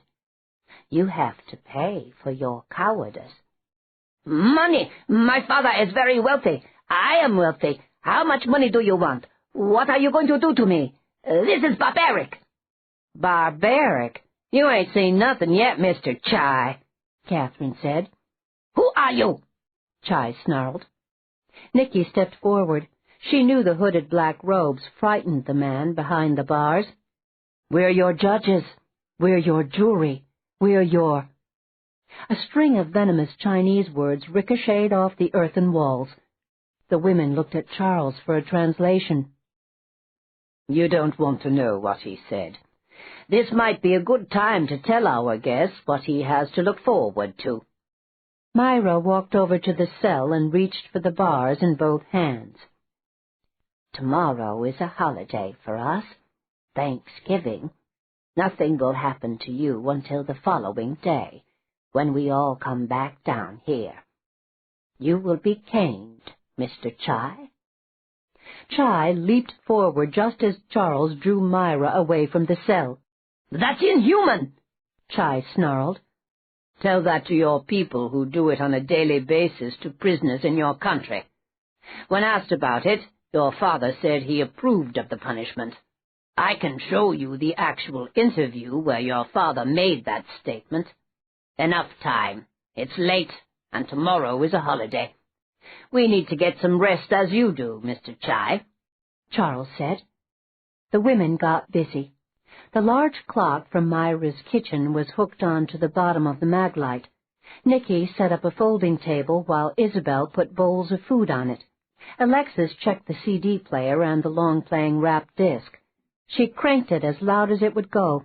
Myra hung up thick quilts on the pegs jutting out from the wall. Everything was out of John Chai's reach. "We'll be back in exactly 31 hours, Nicky shouted. "Count the minutes and the seconds, you son of a bitch." "You can't do this! What kind of people are you? I told you, it was an accident! You have no right to take the law into your own hands! You have no right!" Catherine ran back to the cell.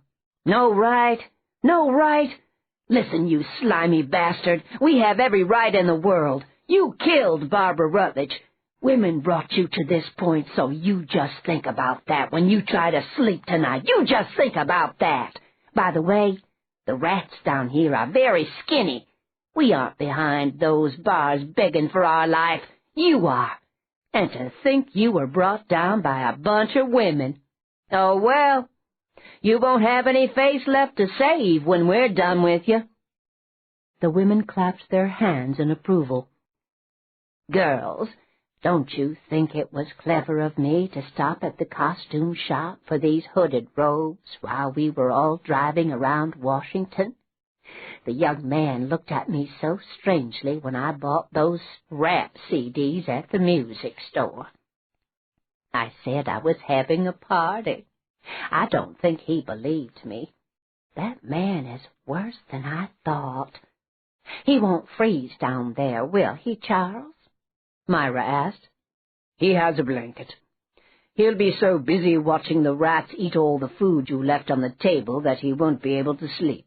Of course, eventually he will sleep. Good night, ladies. I still have some work to do." "But, Charles," Myra said. 40 minutes, that's all, Myra. I'll join you by the fire. Will you wait for me?" Myra stopped, turned around, and walked back to where Charles was standing. You don't ever have to ask me a question like that. I will wait for you forever. Don't you know you are the light of my life, the wind beneath my sails? Maybe we should forego the wine and the fire and get right to the good stuff. Charles laughed. Now that's an offer I wouldn't even think of refusing. You're on, old gal. Myra giggled all the way into the house. The girls watched her as she giggled her way to the second floor. Then they grinned and winked at one another.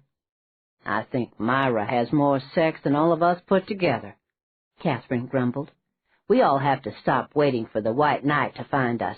We need to start searching for him. Actively. Really actively.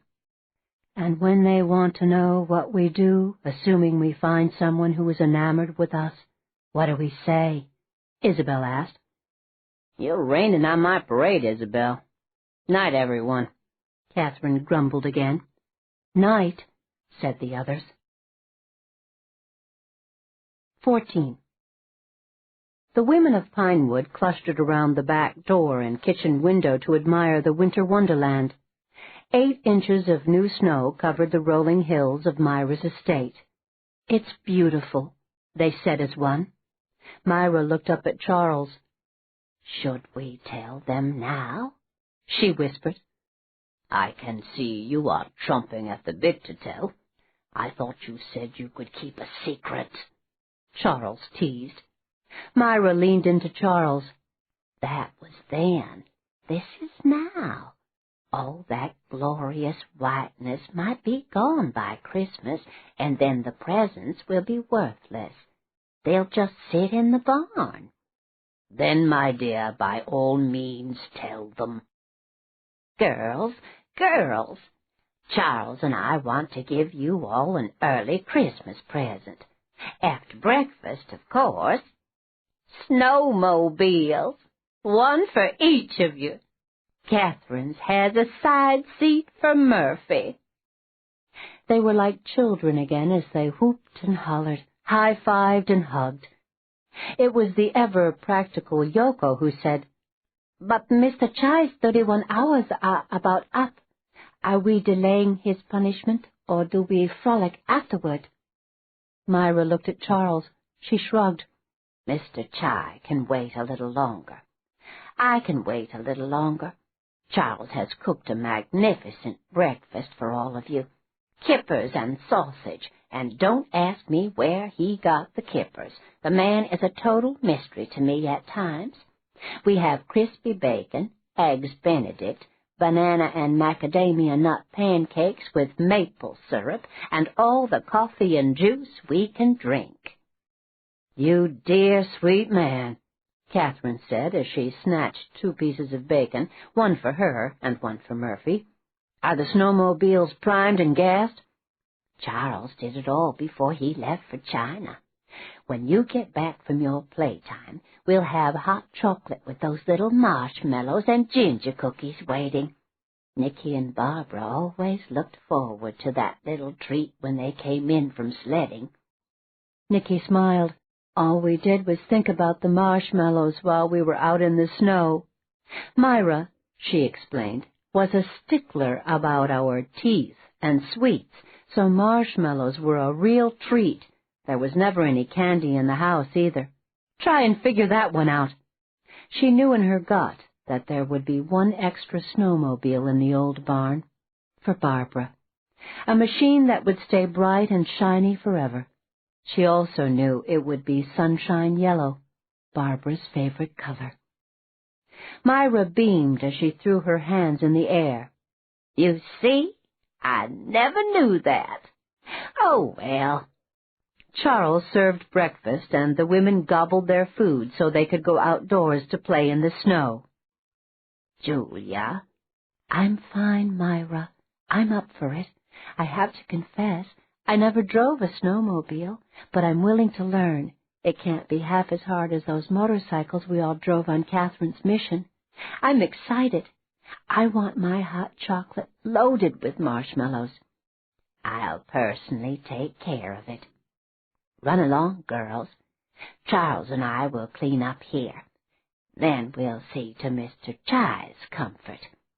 Not that we really care about his comfort. It's just something Charles and I will do to look busy. Isn't that right, dear? Charles just laughed as he stacked the dishwasher. Dress warmly, girls, especially you, Julia, Myra said in a motherly tone. Have fun, but don't stay out too long. The girls barreled out the door like children and raced to the barn.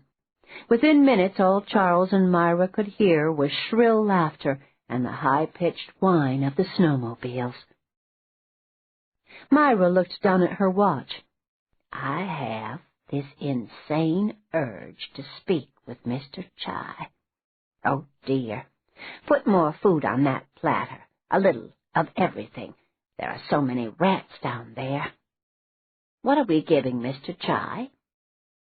Charles looked around at the bright kitchen. Something nourishing, I think. Maybe a few slices of banana and a piece of bread. Half a bottle of water. Excellent, Charles. A pretty dish, but not one of my heirlooms. I think the pink one from the pottery barn. I can always order more. You don't think he froze to death during the night, do you, Charles? She said this last as though she was discussing the weather. I doubt it. The man is too mean to die. We did give him one blanket. I'm ready, Myra. Carrying the pink dish, Myra led the way down through the tunnels. She reached up twice to ring the bells, but knew Chai wouldn't be able to hear them with the rap music blasting all along the tunnels. She shuddered at the horrible sound. The moment John Chai saw Myra and Charles, he rushed to the iron bars and screamed at the top of his lungs, "Let me out of here, you bastards!" Charles calmly reached up to turn off the CD player. Good morning, Mr. Chai. Name-calling is not a nice thing. Oh, look, dear, the food is all gone. No matter, we brought more, Myra said. I'm freezing. My feet are blue. I'm starving. That goddamn light is blinding me. I can barely hear. You're inhuman. Damn you. Let me out of here. Do you really want to get into a discussion on human rights, Mr. Chai? You need to be quiet. We just came down here to tell you that your punishment has been delayed a few hours. We could give you another blanket, I suppose. What do you think, dear? Myra asked. Charles shrugged. We could. But we won't, Myra said. If you step away from the bars, Mr. Chai, I'll give you some food. If you don't move, it stays right here for your other roommates. By the way, they're going to feast on kippers, sausages, bacon, banana, macadamia nut pancakes with warm butter and syrup, plus eggs Benedict. Doesn't that sound scrumptious? Oh, dear, the man simply doesn't follow instructions. Without another word or glance, Myra let the pink dish fall to the ground. I have to leave now, Mr. Chai, but I'll be back. Charles turned on the CD player again. Myra walked over to the cell, but stood away from the bars. I spent years hating you. Until the day before yesterday, I didn't have a face to match to that hatred. My hatred hasn't lessened now that I've seen you. In fact, my hatred has increased. By the way, no one in your country is looking for you. Tomorrow we will have some newspapers to prove it. I'm sorry you didn't want any breakfast. Stop with the lies. My father will have the government, the military, and all his people looking for me. He will leave no stone unturned until I am home safe and sound. That man Lee is already dead. I can promise you that. Charles turned off the CD player again. The sudden silence was deafening. He spoke quietly, but distinctly. You should never make a promise you can't possibly keep, Mr. Chai. No one is looking for you. No one. Mr. Li is safely out of your country. I spoke with him earlier, and he is probably sitting down to an early luncheon. In another country, of course.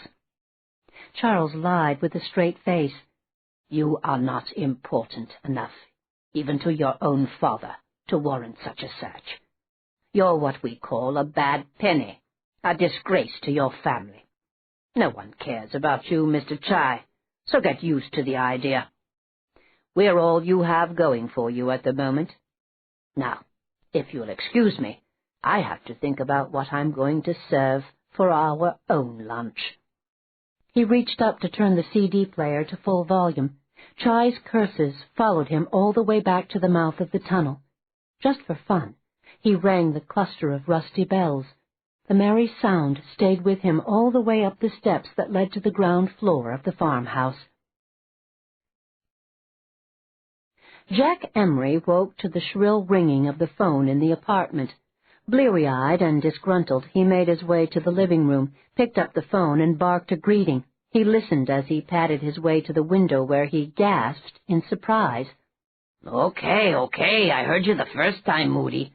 Yeah, I understand. Conway can't do his surveillance with the snowplows out. I said you could go home. What the hell is your problem, Moody? Jack listened, his eyes murderous as the operative continued. I know about footprints in the snow. You're right, Moody. Either Mark or I will be in touch.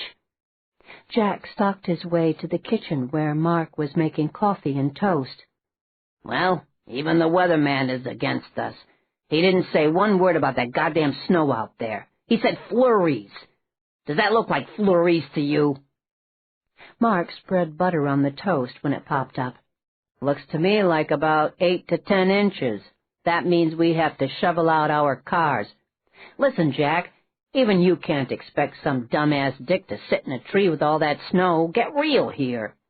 As for Conway, give that up, too. The plows will move all that snow to the side of the road, and there's no place to park there. Even if it is a country road, we need to fall back and regroup. Want some toast? Jack reached for the toast Mark held out. He chomped down, his guts churning and twisting. Son of a fucking bitch.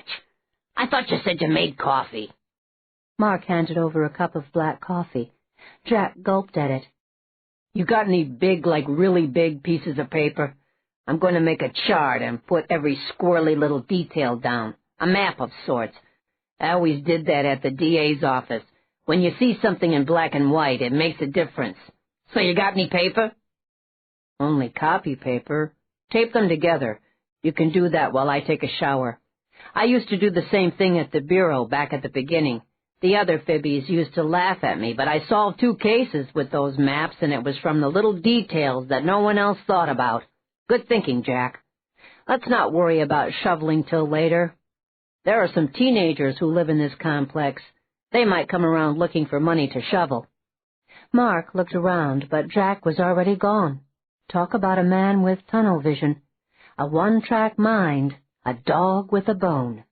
Jack was that man. The women entered the kitchen, rosy-cheeked and laughing. They were all covered with snow. Myra ushered them into the laundry room, where they shed their outer gear. Myra smiled as Julia hugged her. "Thank you for that, Myra. I don't know when I've ever had so much fun." She grinned and said, "Well, maybe that day we learned to ride those motorcycles. That was fun. You should have seen Murphy chasing us all. He didn't want to sit in his seat except when it was time to come in. Now where's that hot chocolate and all those marshmallows?" Charles filled oversized soup cups with the creamy hot chocolate, the marshmallows melting into a gooey white mess on top. They all laughed at their sticky white mustaches as they regaled Myra and Charles with stories about their childish escapade in the snow. And then it was over and time to descend the stone steps to the tunnels. The laughter and camaraderie was left behind in the kitchen as they once again donned the black hooded robes. It was now time to do what they'd come here to do, time to exact Myra's vengeance for the killing of her daughter. Nothing in the cell block of the tunnel had changed since Myra and Charles's earlier visit. The rap music was still reverberating along the walls. The food on the platter was seriously depleted. John Chai was still screaming, hoarse now with the effort. Catherine walked over to the cell. "Shut up. No one is interested in anything you have to say. Keep it up, and when it's my turn with the bamboo cane, you'll wish you had listened." John Chai moved as far back in the cell as he could go. Fear and hatred shone from his eyes, but he was not above a little begging. He dropped to his knees, his hands outstretched. "Don't do this. I'll give you anything you want. I'll do anything you want me to do. Caning is... Please, don't do that to me." "You're whining, Chinese boy. I have to tell you, it is not manly, nor is it becoming from someone of your family's prominence," Nicky snarled. "Come on now, be a man and step forward, or we'll come in there and drag you out. We'll be taking pictures as we do it. How's that going to look back in China? You'll be a joke to your people." Chai looked from one woman to the other, hoping to see some reluctance on their part. All he could see past the hooded robes was stony confirmation that nothing he said would sway their decision to cane him within an inch of his life. If there had been anything in his stomach, he would have retched at the sight of the bamboo cane that would take the skin right off his body. He started to shake as he cried and begged to deaf ears. Charles unlocked the heavy iron door. Catherine and Nicky walked into the cell. Chai bounced up, literally leaping in the air, his legs kicking out in both directions, knocking both Catherine and Nicky to the ground. With his arms straight out in front of him, he charged through the open cell door and used the fingers of his right hand to jab Myra in the throat in a lightning-quick motion while his left hand, fingers stiff as rods, stabbed at Charles's nose. Alexis squealed as she threw the platter of food at him, while Julia ducked around and ran to Nicky and Catherine, who were struggling to their feet. Yoko stripped off her robe and dropped to a crouch, her arms positioned the same as Chai's. Yoko's voice took on a sing-song lilt. "Let's see how good you are, Mr. Chai. I know every move you know, and then some. You learned your art to intimidate people. I learned mine to kill." Charles, his eyes wide with horror, did his best to mop at the blood gushing from his nose, which he knew was broken, as Myra struggled to breathe. He prayed that Chai hadn't crushed her larynx. "Are you perhaps waiting for a bus, Mr. Chai?" Yoko sing-songed. In the blink of an eye she was off the ground, twirling this way and that, her legs outstretched like those of a gymnast. Chai moved, but still took the brunt of her foot in the middle of his stomach. He went down, but was back on his feet in the time it took to take a breath, his own feet and hands lashing out. Yoko danced away, then, quicker than lightning, moved forward to jab Chai deep in the throat. He gagged, doubled over, but remained on his feet. She lashed out with her foot and then hooked him behind the knee. He went down and she was on his back, the collar of his shirt in both her hands. Without breaking a sweat, she bent his head forward and banged it against the earthen floor until he passed out. "Where in the damn hell did you learn to do that?" Catherine gasped as she clutched at her tender stomach. "From my aunts, the women who raised me. We learn this art as soon as we can walk. It is mandatory. I excelled," she said proudly. "I think we should tie him up now. To that beam over there. Is everyone all right?" Myra looked around at the girls. "I'm fine. What I mean is I will be fine. Charles, is your nose broken?" "I'm afraid so, dear. I can't believe I was asleep at the switch. I'm beyond embarrassed. Let's get Mr. Chai trussed up before he tries another go at us. Excellent work, Yoko. One day you will teach me some of those movements. Absolutely wonderful." Yoko tried to look demure, but she was having too good a time. "It will be my pleasure, Charles." Myra looked from one to the other. "I think we should go upstairs for some tea. Tea always makes things better. Don't you agree, girls? We need to get Charles to a doctor. Myra, there's nothing they can do for a broken nose. Julia is here. She can do whatever has to be done. Besides, how would a doctor get out here in all this snow? Tea is a wonderful idea. Are you sure you're all right, my dear? Charles, I will survive. Come along, girls. We're going upstairs for tea. Mr. Chai can wait. We have the rest of his life. 15.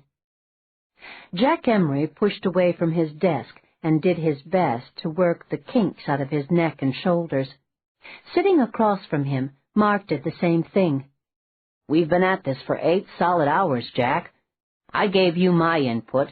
What are you putting on the table, if anything? Jack rubbed at his temples. He had a throbbing headache that seemed to be getting worse by the hour. Maybe he needed glasses. He made a mental note to schedule an eye doctor appointment. He pointed to the sloppy-looking map he'd taped to the wall across from where he and Mark were sitting. Every stinking miserable detail is up there. It goes all the way back to the day Barbara Rutledge was killed. I didn't leave a thing out. It's all there. But I'm missing something. It's there, Mark, right in front of us. What am I missing? The ex-FBI agent shrugged. I don't know, Jack. I'm seeing what you're seeing. I agree we're missing something here, but what is it? The unlikely group of women. What's that all about? I don't know why, but I think Nikki is the one who brought them all together. The black girl is an ex-con. Ask yourself why Myra would socialize with an ex-con. Her defense was that she was falsely accused. The Asian girl is another question. My background check on her didn't bring up anything significant, so she remains a question mark.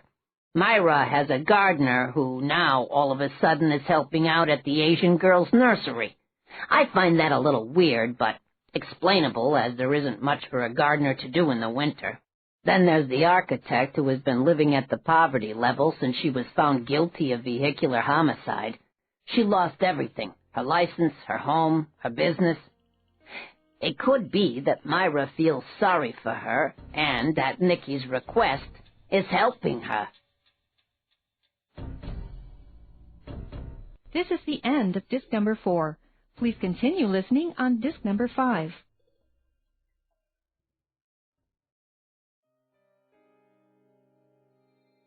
This is disc number 5.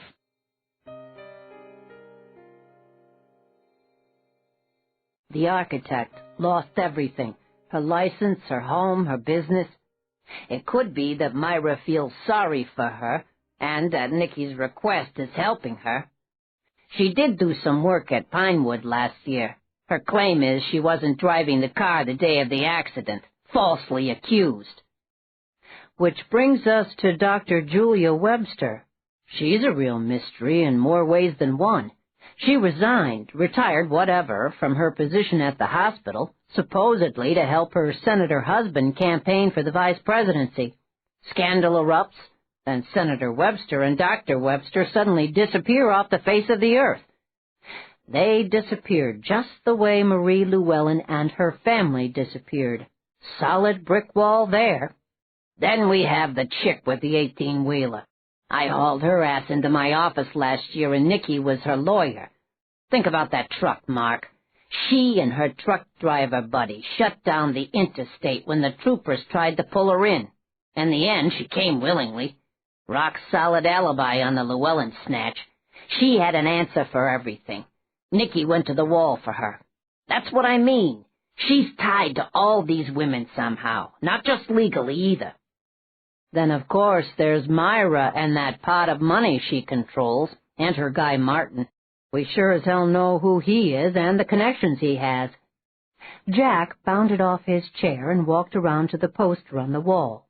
With a red grease pencil, he printed the words, Lucas, 18-wheeler, Martin, connections. Underneath that, he wrote, Myra, pots of money, followed by ex-con, architect, falsely accused. The last two names to be added with the red grease pencil were Nikki, exceptionally sharp lawyer, Myra's adopted daughter, Barbara's sister, and then Asian girl? The question mark means she doesn't compute. Do you agree or disagree, Mark? Well, yeah, I do. What could the Asian girl bring to this particular party? Plants, flowers, shrubs, what? Jack added another word, Chinese. The guy who killed Myra's daughter was a Chinese diplomat's son with diplomatic immunity. They whisked him out of the country in less than 24 hours. If he comes back here, it is my understanding that he can be arrested and prosecuted. He ain't coming back, Mark. At least not willingly. Mark's eyes popped. Martin, Nicky, the Asian girl, and the ex-con flew to China for 4 or 5 days. They brought back a guest, an old guy who looked frail and sick. Jack stomped his foot. Key word here, Mark. Looked old and frail. The grease pencil squealed on the paper as Jack scribbled. Then an old lady shows up mid-afternoon. Old lady, old man, a switch? Why? What would be the purpose? Keep that train of thought. Old lady arrives, old guy leaves. Everyone at Pinewood except Charles left that night, in separate vehicles, except for Nicky, who drove the old guy. What we don't know is where she took him. Think, Mark, where would she take him? A hospital? But you checked the database at all the local hospitals and no one matching his description was admitted that night. Clinics do not keep overnight patients. A relative? Possible, but doubtful. They returned in less than 3 hours, so they couldn't have gone too far. The ex-con picked up another guest, a woman who looks like a cowgirl, complete with Stetson and boots. Nicky dropped off the old guy somewhere, and the ex-con picks up a cowgirl. How do we explain the cowgirl? Mark started to pace. Whatever it is, they planned it. Hey, Jack, did you ever consider the Chinese embassy? There's 3 of them. 2 are on Connecticut Avenue. I don't know offhand where the other one is. That would make sense. Martin brings the old guy here because he needs medical help. Who better to help him than his own people at the Chinese embassy? I gotta tell you, the cowgirl has me stumped. I don't think she's part of all this. More than likely she's a friend they invited for Thanksgiving. People do that, Jack. Invite people who will be alone. That's what Thanksgiving is all about. Nah, those women don't do things like that. They're all meaner than snakes. The cowgirl is important somehow. We just have to figure out the why of it.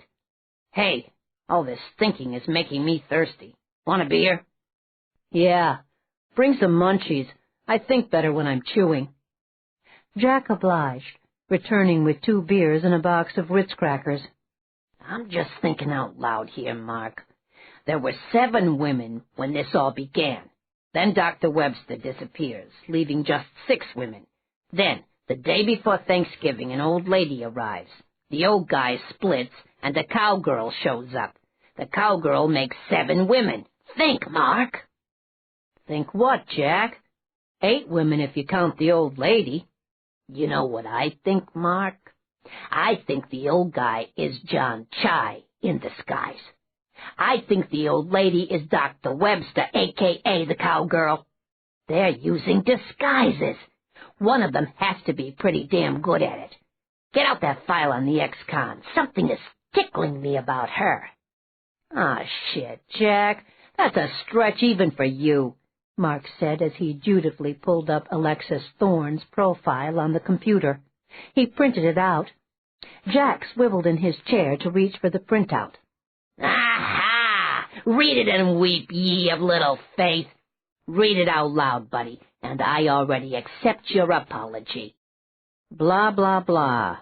Subject had acting aspirations but no talent. Intense interest in little theater. Volunteer makeup artist. Excelled in costume design. She had a mentor who taught her everything he knew. But volunteer work didn't pay, so with her degree in business, she went to work for a small brokerage house and did quite well until she was arrested for securities fraud. She still volunteered nights and weekends at the little theater. It says here she travels with a red bag. A big red bag. That's in addition to her purse and a suitcase when she goes to Pinewood. Nicky Quinn is her attorney. Jack thumped his beer bottle on the desk. Do you still think I'm nuts? Let's come up with a story and call those 3 embassies. Depending on the information we get, if any, I'm going to call Nicky and arrange a meeting. Man, you do love living dangerously, don't you, Jack? A word of advice, keep remembering those gold shields. Oh, yeah. How could I forget those gold shields? Start thinking, Mark. We need to come up with a sympathetic story for the Chinese. Julia peeled off her latex gloves and tossed them in the trash. You have to keep the ice pack on for as long as you can stand it. Ideally 20 minutes on, 20 minutes off. Since you refused to go to the hospital, I did the best I could. If that monster had used the palm of his hand to push your nose in up to your brain, you'd be dead, Charles. Be grateful, if you can, that your nose is just broken.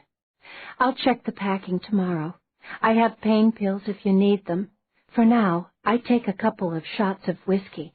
I know you want your wits about you. I just want you to know I have the pain pills if you need them. Thank you, Julia. I'm going to clean up and change my clothes. Make more tea, Myra.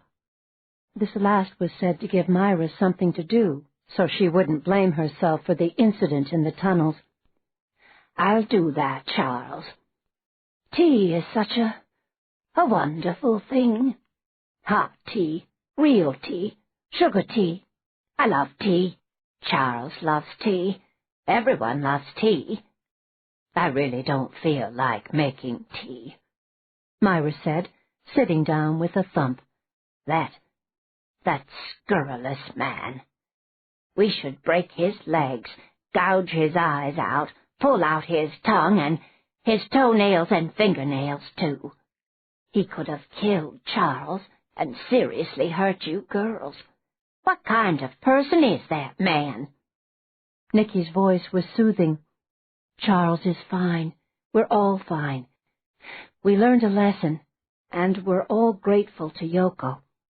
Don't worry about the tea. We're up to here, Nicky said, motioning to her throat, with tea. You need to relax now or you won't be any good to us. We need you. Charles is fine.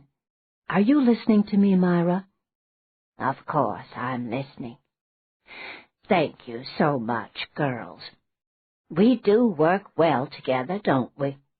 We're the best, Catherine said. She turned to Yoko. Baby, you need to teach us how to do all that stuff you did down there. When you have time, that is. It will be my pleasure, Catherine. Anyone can learn the movements. The real art is in cleansing your mind and being one with what you are doing. It is instinctive to a certain degree. I can do that, Catherine said. Well, I think I can do that.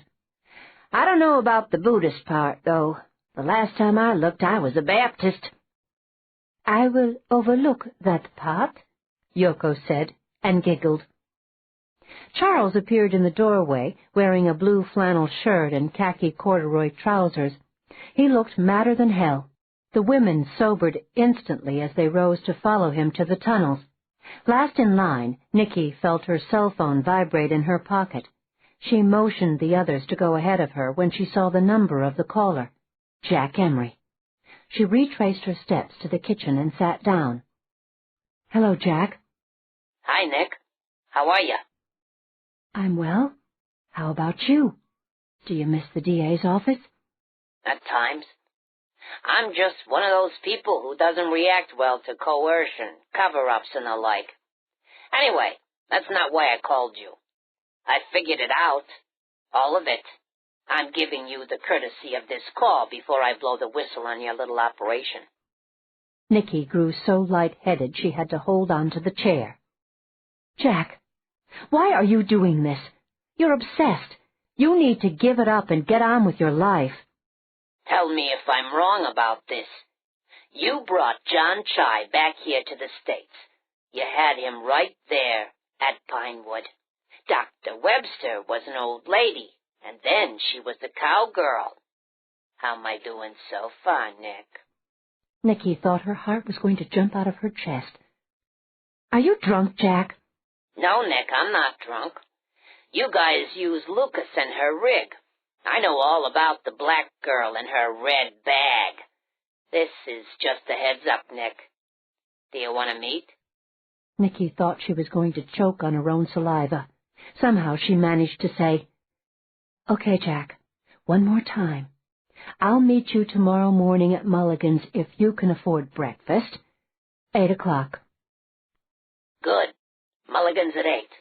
I'm flush enough for donuts and coffee. Nicky blinked when the line went dead. She shoved the cell phone back into her pocket. She was shaking so badly she had to bend over to take deep breaths before she raced to the tunnels. Right now, she didn't have time to think about Jack and his threatening phone call. She'd think about all that later. The rap music was turned off, but the lights were still blinding. No one questioned Nicky about her phone call.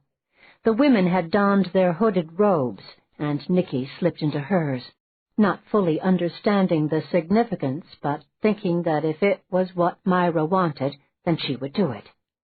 Maybe they used black robes in China for this sort of thing. She was still so light-headed after Jack's phone call that she couldn't think straight. How did Jack figure it all out? Was he guessing? Did he have proof? Would he really turn her and the others over to the authorities? There you are, dear. Is everything all right? You look pale. Mr. Chai is securely trussed up, so don't worry about him getting loose. Nicky shivered inside the flimsy black robe. I'm all right, Myra.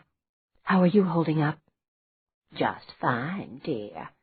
Now that I know Charles is all right, I did have a few bad moments there. I can't say I blame our guest for going berserk. Under the same circumstances, I would fight like a tiger. I think most people would. Mr. Chai seems to have accepted his present situation, at least for now. He looks quite docile, don't you think? He's tied up, Myra. He really doesn't have any choice. If he moves or struggles, his bonds cut into his flesh. He's not quite as belligerent as he was before he threw his little tantrum that we managed to squelch. He's such an unsavory person, Myra said. Always the lady. He's a ring-tailed son of a bitch, Myra, Nicky said through her clenched teeth. And Jack Emery knows all about him, she thought. Nicky drew Myra aside and whispered, Did you and Charles decide what we're going to do with Chai once this is all over? I'm not sure, dear. I think the plan is to drop him off at the Chinese embassy. That may have changed since we discussed it. We did discuss sending him to England. Personally, I don't much care where he goes or what he does once I get finished with him. Do you have any suggestions, Nicky? If something comes to me, I'll let you know. Are you ready, Myra? I'm ready, dear. Myra reached for the bamboo cane. 16. It was a ceremony of sorts. The 7 women stepped aside so that Myra could go to the head of the line. Charles's expression was inscrutable, his hands rock steady. This was his vengeance as much as it was Myra's. Barbara was his daughter, too. It was his decision, not Myra's, to keep it a secret, even from Barbara, who had loved him dearly.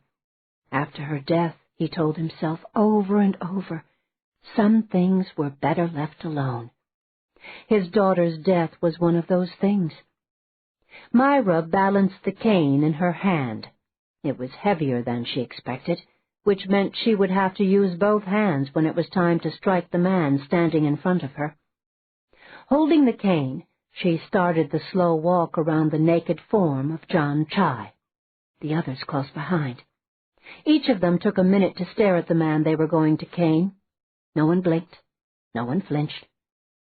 John Chai begged with his eyes, and then he sobbed as he pleaded for mercy. The women ignored him as they took up positions behind Myra. When Chai's sobs stopped, the silence was so total, it was deafening. The women expected Myra to make a short speech, but she didn't. Instead, she raised the cane and said, "You know why this is happening. Don't insult me again by begging." The cane found its mark in the middle of Chai's shoulders, the tails flinging to the right and left. Olive-colored skin flew in all directions.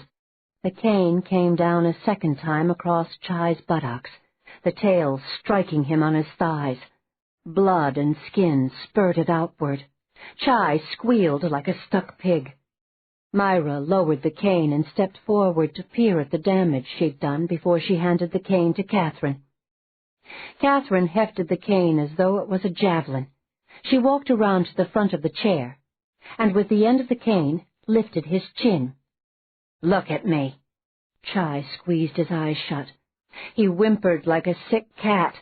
Catherine backed up several steps, flexed the cane as she judged the distance, and tried to figure out how much damage the tails could do.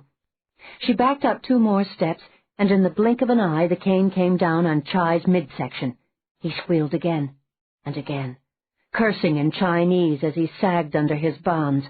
The cane came up again, and Catherine brought it down across his groin, the bamboo tails splitting every inch of skin they came in contact with. Chai passed out as Catherine handed the cane over to Yoko. Yoko aimed for Chai's bald head and whipped the cane as fast as she could. Chai's head and face were no longer distinguishable. She stepped back and handed the cane to Nikki. Nikki gritted her teeth as she struck out with the cane to lash at Chai's knees and legs. Then she handed the weapon to Alexis, who walked behind the man to cane his thighs. She brought the weapon down twice before handing the cane over to Isabel, who finished the job by caning the backs of the Chinese man's legs. Isabel handed over the cane to Julia, who shook her head and whispered, "There's no more flesh to cane." She handed the cane to Charles, who did his best not to look at the flesh and blood sticking to the bamboo strips. He tossed the cane to the ground and walked over to John Chai to inspect his battered body. He nodded to the women that it was time for them to leave. None of them needed to be told twice. They scurried quicker than the rats as they made their way out of the tunnels. In the kitchen, they looked at one another, their faces shocked at what they'd just done. "Tea, anyone?" Myra said. "Screw the tea, Myra. We need something a little more substantial. Where's the hard stuff?" Myra pointed to the cabinet. Catherine withdrew 2 bottles of 100-proof brandy and handed them around. "This is no time for social manners. Swig and pass the bottle around." They didn't sip. They gulped, even Myra. "I never saw a skinned man before," Alexis said hoarsely. "Is it going to ruin your life now that you've seen it?" asked Catherine, tougher than nails. Alexis took another gulp of brandy before she responded. "Not one little bit." Julia's voice was quiet, conversational. "He could get a massive infection and die." "Yes, that could happen, but it won't. Charles knows exactly what to do. Mr. Chai is being taken care of as we speak," Myra said. "However, the man will never be the same again, now that we've exacted my vengeance. I want to thank you all for everything you've done to help me. Perhaps we should retire now." "Is there anything I can do to help Charles?" Julia asked. "No, dear, there is nothing for you to do. Charles has everything under control. Good night, girls." Their eyes solemn, The women waved to Myra as she made her way to the kitchen staircase that led to the second floor. They started to chatter the moment their leader was out of earshot. "Will the man die, Julia?" It was the question they all wanted to ask, but only Yoko voiced it. Julia poked her finger into the dirt of her plant sitting under the kitchen skylight.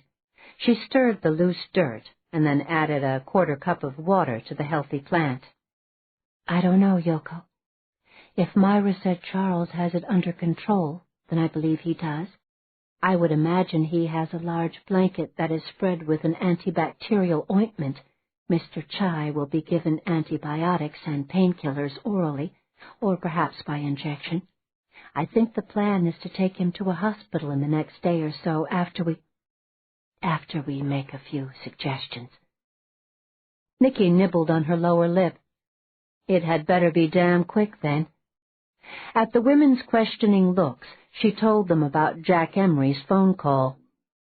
"He's on to us," Alexis moaned, imagining life in a prison cell again. "My God. What are we going to do? Are you going to meet him? Why don't you want Myra and Charles to know?" "I didn't want to spoil Myra's. She waited so long.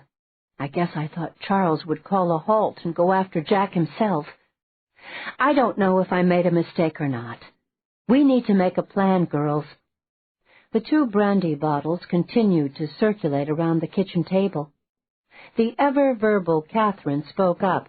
"It sounds to me like Jack Emery has really pieced everything together. We can't pretend we don't know about it for your sake, Nicky. And let's not forget his friend Mark Lane." All eyes turned toward Nicky. They waited. Her voice was cold and tight when she said, "I agreed to meet him to stall him so Myra could have her revenge this evening. What else could I do? Look, if you're worried about me, don't be. I know where my allegiance lies. I'll do whatever I have to do as long as we all agree." Isabel asked, "Are you still in love with Jack?" Nicky leaned back in her chair. Her first reaction was to lie. "Yes, but that doesn't change anything. Jack is prepared to go to the authorities, and I belong to the group, so he won't bat an eye about turning me in if he has proof. But the operative word here is proof. Does he have any? I don't know. Is he blowing smoke? I don't know. He's got his theories, and those theories are on the money. Sooner or later, someone in authority is going to listen to him. I'm surprised he hasn't gone to some newspaper reporter. I think we're safe until he does that. The flip side to that is, then it's too late for all of us. So let's spin this. I'll go with the majority." Upstairs, Myra sat down on the top step and hugged her knees. Tears rolled down her cheeks. Murphy did his best to lick them away. Myra reached out to stroke the shepherd's head. "Mom, you need to tell Charles." "Oh, Barbara, is that you? Oh, thank you for coming to talk to me. I think about you every minute of the day. What is it you want me to tell Charles, dear?" "You have to tell him about Jack and Nicky. Don't pretend you didn't hear what they were saying down there. Charles needs to know. By the way, you did good down there, Mom." More tears rolled down Myra's cheeks. Then why don't I feel better? We skinned that horrible man because he took you and your unborn child away from us. I'll be a murderer if he dies." "He's not going to die, Mom. People like him live to ripe old ages. You were right about something, though. He's never going to be the same. His life as he knew it will never be what it was. His best hope is that he has some good memories to make his new life bearable. You need to go down to the tunnels and talk to Charles. We have to watch out for Nicky and the others. Jack Emery can ruin everything you're doing and planning on doing in the future. Are you listening to me, Mom?" "Of course I'm listening, Barbara. Nicky still loves Jack.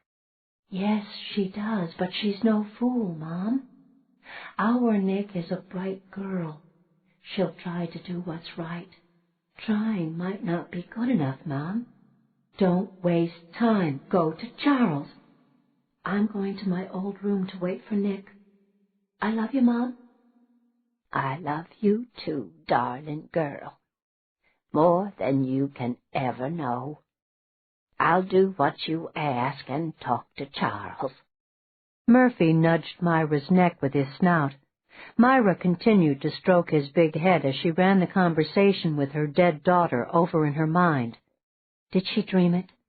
Was it all the brandy she'd had in the kitchen? Or was it wishful thinking on her part? Maybe all of the above. Holding on to the stair railing, Myra got to her feet, feeling 100 years old, ancient, as she made her way down the long hallway that led to the spiral staircase in the middle of the house. She quietly made her way down the steps, Murphy at her side. She stopped at the bottom to listen. She could hear voices in the kitchen, but she couldn't distinguish the words. She then made her way to the secret door, Murphy still with her, nudging her along. Myra came to a stop when she reached the opening in the tunnel that led to John Chai's cell. All traces of what had gone on a short while ago were gone. Even the platter of food was nowhere to be seen. The bamboo cane and the CD player were also gone. Charles was leaning against the wall, staring into the cell where John Chai lay wrapped in a pristine white blanket soaked with a soothing antibacterial salve. His face and head glistened with the same antibacterial ointment. Myra thought he looked dead. Murphy walked over to Charles and poked his leg with his snout. Charles continued to stare into the cell. What is it, Myra? She told him all about Jack Emery. Ah, another problem. Well, I have all night to think about it. I want to stay here in case Mr. Chai tries to unwrap himself. Myra's voice was bitter. And if he does, he could get an infection and die on us. That will make us murderers. We don't want that, Myra. We may be many things, my dear, but we are not murderers. Tomorrow evening he will be taken to a private hospital. That's it? Myra asked in disbelief. For a moment she looked outraged. There's a little more to it, Charles said carefully. My people will take over from there.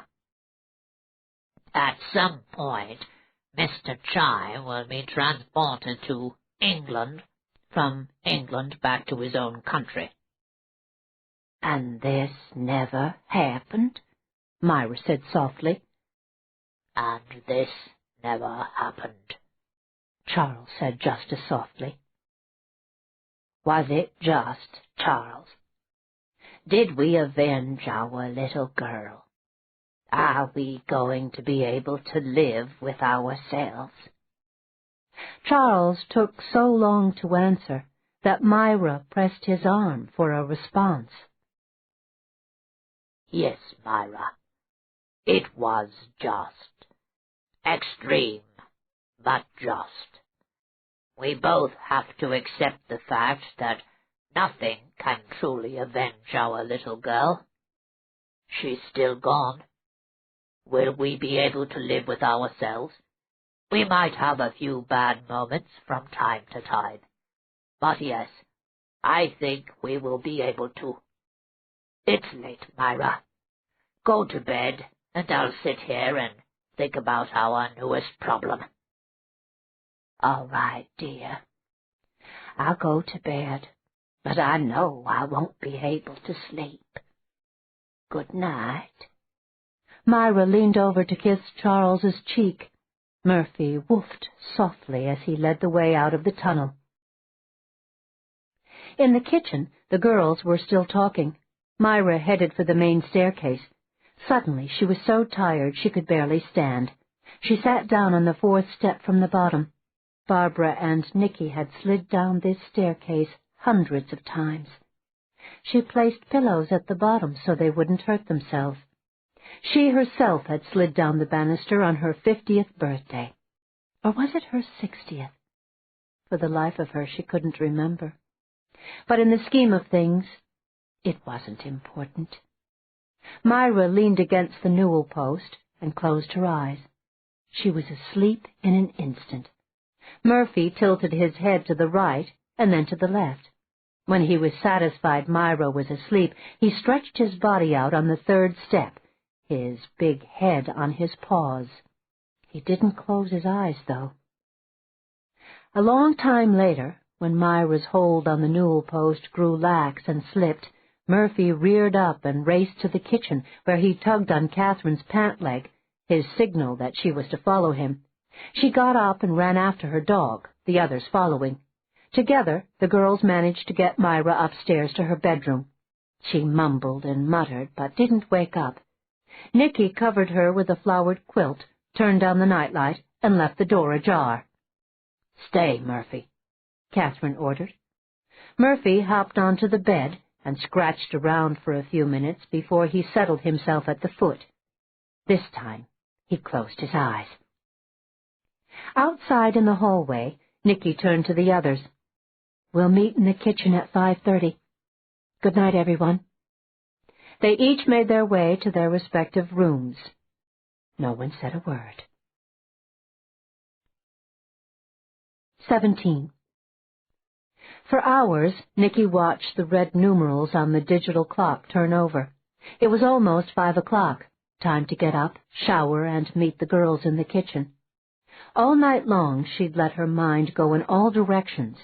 She was no closer to knowing what to do about Jack Emery than she was when she went to bed hours ago.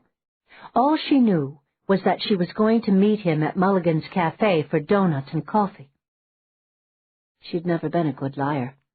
When she was a child, Myra had drummed into her and Barbara both that the truth will set you free. Not this time, Myra. Not this time. The truth will land us all in jail with Jack Emery standing on the other side taunting us the way we taunted John Chai. During the long hours of the night, she'd toyed with the idea of asking Jack and his partner to join the Sisterhood. If she did that, it would be an admission of guilt. She still loved Jack, but she didn't trust him, just the way he didn't trust her. How sad this all was. Nicky swung her legs over the side of the bed and headed for the shower. She looked back once to see if the rocker was moving or if Willie, Barbara's worn teddy bear, was where she'd left him. Everything in her bedroom looked normal. She felt sick to her stomach when she brushed her teeth. Nicky was in and out of the shower within minutes. As she dressed for the day, she craned her neck to see what the weather was like outside. Darkness. Suddenly, she wanted to cry the way she'd cried as a child when her problems seemed insurmountable. One last look in the mirror showed dark circles under her eyes. She shrugged. At least they would match her navy wool sweater and matching slacks. She wore no makeup. What was the point? She was almost to the door when she walked back to the small dressing table to spray perfume on her wrists and the lobes of her ears. The room still looked normal. The rocker was still, and Willie was right where she'd left him. Nicky closed her eyes for a second, hoping she'd hear Barbara's voice when she reopened them. It didn't happen. She was on her own. Shoulders slumped, she made her way down the hall and down to the kitchen. Nicky blinked when her foot hit the last step. The girls were seated at the kitchen table, even Myra. Charles was serving breakfast. How had she not noticed the fragrant aromas? How's our guest? Was all Nicky could think to ask. Charles took a moment to look up from the grapefruit he was scoring. Mr. Chai is resting as comfortably as can be expected. He is heavily sedated, but his vital signs are stable. He isn't going to perish, if that's your next question. Nicky reached up for the grapefruit. She wondered if she would be able to eat it. She tried, but in the end she slid it to the middle of the table before she reached for her coffee cup. "Are you girls ready to hear our plan?" Myra asked as she gazed at Nicky. "The girls told me you were going to go to meet Jack Emery and then play it by ear. I'm afraid we need more of a plan. Charles thinks he might have a solution." "I'm certainly all ears," Alexis said. "We all are," Isabel agreed. "For starters," Charles said, "the roads are clear, so driving is no problem. They are predicting several more inches of snow later this evening, but that won't interfere with our plans." Nicky stared out of the kitchen window. The new day was just beginning. In another few minutes it would be blinding white outdoors. She gritted her teeth. "What are our plans, Charles?" "It's fairly simple. I think it will work and give us a little time to whisk Mr. Chai away from these premises and Julia back to Switzerland. You will meet Jack, at which point you will comment that he looks like he's coming down with a bug of some sort, the power of suggestion. I'm going to give you a pill to drop in his coffee. How you will do that is entirely up to you." At Nicky's look of concern, Charles hastened to add, "All it will do, Nicky, is to make him sweat, give him chills, and a terrible, terrible headache. He'll think he's coming down with the flu. He'll want to sleep within 10 minutes. You will be solicitous and offer to drive him home. Jack will have no other recourse but to accept your offer. However, you won't take him home. You'll take him to Marie Llewellyn's house. Isabel and Alexis, wearing minimal disguise, will go to Jack's apartment where, once inside, they will render his roommate, Mark Lane, useless, and then bring him to Marie Llewellyn's house to join Jack. Any questions so far?" Nicky looked around the table. The others were nodding their heads in approval. "Catherine, also in disguise, will play the part of a nurse and will stay with the two of them until it is safe for her to return to Pinewood. They will be so groggy and disoriented they won't have any clear memories of what transpired when they recover. No harm will come to either man. After Catherine leaves, they will recover with nothing worse than a hangover for their ordeal." Nicky groaned. She looked doubtful and voiced her concern. "Charles, how do you think I'm going to drop something in Jack's coffee without him seeing me do it?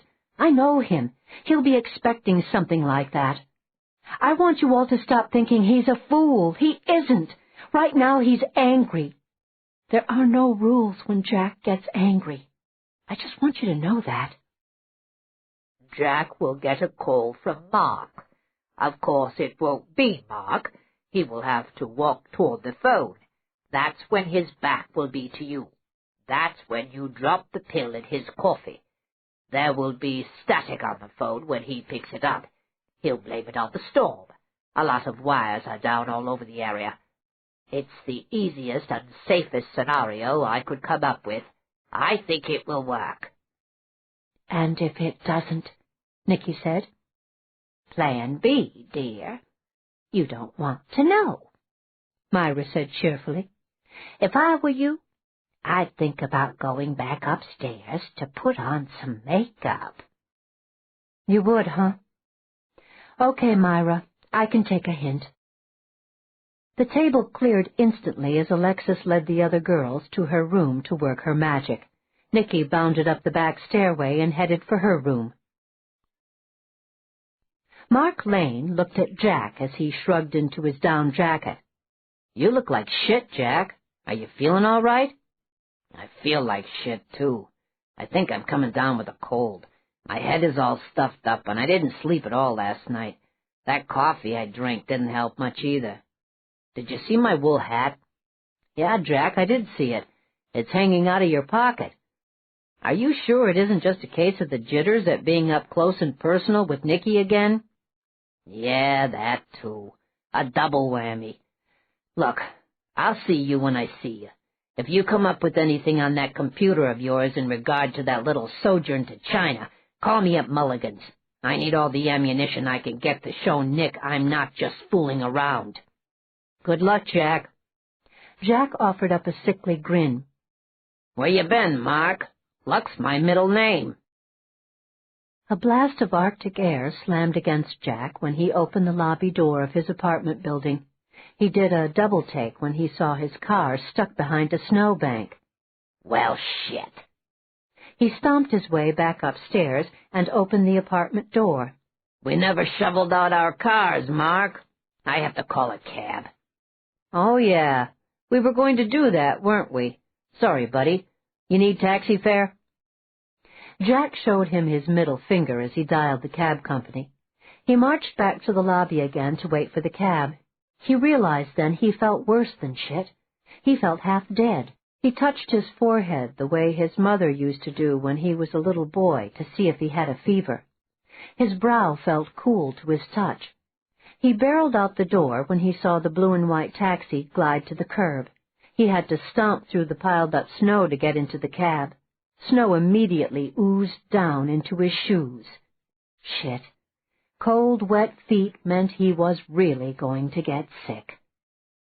Jack leaned back against the cracked leather seat and closed his eyes. He remembered 2 years ago when he'd gotten sick, and Nicky had played nurse. She'd made him hot buttered rum drinks and chicken soup and nursed him around the clock. In the whole of his life, he'd never felt so loved, so cared for. Somehow she'd convinced a doctor to make a house call, something unheard of in the district. She'd gone to the drugstore, picked up his prescriptions, set the timer on the stove to remind her to give him his medicine at precisely the right time. She'd even brought him fresh flowers to put on his nightstand. He wondered now if he would have died without her care. And now he was preparing to repay that love and devotion by sending her and her friends to jail. There was something wrong with this picture. "Hey, buddy, this is Mulligan's. You awake back there? That'll be $7.50. Any other time, Jack would have paid and given the driver a $1 tip. Today, he handed him a $10 bill and said, "Keep the change."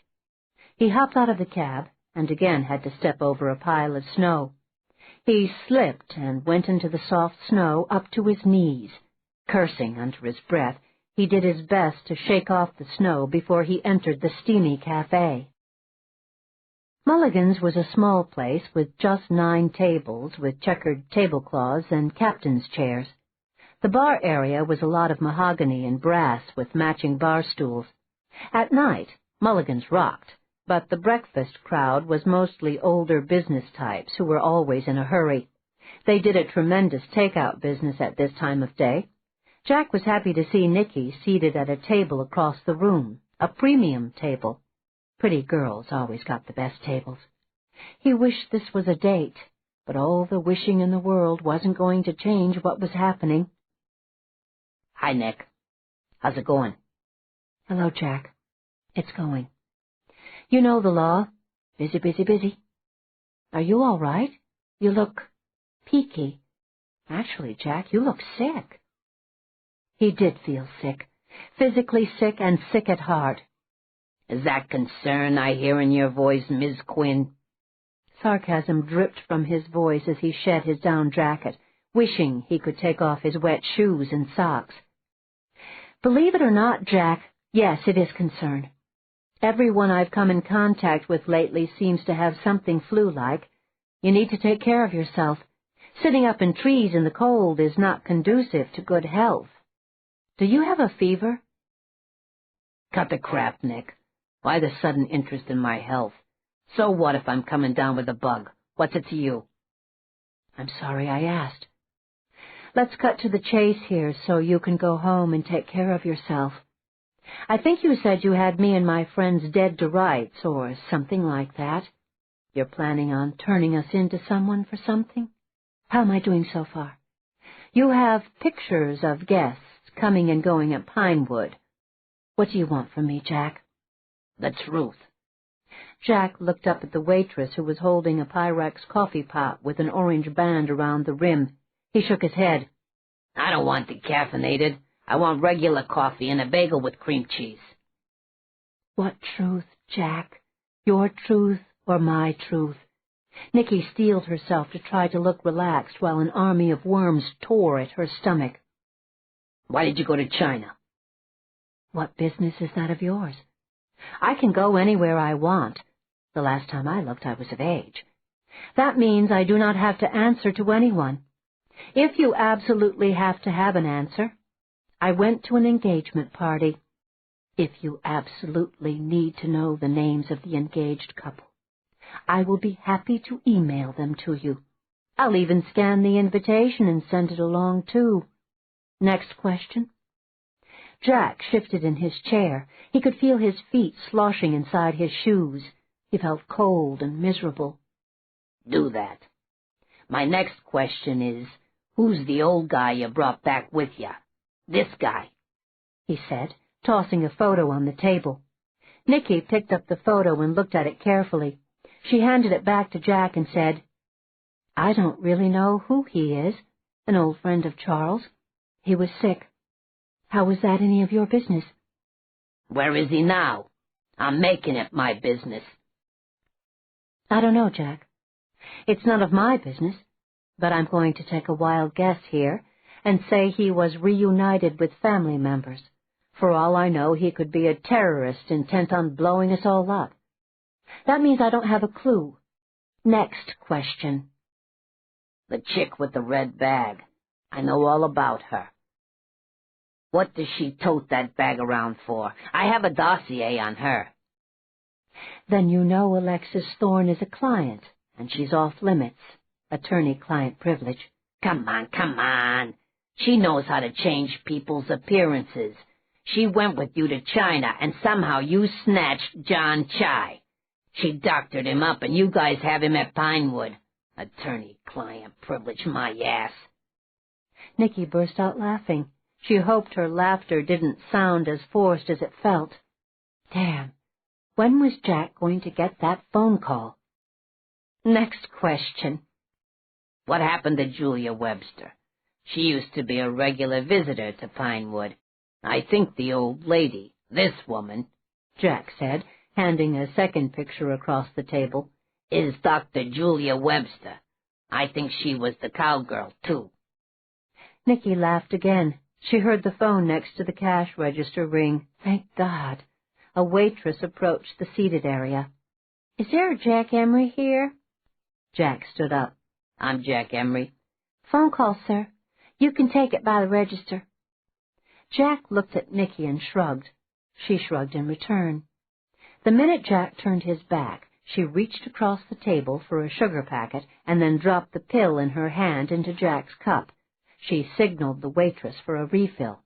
While the waitress was filling Jack's cup, Nicky picked up half the bagel and bit down. Jack returned to the table, a frown on his face.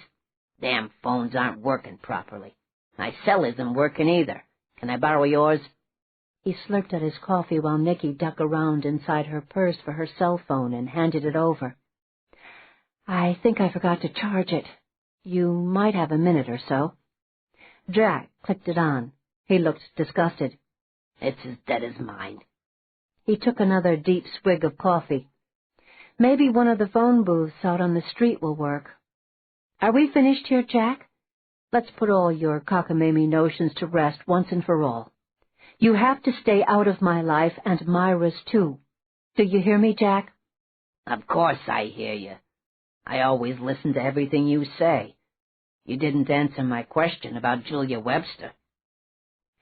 Julia is a client, too. It's the darndest thing, Jack. She disappeared without so much as a goodbye. She did pay her bill before she left. If you want my opinion, I think she couldn't take the embarrassment of her philandering husband, so she just packed up and left. I read the papers just like you do, Jack. Are you sure you're all right? Nicky asked, leaning across the table to peer closer at Jack. You don't look so good. Jack reached for a paper napkin and wiped at his face. The napkin came away drenched. I guess I am coming down with something. Will you ask the manager if he can call me a cab? I thought you said the phone wasn't working. Did you come here by cab? Yeah, we kinda forgot to shovel out our cars. I can drive you home, Jack. Are you still in the same apartment, or did you move? I moved in with Mark. Jesus, I can't remember the last time I felt this bad. It's like that time you took care of me. You know what? I'll take that ride if you don't mind. Nicky put on her jacket and zipped it up. She waited and watched as Jack struggled to fit his arms into his bulky jacket. In the end, she had to help him. Maybe I should take you to the hospital, Jack. I don't mind if that's what you want me to do. It's your decision. Damn, I can hardly stand up. You have to help me, Nick. No hospital. Nicky dropped some bills on the table before she put her arm around his shoulders. She felt lightheaded. He smelled so good, felt so comforting. Hang on to me, Jack. I'm parked right in front. I feel like a wuss, leaning on you like this. It's okay, Jack, you're sick. When you're sick, all the rules go out the window. Do you still love me, Nick? Okay, Jack, here's the car. Stretch out on the back seat. I'll have you home in bed before you know it. You didn't answer my question, Nick. I know.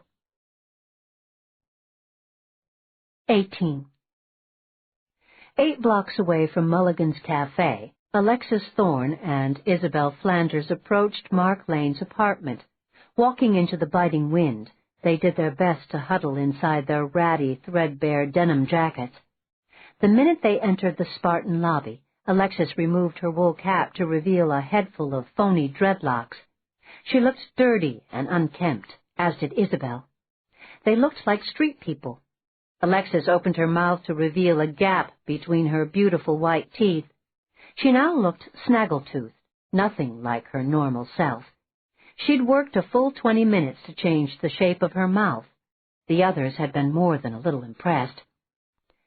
Okay, where's the damn paper? She hissed. Good thing this isn't the doorman building, or we'd never be admitted.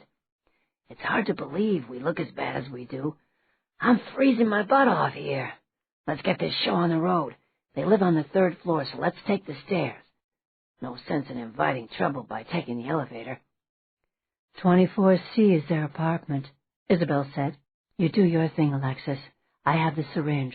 Julia said to shove it through his clothes and just aim for the general area of his ass.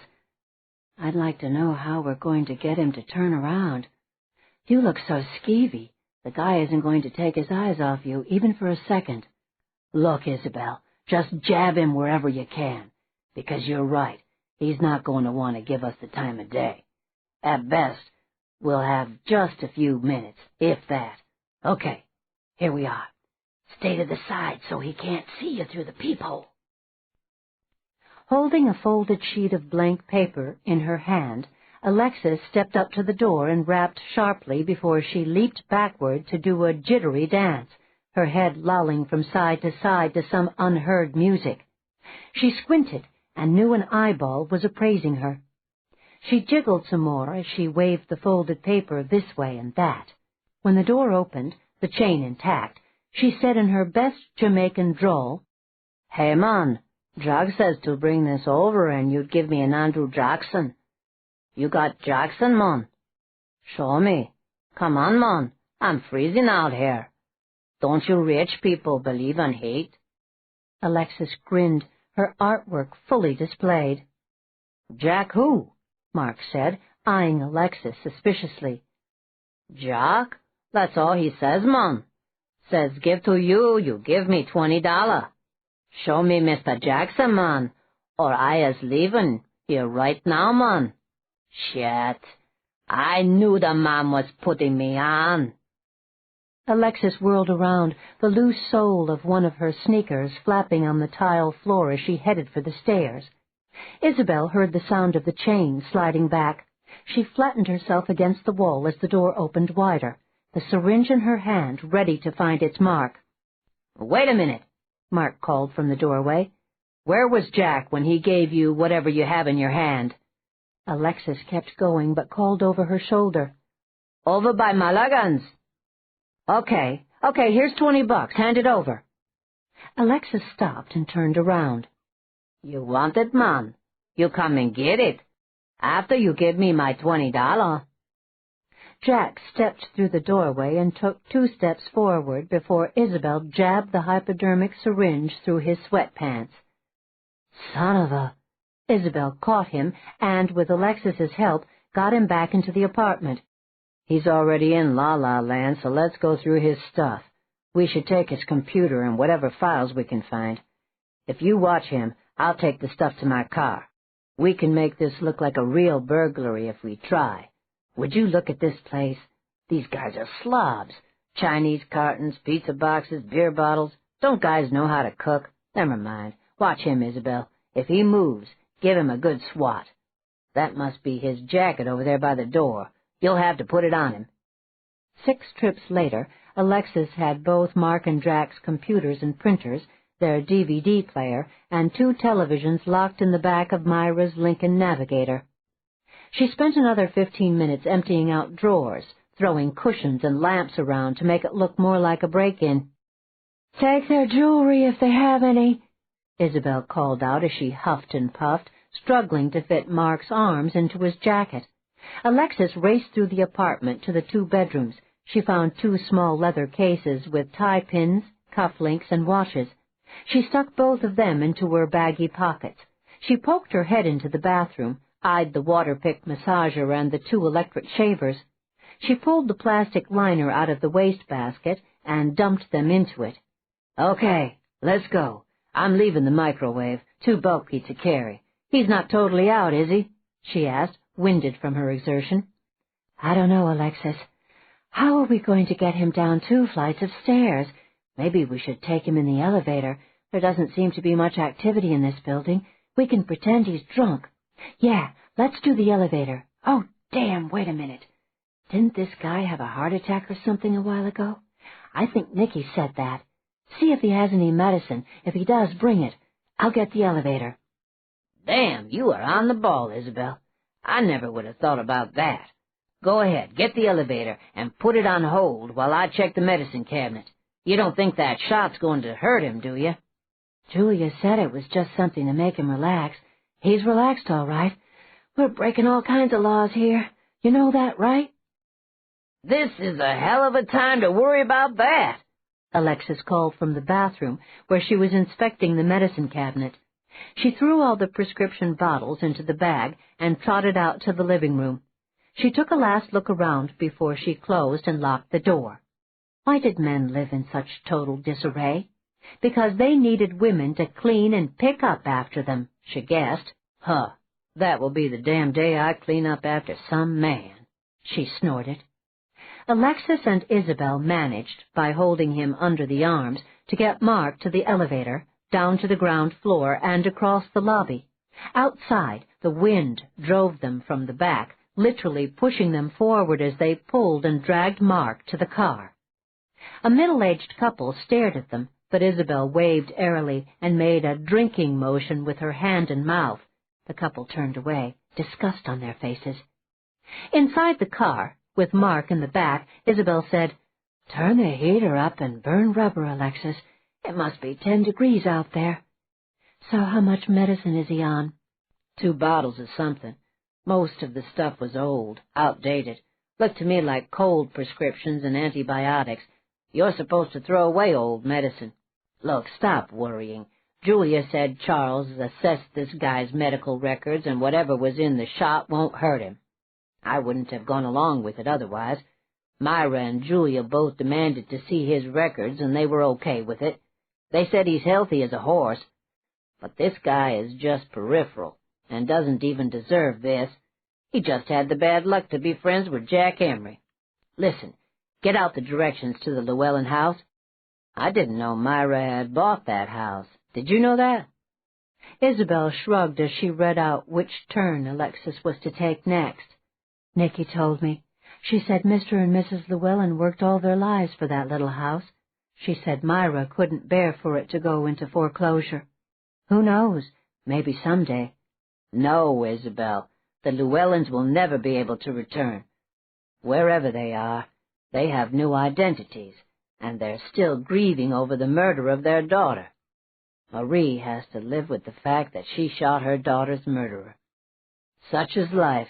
Crazy world we live in, huh? Yeah, it is crazy. Alexis, I can't get John Chai out of my mind. We skinned him. Yeah, we did. Skin grows back. Barbara Rutledge and her unborn baby are never coming back. Get over it, Isabel. Damn, this is a big car and hard to navigate. Isabel giggled.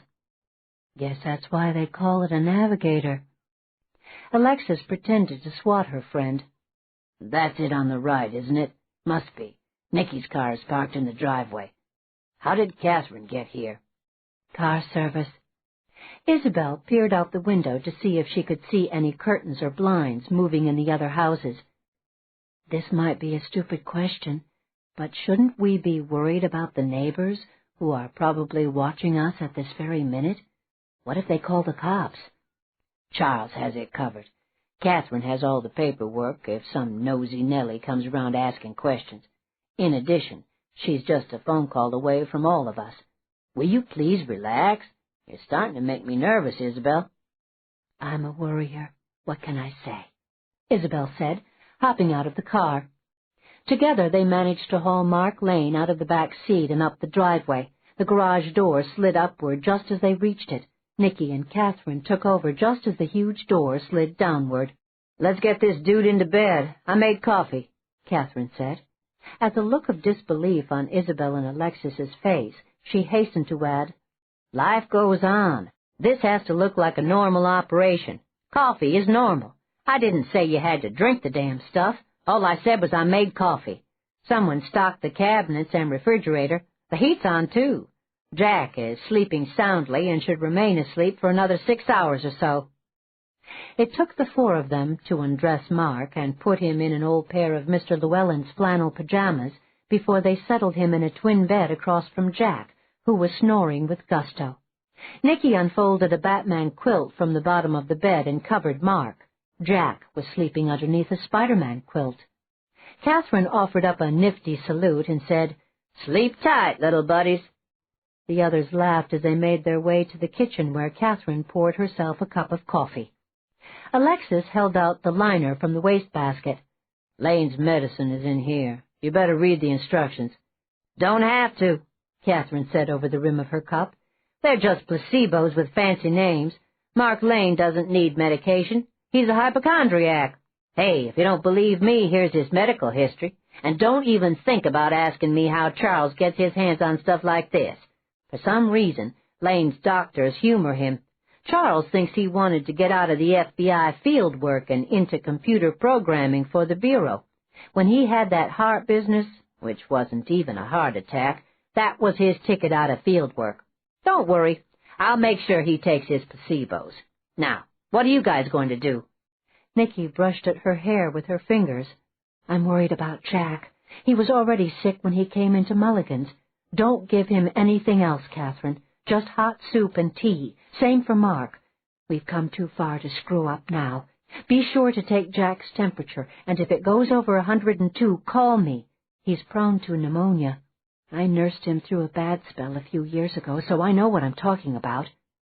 Catherine was about to say something smart and flip until she saw the genuine concern on Nicky's face. Okay, I'll watch him carefully. Look, if he takes a bad turn, I'll call 911. I know what to do. Nicky twirled the ends of her hair with her thumb and forefinger, a sign she was worried. I think I'll take his temperature before I leave. The rest of you finish your coffee. I'll be right back. Alexis snapped her fingers under Nicky's nose. Earth to Nicky. We aren't drinking coffee, and we're leaving now. We'll see you back at Pinewood. When Nicky returned to the kitchen, Catherine was on her second cup of coffee. Sit down a minute, Nicky. I need to ask you something. It'll just take a minute. Her jacket in hand, Nicky sat down, her eyes full of questions. I need to know how you can do this. You love Jack. I think it's the kind of love I had for my husband. It's eating you alive, isn't it? Nicky nodded. Yes. Yes, it is. But you would have to understand how close Barbara and I were, how much I loved her, how much I love Myra and Charles. They're my family, At the end of the day, Catherine, your family is all you have. I was going to be the baby's godmother. Jack was going to be the godfather. I was as excited as Barbara was when she found out she was pregnant. You didn't know Myra back then. After Barbara's death, I watched her waste away to nothing. She wanted to die to be with her daughter. It was the worst time of my life. Charles did everything he could, but you can't make a person eat. You can't make them care. All she did was sit in a chair 24 hours a day with the television tuned to CNN. She was hoping to see a picture of the man who killed her daughter. To my knowledge, the network never showed even one picture. I agreed to all this because it just wasn't fair that John Chai got off free. I know I swore to uphold the law just the way Jack did. We made some mistakes along the way, and he got suspicious.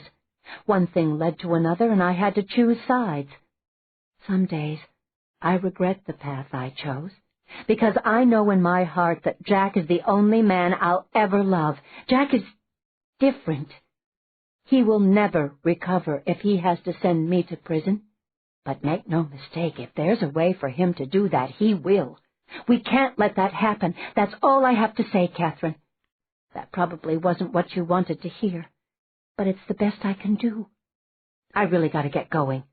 They might need help at the farm. Is there anything you want me to say to Julia other than goodbye? Nope, that's it. Take it easy, Nicky. Jack Emery isn't sending any of us to prison.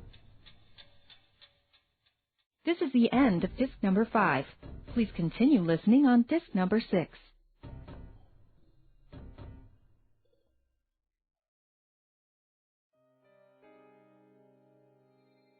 This is disc number 6.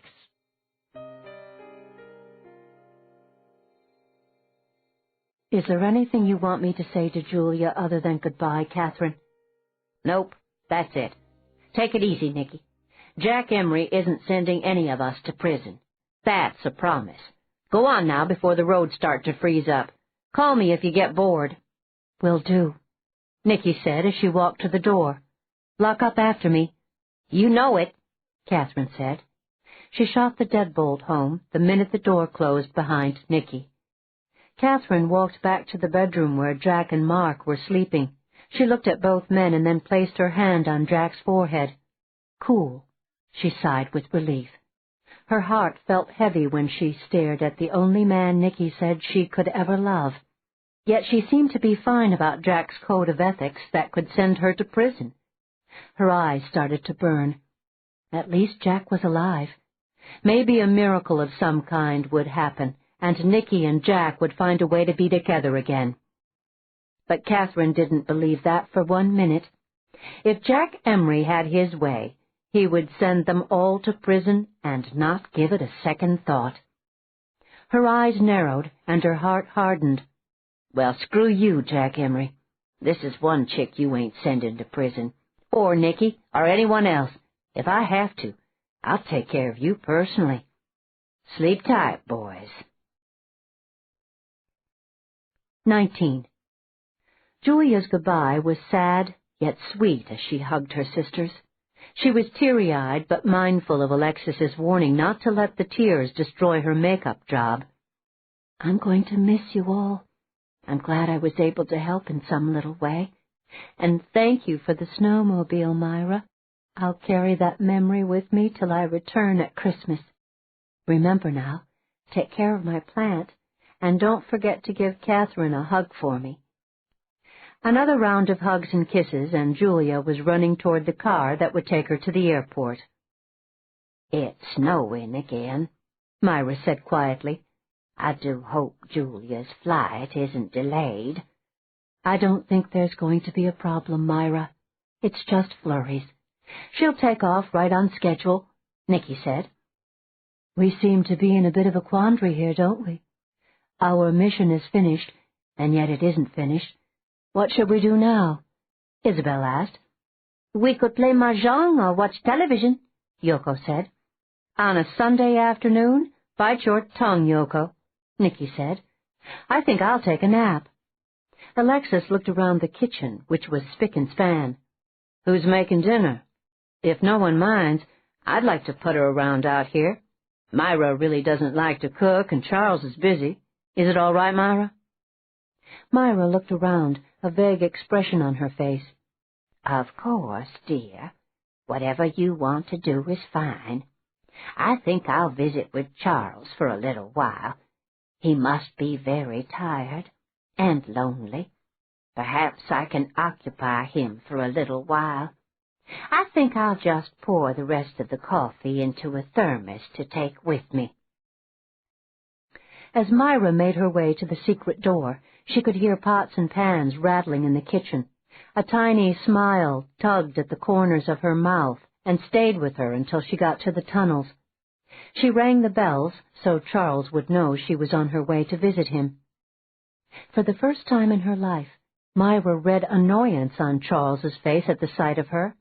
She was taken aback and stammered a greeting. She knew something was wrong. She could sense it. "What is it, Charles?" "It's nothing, Myra. Please, I don't want you down here. It's not good for you to keep seeing this man in his present condition." Charles led her farther down the tunnel, out of John Chai's earshot. "Charles, I am not some namby-pamby female. I have every right to see this man any time I want. It doesn't bother me to see him, and it doesn't bother me that we did what we did. Now, I want you to go into the house and take a nap. You look exhausted. Don't argue with me, Charles, because it's an order. Alexis is preparing dinner, and Nicky is taking a nap. Julia's gone. I rather imagine Yoko and Isabel will be reading or watching television, which leaves me at loose ends. By the way, it's snowing again." "I'm fine, Myra. I catnap. Little power naps work wonders. I really don't want you here." Hands on hips, Myra looked up at her beloved. "I don't really care, Charles. I'm staying, and you're going to take a nap. Why don't you tell me what's really wrong?" "Several hours ago, I went up to the war room to make a few phone calls. Su Chao Li is dead. No, Chai's people didn't get to him. Li made his way to England, and on his arrival he suffered a heart attack. It seems he'd been living on borrowed time for over a year. When we spoke in China, he alluded to the fact that he wasn't a youngster anymore, but he never let on that his health problems were serious. My people are sending me a secure fax soon. He was a good friend, a very good friend. I'm glad he died in England. I think that's why he wanted to return. He spoke several times about going back there, but I had the impression he meant sometime in the future. Of course, I'm aware that we may have escalated his departure." Myra stared into the dark cell where John Chai lay. "Will his death affect Mr. Chai's return to China?" "Possibly. My people told me Li vaporized his house. The only thing that remains is a pile of ash. No rubble. The airstrip on his land is still intact. That's the good news." Myra digested the information. "Go, Charles. You need to sleep in a bed for a few hours. You will smell a lot better if you take a shower. I don't want an argument, Charles. Go. I'll just sit here and watch Mr. Chai." "Has Catherine reported in?" "Yes, her patients are sleeping soundly. Jack's fever has gone down a little. Mr. Lane just sleeps. Obviously, both men were exhausted.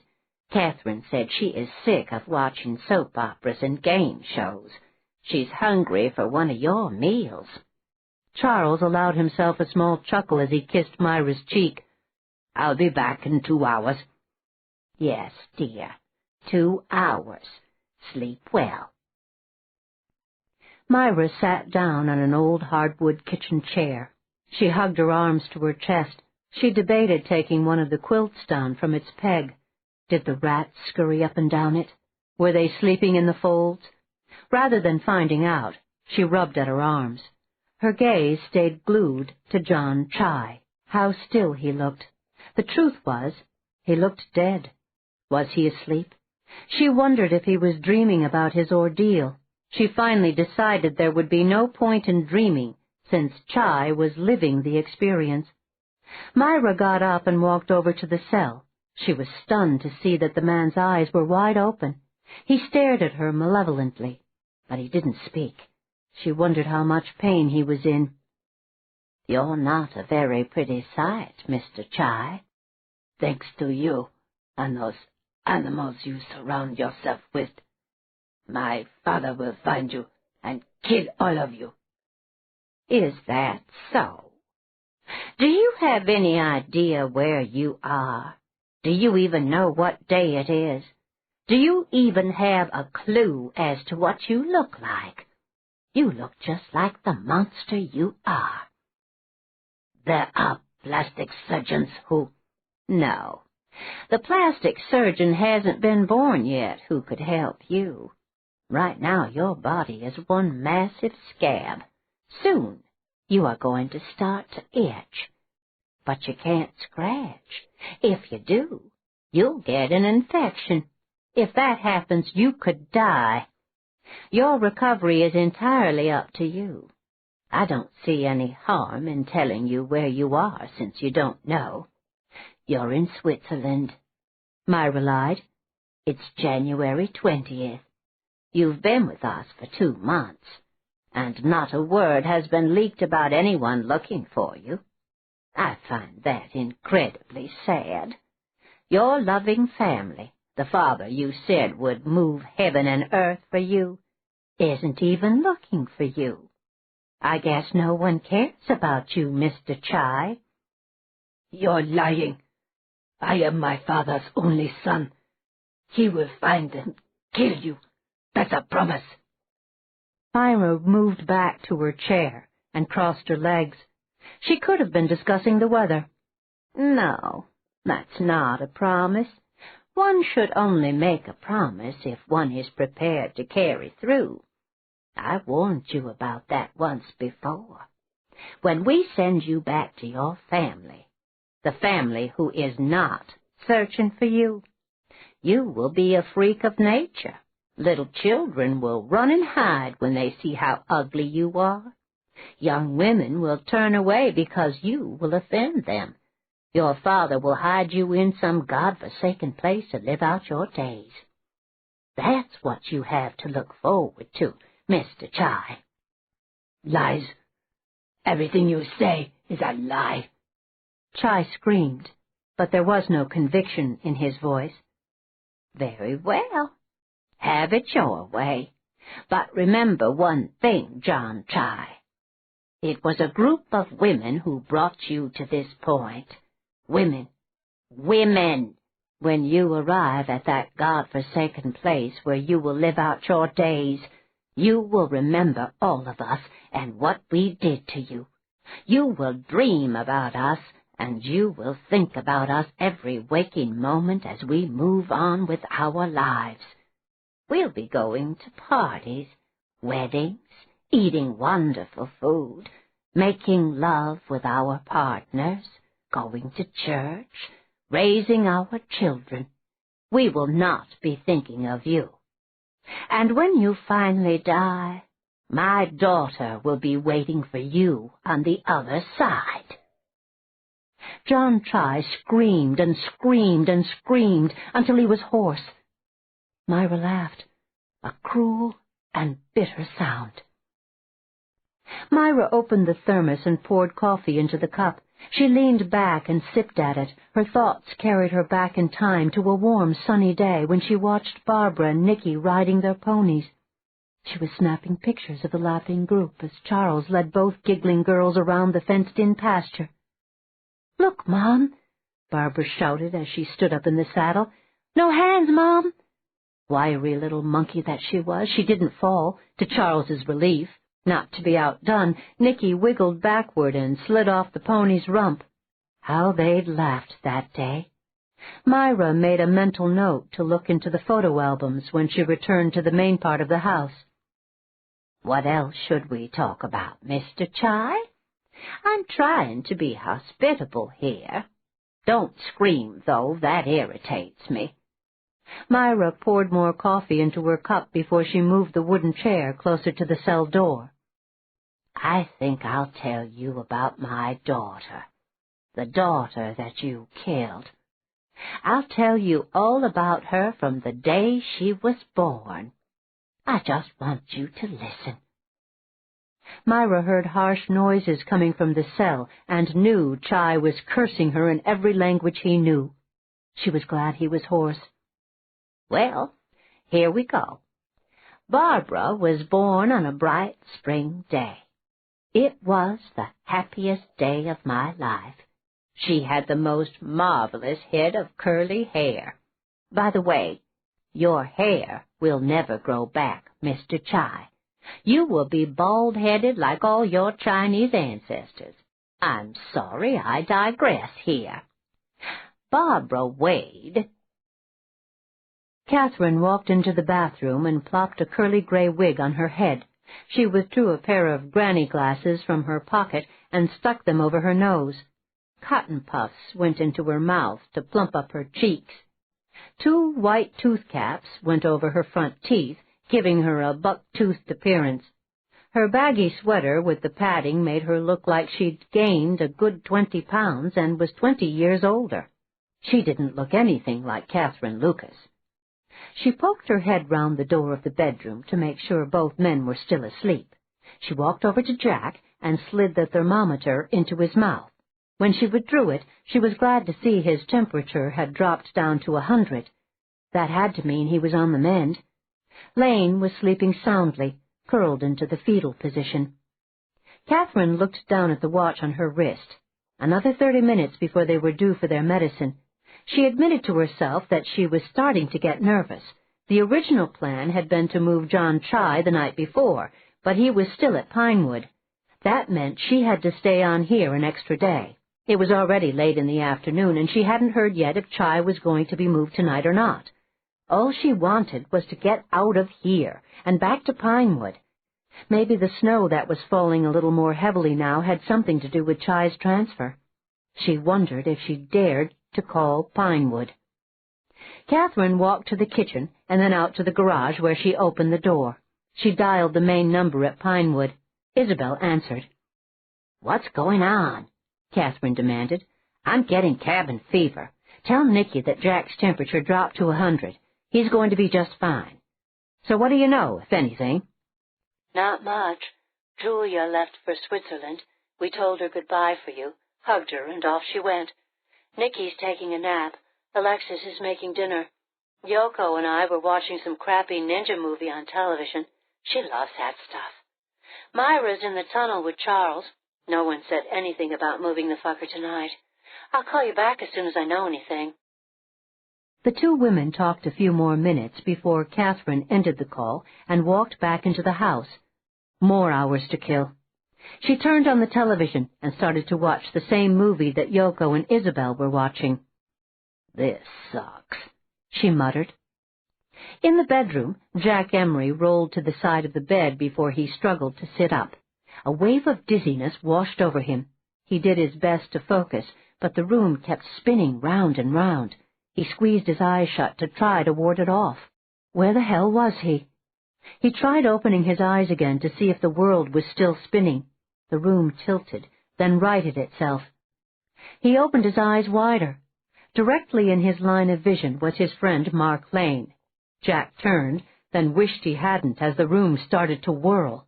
He shut his eyes as his arm snaked out to grasp the post on the headboard. This wasn't his room. He yanked at the Spider-Man quilt. This wasn't his either. He opened his eyes to see Mark snuggled under a Batman quilt. Something tugged at his memory. Where had he seen these quilts? On television? Online? Damn, he had to go to the bathroom. The only problem was he didn't know where the bathroom was. Jack struggled with his memory. He'd gone to see Nicky at Mulligan's.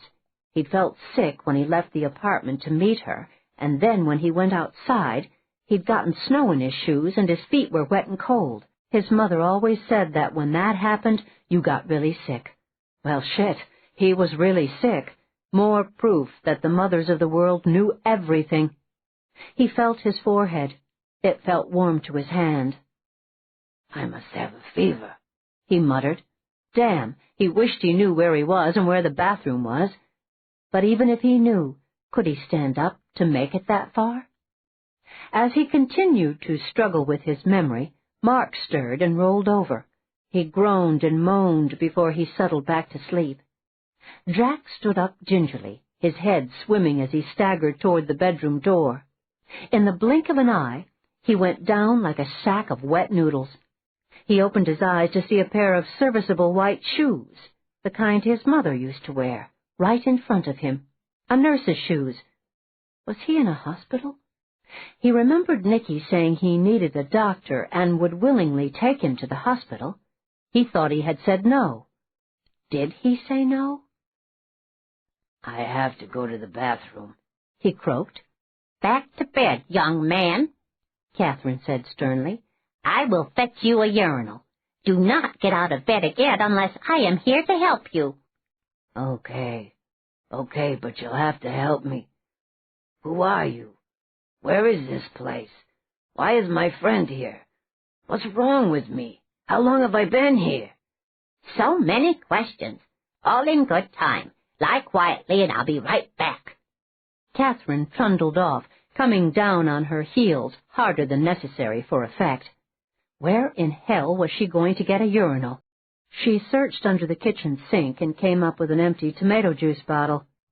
She quirked her eyebrow at the rather small opening, hoping that Jack Emery had a good aim. Back in the bedroom, she handed over the container and said, "We're rather short on supplies, so I had to improvise. Sick or not, if you miss, you clean up." "What the hell?" "There will be no swearing in my presence, young man. You will do well to remember that." Catherine turned her back and walked toward the door. It sounded like Niagara Falls behind her. "I'm done, and I didn't spill it either. Now will you answer my questions?" "I have to get your medicine ready, sir. Would you like some broth or hot tea?" Would he? Jack closed his eyes as he tried to decide if he was hungry or not. He decided he wasn't. He shook his head. Big mistake. The room whirled and twirled. "What the hell is wrong with me? Where is this place? Where's Nicky?"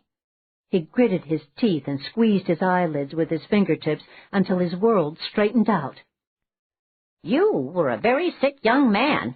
Miss Quinn brought you here for me to nurse you since you refused to go to a hospital. I'm a nurse. You are in my home.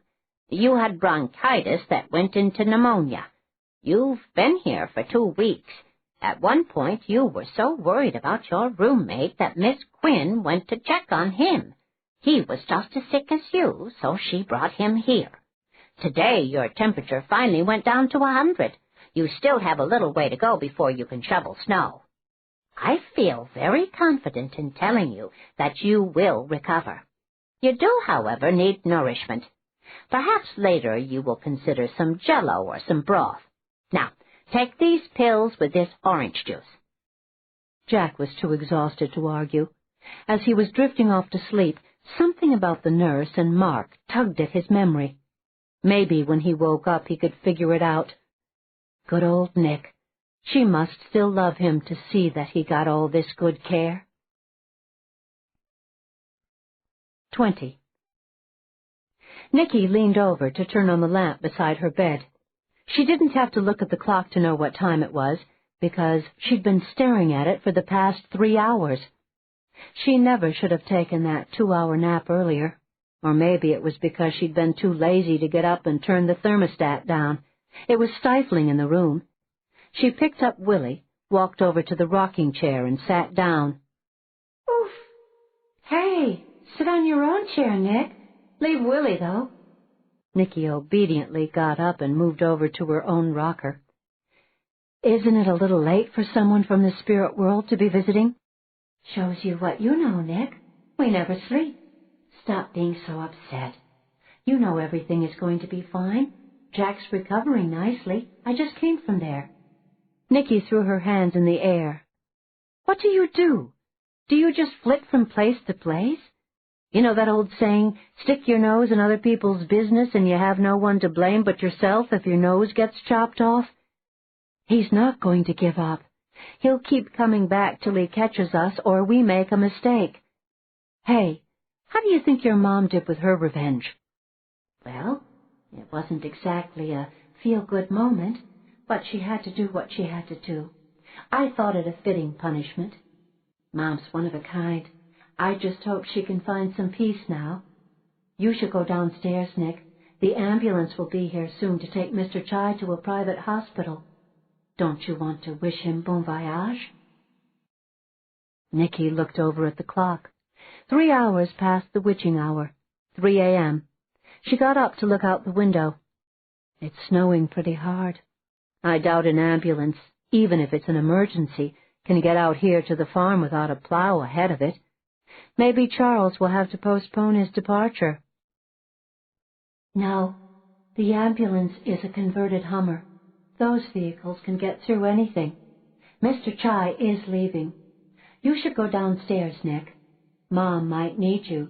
She's about ready to split her gut. You know how she can get sometimes. I'll stay here with Willie. Go, Nick.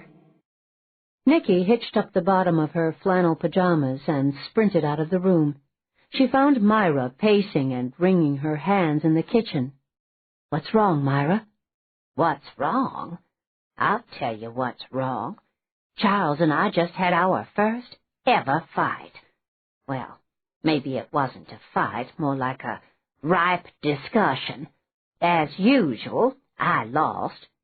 He thinks he can bring Chai up here by himself. I wanted to help, but he said no. I'd like it if you'd wake the girls and go down to the tunnel to help. He needs to yell at someone besides me. Put your slippers on, dear. 5 minutes later, the group was on the way to the tunnel. Charles looked up, dismay on his face. Nicky took the initiative. This is our gig, Charles, and we'll take him upstairs. Alexis, bring the ironing board over here. The ironing board? Charles exploded. Yeah, Charles, the ironing board. It makes a perfect gurney. He is sedated, isn't he? Of course he's sedated. An ironing board? In a million years I never would have thought of that. I was going to carry him over my shoulder. Okay, girls, let's do it. We'll slide him right off the bed and onto the ironing board. Alexis and Yoko hold the board steady. Isabel and I will slide him off. Myra, you tie those sheets around him so he doesn't slip as we carry him up the steps. What do you want me to do? Charles asked. Myra turned around. A wide grin stretched across her face. Watch what a group of women can do when they set their minds to something, dear. You also have to get out of the way so we can do what we came down here to do. Oh, and Charles, you need to... What's the word you spies use all the time? Ah, yes. Sanitize this place. Charles saluted smartly before he turned around so the others, especially Myra, couldn't see the wicked grin on his face. At the bottom of the steps, the women looked at one another and then at the steepness of the stone steps. Upper body strength is what we need here, Nicky said. Can you do it, Yoko? I'm okay with my end. If you are, Alexis will go first. Isabel will be behind me, and Myra will bring up the rear. Swing him around, Yoko, and I'll go first since I'm taller. Lift your end as high as you can. Isabel, you might have to help her. We can do this. On the count of 3, up we go. Nicky took a deep breath as she balanced the ironing board almost at shoulder level. This guy isn't exactly a featherweight. 8 long minutes later, Nicky gasped, We did it! Alexis, make sure those battery-operated warming packs didn't slip. He has to stay warm. The ambulance will be heated, but we don't want him getting a chill. He has to be alive and well when he leaves here. Myra looked up at the security monitor over the kitchen door. I can see the ambulance. I'm going to open the gates now. If anyone wants to say goodbye, this is the time to do it. The women ignored her. She reached up for the whistle and blew 2 sharp blasts. The guard dogs raced to the heated barn. The two men who got out of the ambulance were big and burly wrestler types. They breezed into the kitchen, looked at the ironing board, then at the women. Is this the patient? Now that's a brilliant deduction if I ever heard one. Alexis smirked. The men ignored her as they shook out a large warming blanket that they draped over the ironing board. And then they were gone. Myra looked dazed. I'll make tea, she said. Like hell you will, Isabel said as she reached into the cabinet for the liquor bottles. We have a problem, girls. We drank all the brandy during Myra's last tea-making episode. We're going to have to drink this fine old Kentucky bourbon that says it's over 100 proof and aged, whatever the hell that means. She tilted the bottle and took a healthy gulp before she passed the bottle around the table. Before long, the bottle was empty, and the women were as drunk as a bunch of skunks. Charles eyed them for a long minute when he entered the kitchen. He tried not to laugh as he carried them one by one up to the second floor. Myra was the last. He bent over her chair, his nose almost touching hers. I think it's time for bed, my darling. You are some kind of woman, Myra Rutledge. Myra opened one eye. Charles? Oh, I have so much to tell you. About my road trip with Catherine. We're going to the truckers' ball, but we have to get suitable outfits. I don't want to embarrass Catherine and her friends. Is it over, Charles? It's over, Myra. I'm drunk, Charles. The girls didn't want my tea. I had to do what they wanted. You don't think I'm going to turn into a sot, do you? I think I like beer better. I do love you. You are my prince, my shining knight, my love for all time. I will marry you. The girls can be our attendants. Charles laughed as he picked Myra up and slung her over his shoulder. I hope you remember this when you wake up, my dear. I've been asking you to marry me for 25 years. Oh, I'll remember, Charles. Maybe we can get married at the truckers' ball. Charles laughed so hard he almost dropped his most precious possession in the whole world. Catherine jerked awake when the cell phone in her pocket buzzed to life. She bounced out of her chair to go to the kitchen so her voice wouldn't carry to the two sleeping men down the hall. Charles, is something wrong? No, nothing is wrong. Our guest just left. An ambulance will be picking you up in exactly 45 minutes. They'll bring you here to Pinewood. Catherine, this is crucial, so listen to me. Sweep the house, clean everything you touched, even the handle on the toilet. Do not, I repeat, do not miss anything. Oh, I didn't know you were wearing surgical gloves. Julia gave them to you. Still, do as I say. When will your guests wake? By morning. I'll be waiting outside for the ambulance. Is Murphy all right? Murphy is fine. He's sleeping with Myra right now. He does miss you, though. Be careful, Catherine. Catherine raced through the small house, wiping and shining everything she thought she might have touched. She had a queasy moment when she looked at the tomato juice bottle filled with Jack's urine. She did what she had to do and moved on. When she was finished, she stood in the middle of the floor and looked around, trying to recollect what she had and hadn't touched. She looked down at the gloves she was still wearing.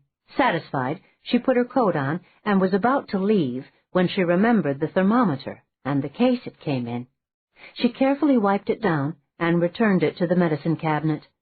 She was still wearing the surgical gloves when she locked the door behind her and stepped outside. Catherine was stunned at how hard it was snowing. It was 3:30. She thought about her footprints in the snow. How much more snow would fall before Jack and Mark woke up in the morning? How quiet and still everything was. She shivered inside her warm coat. She was at the end of the walkway the minute she saw the low square lights of the Hummer. A heavy-set man got out, helped her in, and then he and another man, carrying a strange-looking broom, proceeded to obliterate her tracks. The first man held a small machine that blew snow in all directions. Catherine watched, boggle-eyed. Who were these people?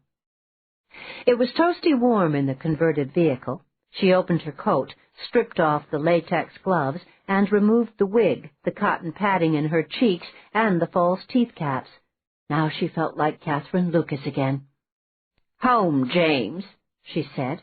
When neither man responded, Catherine leaned back in her seat and closed her eyes. Mark Lane woke first. He rolled over and stretched. Then he sighed. He finally opened his eyes and looked around. He looked down at the Batman quilt, and then across the room at Jack, who was snoring loudly. "Jack!" he bellowed. "Wake up!" What the hell? What the hell's wrong with you, Mark? "Open your goddamn eyes, Jack, and look around. Where the hell are we? Oh, Jesus, now I remember. Those two guys. They said they had a message from you and wanted $20. I never saw the second one till he jabbed me in the ass. Are you awake, Jack? Are you listening to me? Get up! Holy fucking shit, where is this place? How'd we get here? How did you get here?"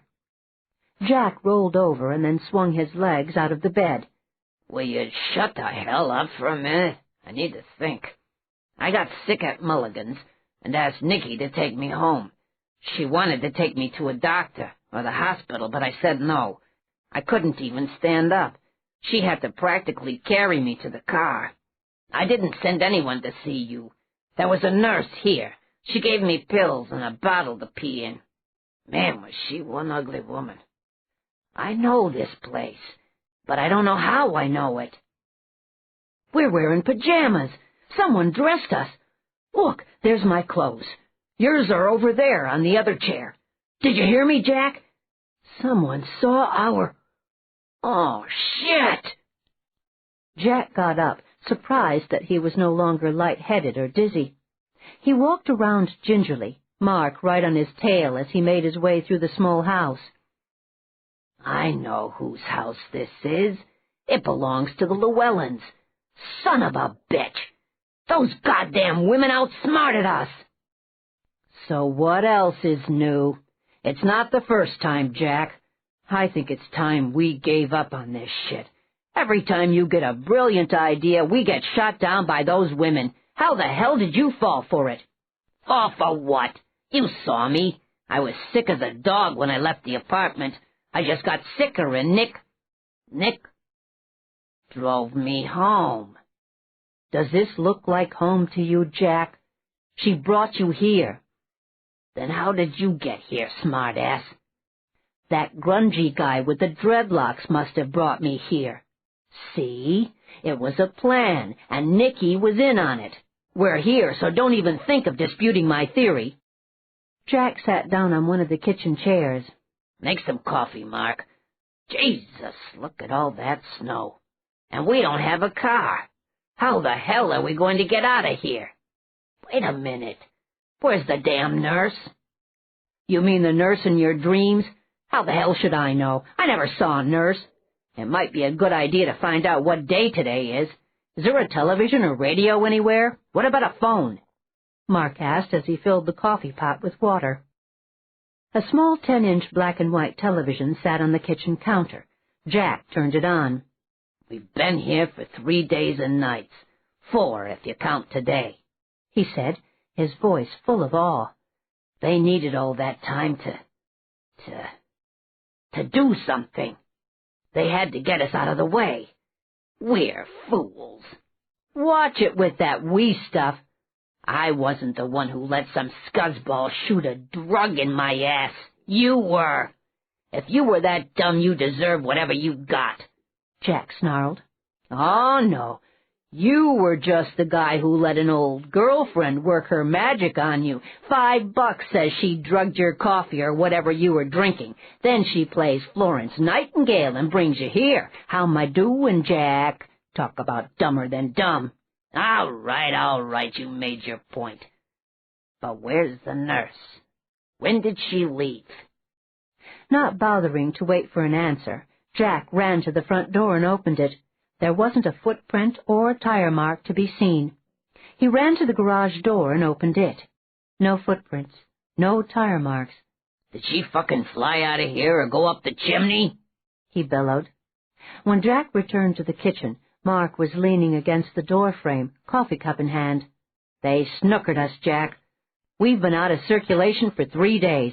This is just my opinion, but I would guess the nurse, and I use the term lightly, left after she drugged us up for the night. There's at least 10 inches of snow out there, and it's still falling. We're grounded, buddy. Yeah, looks like it. This isn't the end of it, Mark. Far from it. Famous last words, Jack. 21. A wet, freezing snow, in fact more sleet than snow, was cloaking the arthritic-looking trees in the English countryside. Inside the house, which doubled as a private hospital, a doctor and nurse, both dressed in sterile white, looked out the window, their eyes full of concern at the weather conditions. In the background, shrill screams and curses could be heard. The two-man medical team never speculated or gossiped about their patients. They did, however, discuss medical issues. For the first time in 3 decades, the nurse looked up at the doctor and said, "I can't wait till he leaves. He's driving me insane with his screams. You'll have to have me committed if the plane can't leave tonight." The doctor's face was grim, his lips pressed into a tight line. "They'll be committing 2 of us if the flight is cancelled. He should have quieted down an hour ago. He's fighting it, and it's working to his advantage." The heavy-set nurse, who had huge breasts, steel-gray hair, and a ferocious expression, stomped her foot in anger. "Christmas is in 2 days. I want to spend the holidays with my family. The man was supposed to leave a week ago. They made a promise to us." The tall, slim doctor's face took on an expression of annoyance. "We're healers, Maxine, not killers. He hadn't shed all his scabs last week. His new skin needs to be treated. He's screaming and cursing us because he itches. We'd be doing the same thing if we were in his position. The truth is, I doubt either one of us could cope with what that man is dealing with. I know I would be a raving lunatic by now. He refuses to accept the fact that we're helping him." The phone behind the couple began to ring. They looked at one another before the doctor walked across the room to pick it up. "Hospital," he said curtly, and then listened. He gave the nurse a thumbs up, meaning the patient would be leaving as scheduled. The doctor broke the connection. "It seems our employers found a daredevil pilot who is willing to transport our patient. For a huge sum of money, I might add. Someone will be here to pick the poor guy up." He looked down at his watch. "In exactly 1 hour from now. I have to get his paperwork ready, and then I'll help you to dress him. They want him unconscious when they arrive. We have to work quickly, Maxine." Where are they taking him? Do you know?" the nurse asked. The doctor looked up from the papers he was shuffling on his desk. "I don't know, and I don't care. Nor should you. We've kept the man alive. He's virtually healed, which means we did what we were supposed to do. If you want my guess, I'd say he's headed for his homeland, China. And we're headed home for the holidays." That was the most personal conversation the medical couple had ever had in their long years of service together for Her Majesty. John Chai struggled with the restraints that bound him to the narrow hospital bed. He stopped cursing and shrieking long enough to stare at the nurse in her starched white pants outfit. "Give me something to stop this itching! I demand that you help me! What kind of medical person are you, you fat pig?" "I'm the kind of fat pig who is not going to give you anything to stop your itching. You need to be quiet. I suspect you've already harmed your vocal cords. Be a good lad and lie quietly, and the itching will lessen." "If it takes me the rest of my life, I will find you and kill you. You and all those women who did that to me. Do you hear me, you fat pig?" Yes, I do hear you. You don't even know where you are or where you've been. So how are you going to go about this? The nurse asked as she opened the locked medicine cabinet. It doesn't matter. I'll find you. My father's people will find you. I never forget a face. I will kill you. The nurse turned around, a hypodermic in her hand. She tapped the top of it. A small squirt of liquid shot out. You big silly, she said, a smile on her face. You can't scare me. Then you're a crazy old fool. All women are fools. I'll get even with every last one of you. That's what you have to look forward to. If you don't lie still, this will hurt. It's your choice. John Chai closed his eyes. He'd had enough pain. They weren't killing him, and the nurse told the truth when she said they'd kept him alive. That had to mean that at some point he was going to be freed. Then it would be his turn for retribution. The Americans had a saying. What was it? He struggled to remember as the drug started to take hold. Oh, yes. What goes around, comes around. The nurse stood by the gurney in the entrance hall, but her eyes were on the doctor who waited by the window, a manila envelope containing John Chai's identity papers in his hands. There were 2 sets of papers, his real ones, under the name of John Chai, and a new set, compliments of Charles Martin's people. Chai had left China under the name of Gonjun, and was returning under the same name. When he reached his final destination, he would be carrying his real papers, which would show no entry or exit stamps of any kind, further proof that he'd never left his country. The doctor moved quickly. The ambulance is here, Maxine. Our car is right behind. It looks like you'll be able to go to that sale at Harrod's after all. The nurse sighed. Until now, she hadn't actually believed the ambulance would ever arrive. She took a quick look around. Doctor, where is the package that Mr. June arrived with? Good Lord, I almost forgot about that. The doctor sprinted over to a cabinet that contained office supplies and withdrew a package wrapped in shiny silver paper and a huge red velvet bow. A Christmas present, he surmised. He was glad he didn't know the contents, for he was certain it wasn't the kind of present he and Maxine would put under their Christmas trees. He placed it at the foot of the gurney. A blast of freezing air swept through the foyer. 2 men dressed in heavy white snow gear entered, handed over a sheet of paper that the doctor scanned before he scrawled his signature at the bottom. He, in turn, handed over the manila folder and then pointed to the silver package. Don't lose that in transit. I think it's important. Both men nodded as they wheeled the gurney through the doorway and down the path that led to the ambulance. The nurse shut the door and said the same thing that she'd said thousands of times over the years when a patient left their hands. Is the house secure, Doctor? The doctor responded to the question the same way he'd always responded. The house is secure, Maxine. The old nurse looked up and twinkled. Then let's burn some rubber, Doctor. Harrod's and my personal shopper are waiting for me. 14 hours later, a cute-as-a-button Chinese nurse with an infectious smile wheeled her patient through Cheplatkak Airport to customs. People stared, and she smiled. She handed over her passport as well as Gonjun's. She giggled like a schoolgirl when the attendant moved the gurney to lead the way just as the Christmas present, still at the foot of the gurney, was x-rayed and the gurney searched.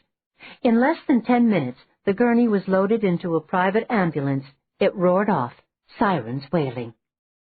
John Chai slept soundly as the driver raced to the countryside. On their arrival, the gurney was wheeled into the simple farmhouse.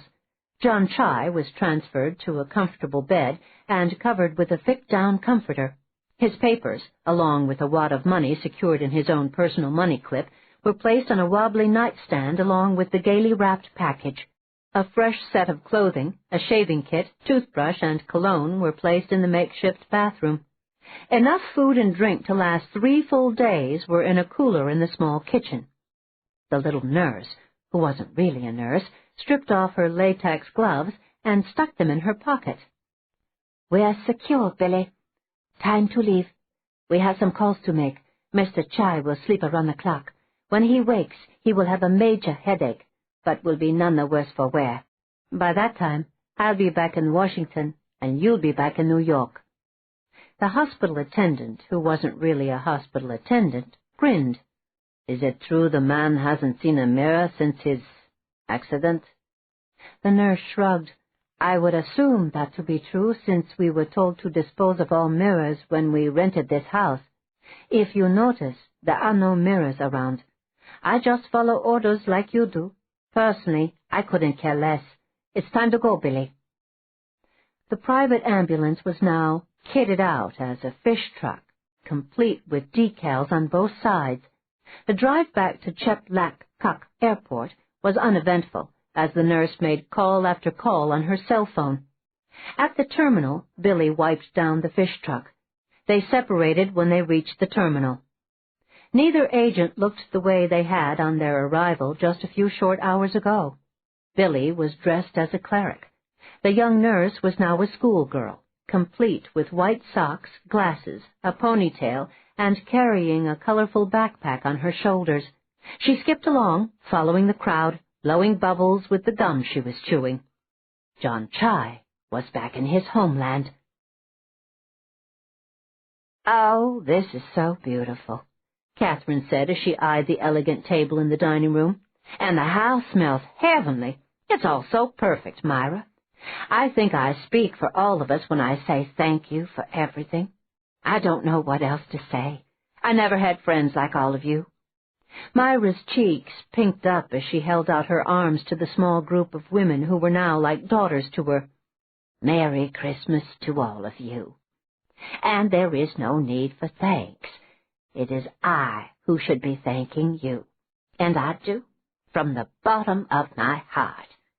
Now, if you're all as stuffed as I am from Charles's wonderful dinner, let's adjourn to the living room and that beautiful tree you all helped to decorate. Charles has a bottle of 1920 Dom he wants to share with all of us, and then I want to take some pictures of our little group. I knew you were all beautiful, but tonight proves it. You all glow and sparkle. Everything is so festive. You all look so festive." Julia laughed, a genuine sound of mirth. "I think you're trying to tell us something, Myra. We don't exactly glow and sparkle when we're in our work duds, and you're right. We dressed up for you and Charles. It was the least we could do after all you've done for us. Christmas is always so special at Pinewood, and it brings out the best in all of us." "Let's get to that Dom and the presents," Nicky called out. "You haven't changed a bit, darling.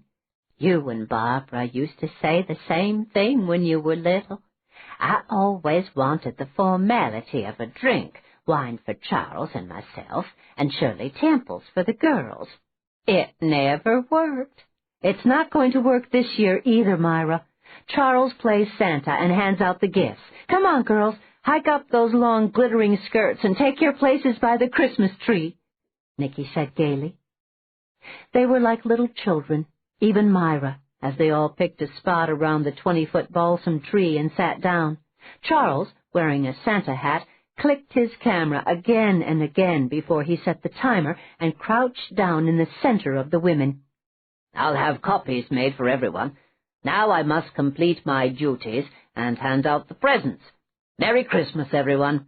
May we have many, many more just as happy as this one." They laughed. They cried. They poked and prodded one another as the gifts were opened. It was Alexis and Isabel, however, who held the spotlight. Alexis wept when she opened a small square box that held a set of keys and the deeds to the house she'd lost when she went to prison. "Isabel described the inside of your house and Charles, and I did our best to duplicate it. I know, there's one thing missing. Murphy," Myra called, "please bring in our guest." A golden blur streaked across the room and literally sailed across a pile of presents to land in Alexis's lap.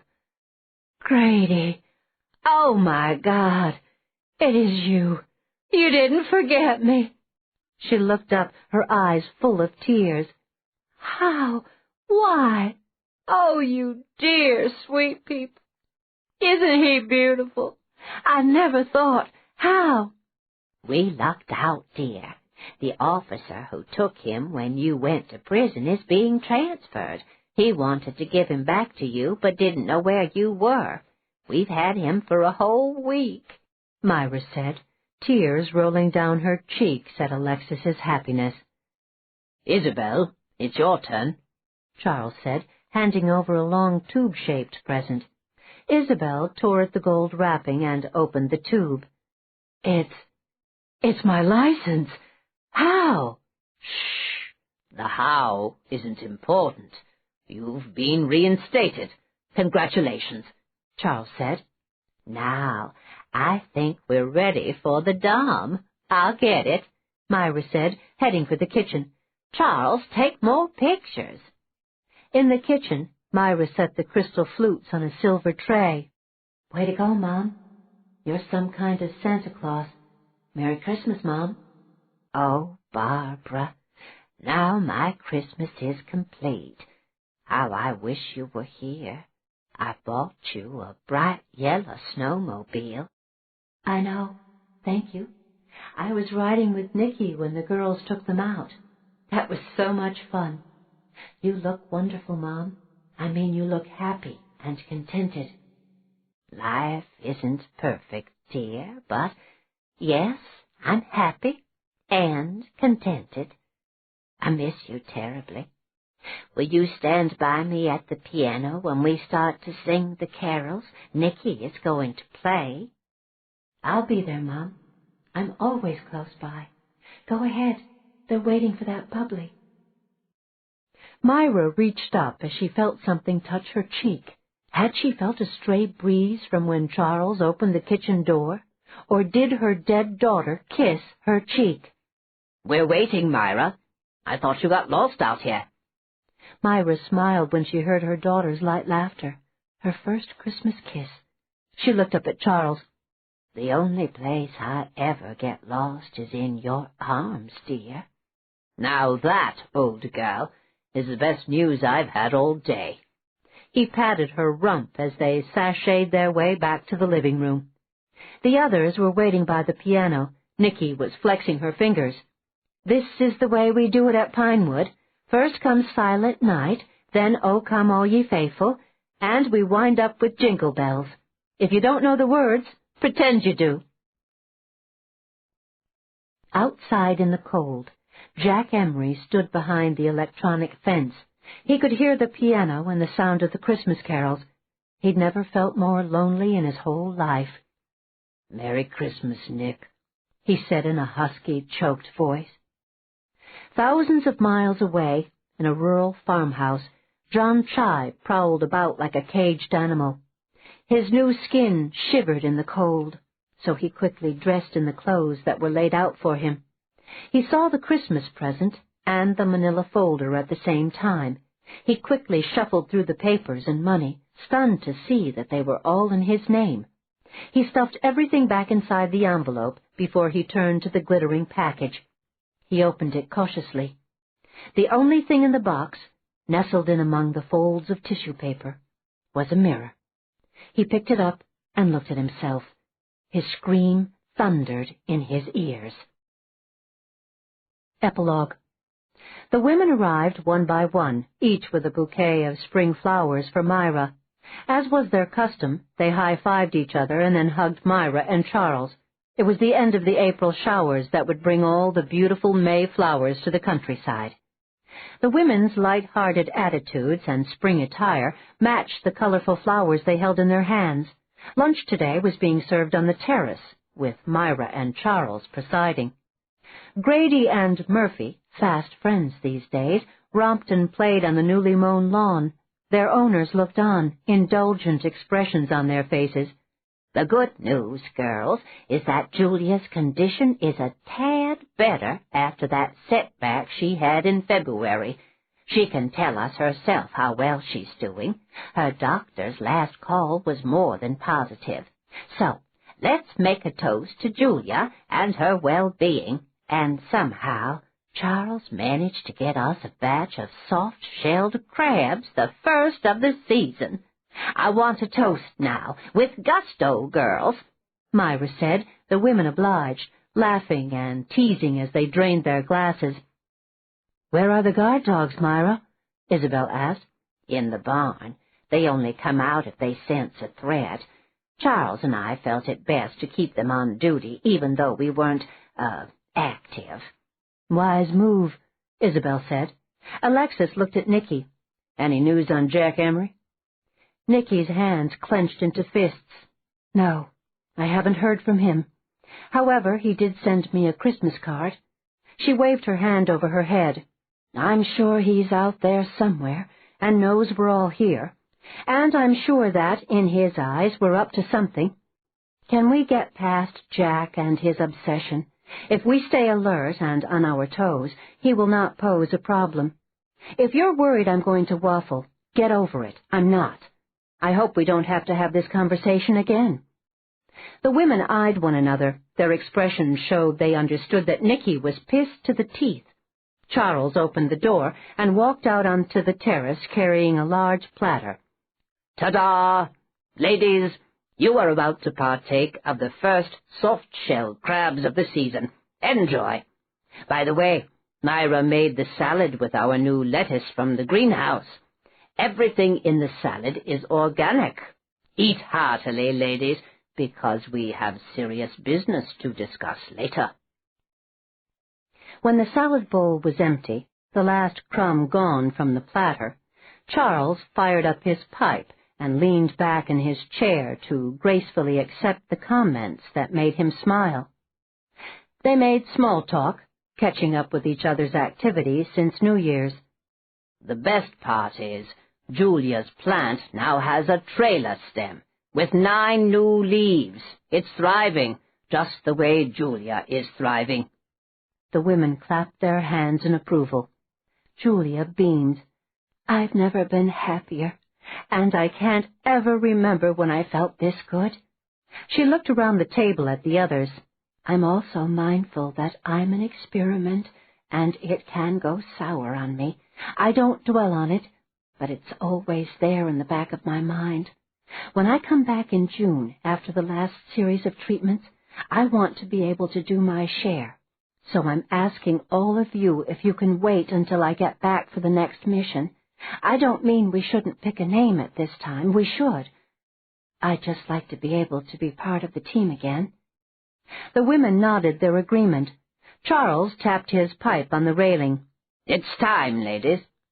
Chairs were pushed backwards as the women got up, their faces alight with excitement, to follow Charles and Myra indoors. Murphy herded Grady forward, growling lightly when the golden dog dawdled a little too long for his liking. Inside the war room, the women took their seats. Their light-headed mood changed instantly as they stared upward at the scales of justice on the monitor. This time the heavy table was bare, except for the shoebox sitting in the middle. "Alexis, pick a name," Myra ordered. Alexis sucked in her breath as she reached inside the box to draw the small square of paper. Without looking at it, she handed the slip to Myra. Myra unfolded the square and looked around the table before she read off the name. "Nicky." Nicky squeezed her eyes shut to ward off the dizzy lightheadedness that threatened to engulf her. Somehow she managed to smile and look excited, but her mind was on Jack Emery. Charles stepped down from his perch above them. "Now that we know who our next candidate is, I have something to share with all of you. I have here in my hands articles from the Asia Times, the Hong Kong Commercial Daily, the Ming-Pao Daily News, the Oriental Daily News, and the International Herald Tribune, the English version. I'll pass the articles around to you, but they all pretty much say the same thing, with the exception of the Tribune. It seems Mr. Chai, our former house guest, was picked up by the Hong Kong police. He spun a tale so bizarre that the authorities called in the equivalent of our FBI. Mr. Chai spoke of a group of American women who kidnapped and tortured him.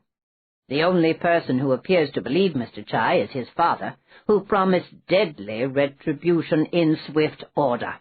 Mr. Chai named names and offered up descriptions, but the paper didn't publish them. The Tribune carried it a step further and interviewed Chai's two friends, Wing Wu and Chung Juyuan, as well as the Laling sisters. They scoffed at the story of Chai being abducted. The Laling sisters said they left the private party with the American women, and the three men were passed out cold from too much liquor. The Tribune went on to say something did happen to John Chai, as he had been caned and skinned and was left scarred from head to toe. It should be noted that Wu and Juyuan have not been seen or heard of since they gave their initial interview. The Laling sisters had not offered up any further interviews either, and remained behind a walled garden with their parents. Do the articles mention where Mr. Chai is now and what he's doing? Myra asked. Just that he's in seclusion, Charles said cheerily. The Tribune investigated a little further and found out that Mr. Chai had no exit or entry stamps on his passport, which should lead readers to believe that he concocted the story and was caned by a jealous husband in his own country. The Tribune speculated that Chai concocted his story because of a guilty conscience in regard to the tragic accident he had while living in the United States. The Tribune did not mention names. Do any of you have any questions? When no one posed a question, Charles continued. In that case, ladies, I think we can close our files on Mr. John Chai. Myra raised her head slightly and then tilted it to the side, as though she were resting her cheek on something. A gentle smile spread across her face. The case of John Chai has been completed. We will never speak of it again. I suggest we adjourn to the terrace so we can make a toast to another successful mission, Charles said. The 7 women nodded their heads solemnly as they filed out of the room. John Chai, Barbara Rutledge's killer, now belonged to the past. We hope you have enjoyed our presentation of Vendetta by Fern Michaels. Copyright 2005 by Fern Michaels. Read by Laurel Merlington. Directed by Sandra Burr. Engineered by Melissa Coates. Performance copyright 2005 by Brilliance Audio. All rights reserved. For further information concerning this program or other Brilliance Audio titles, please call the following toll-free number, 1-800-222-3225, or visit our website at www.brillianceaudio.com. No part of this recording may be played for an audience or reproduced in any form. It may not be streamed, downloaded, broadcast, or copied without written permission. Address all inquiries to Brilliance Audio, Post Office Box 887, Grand Haven, Michigan 49417.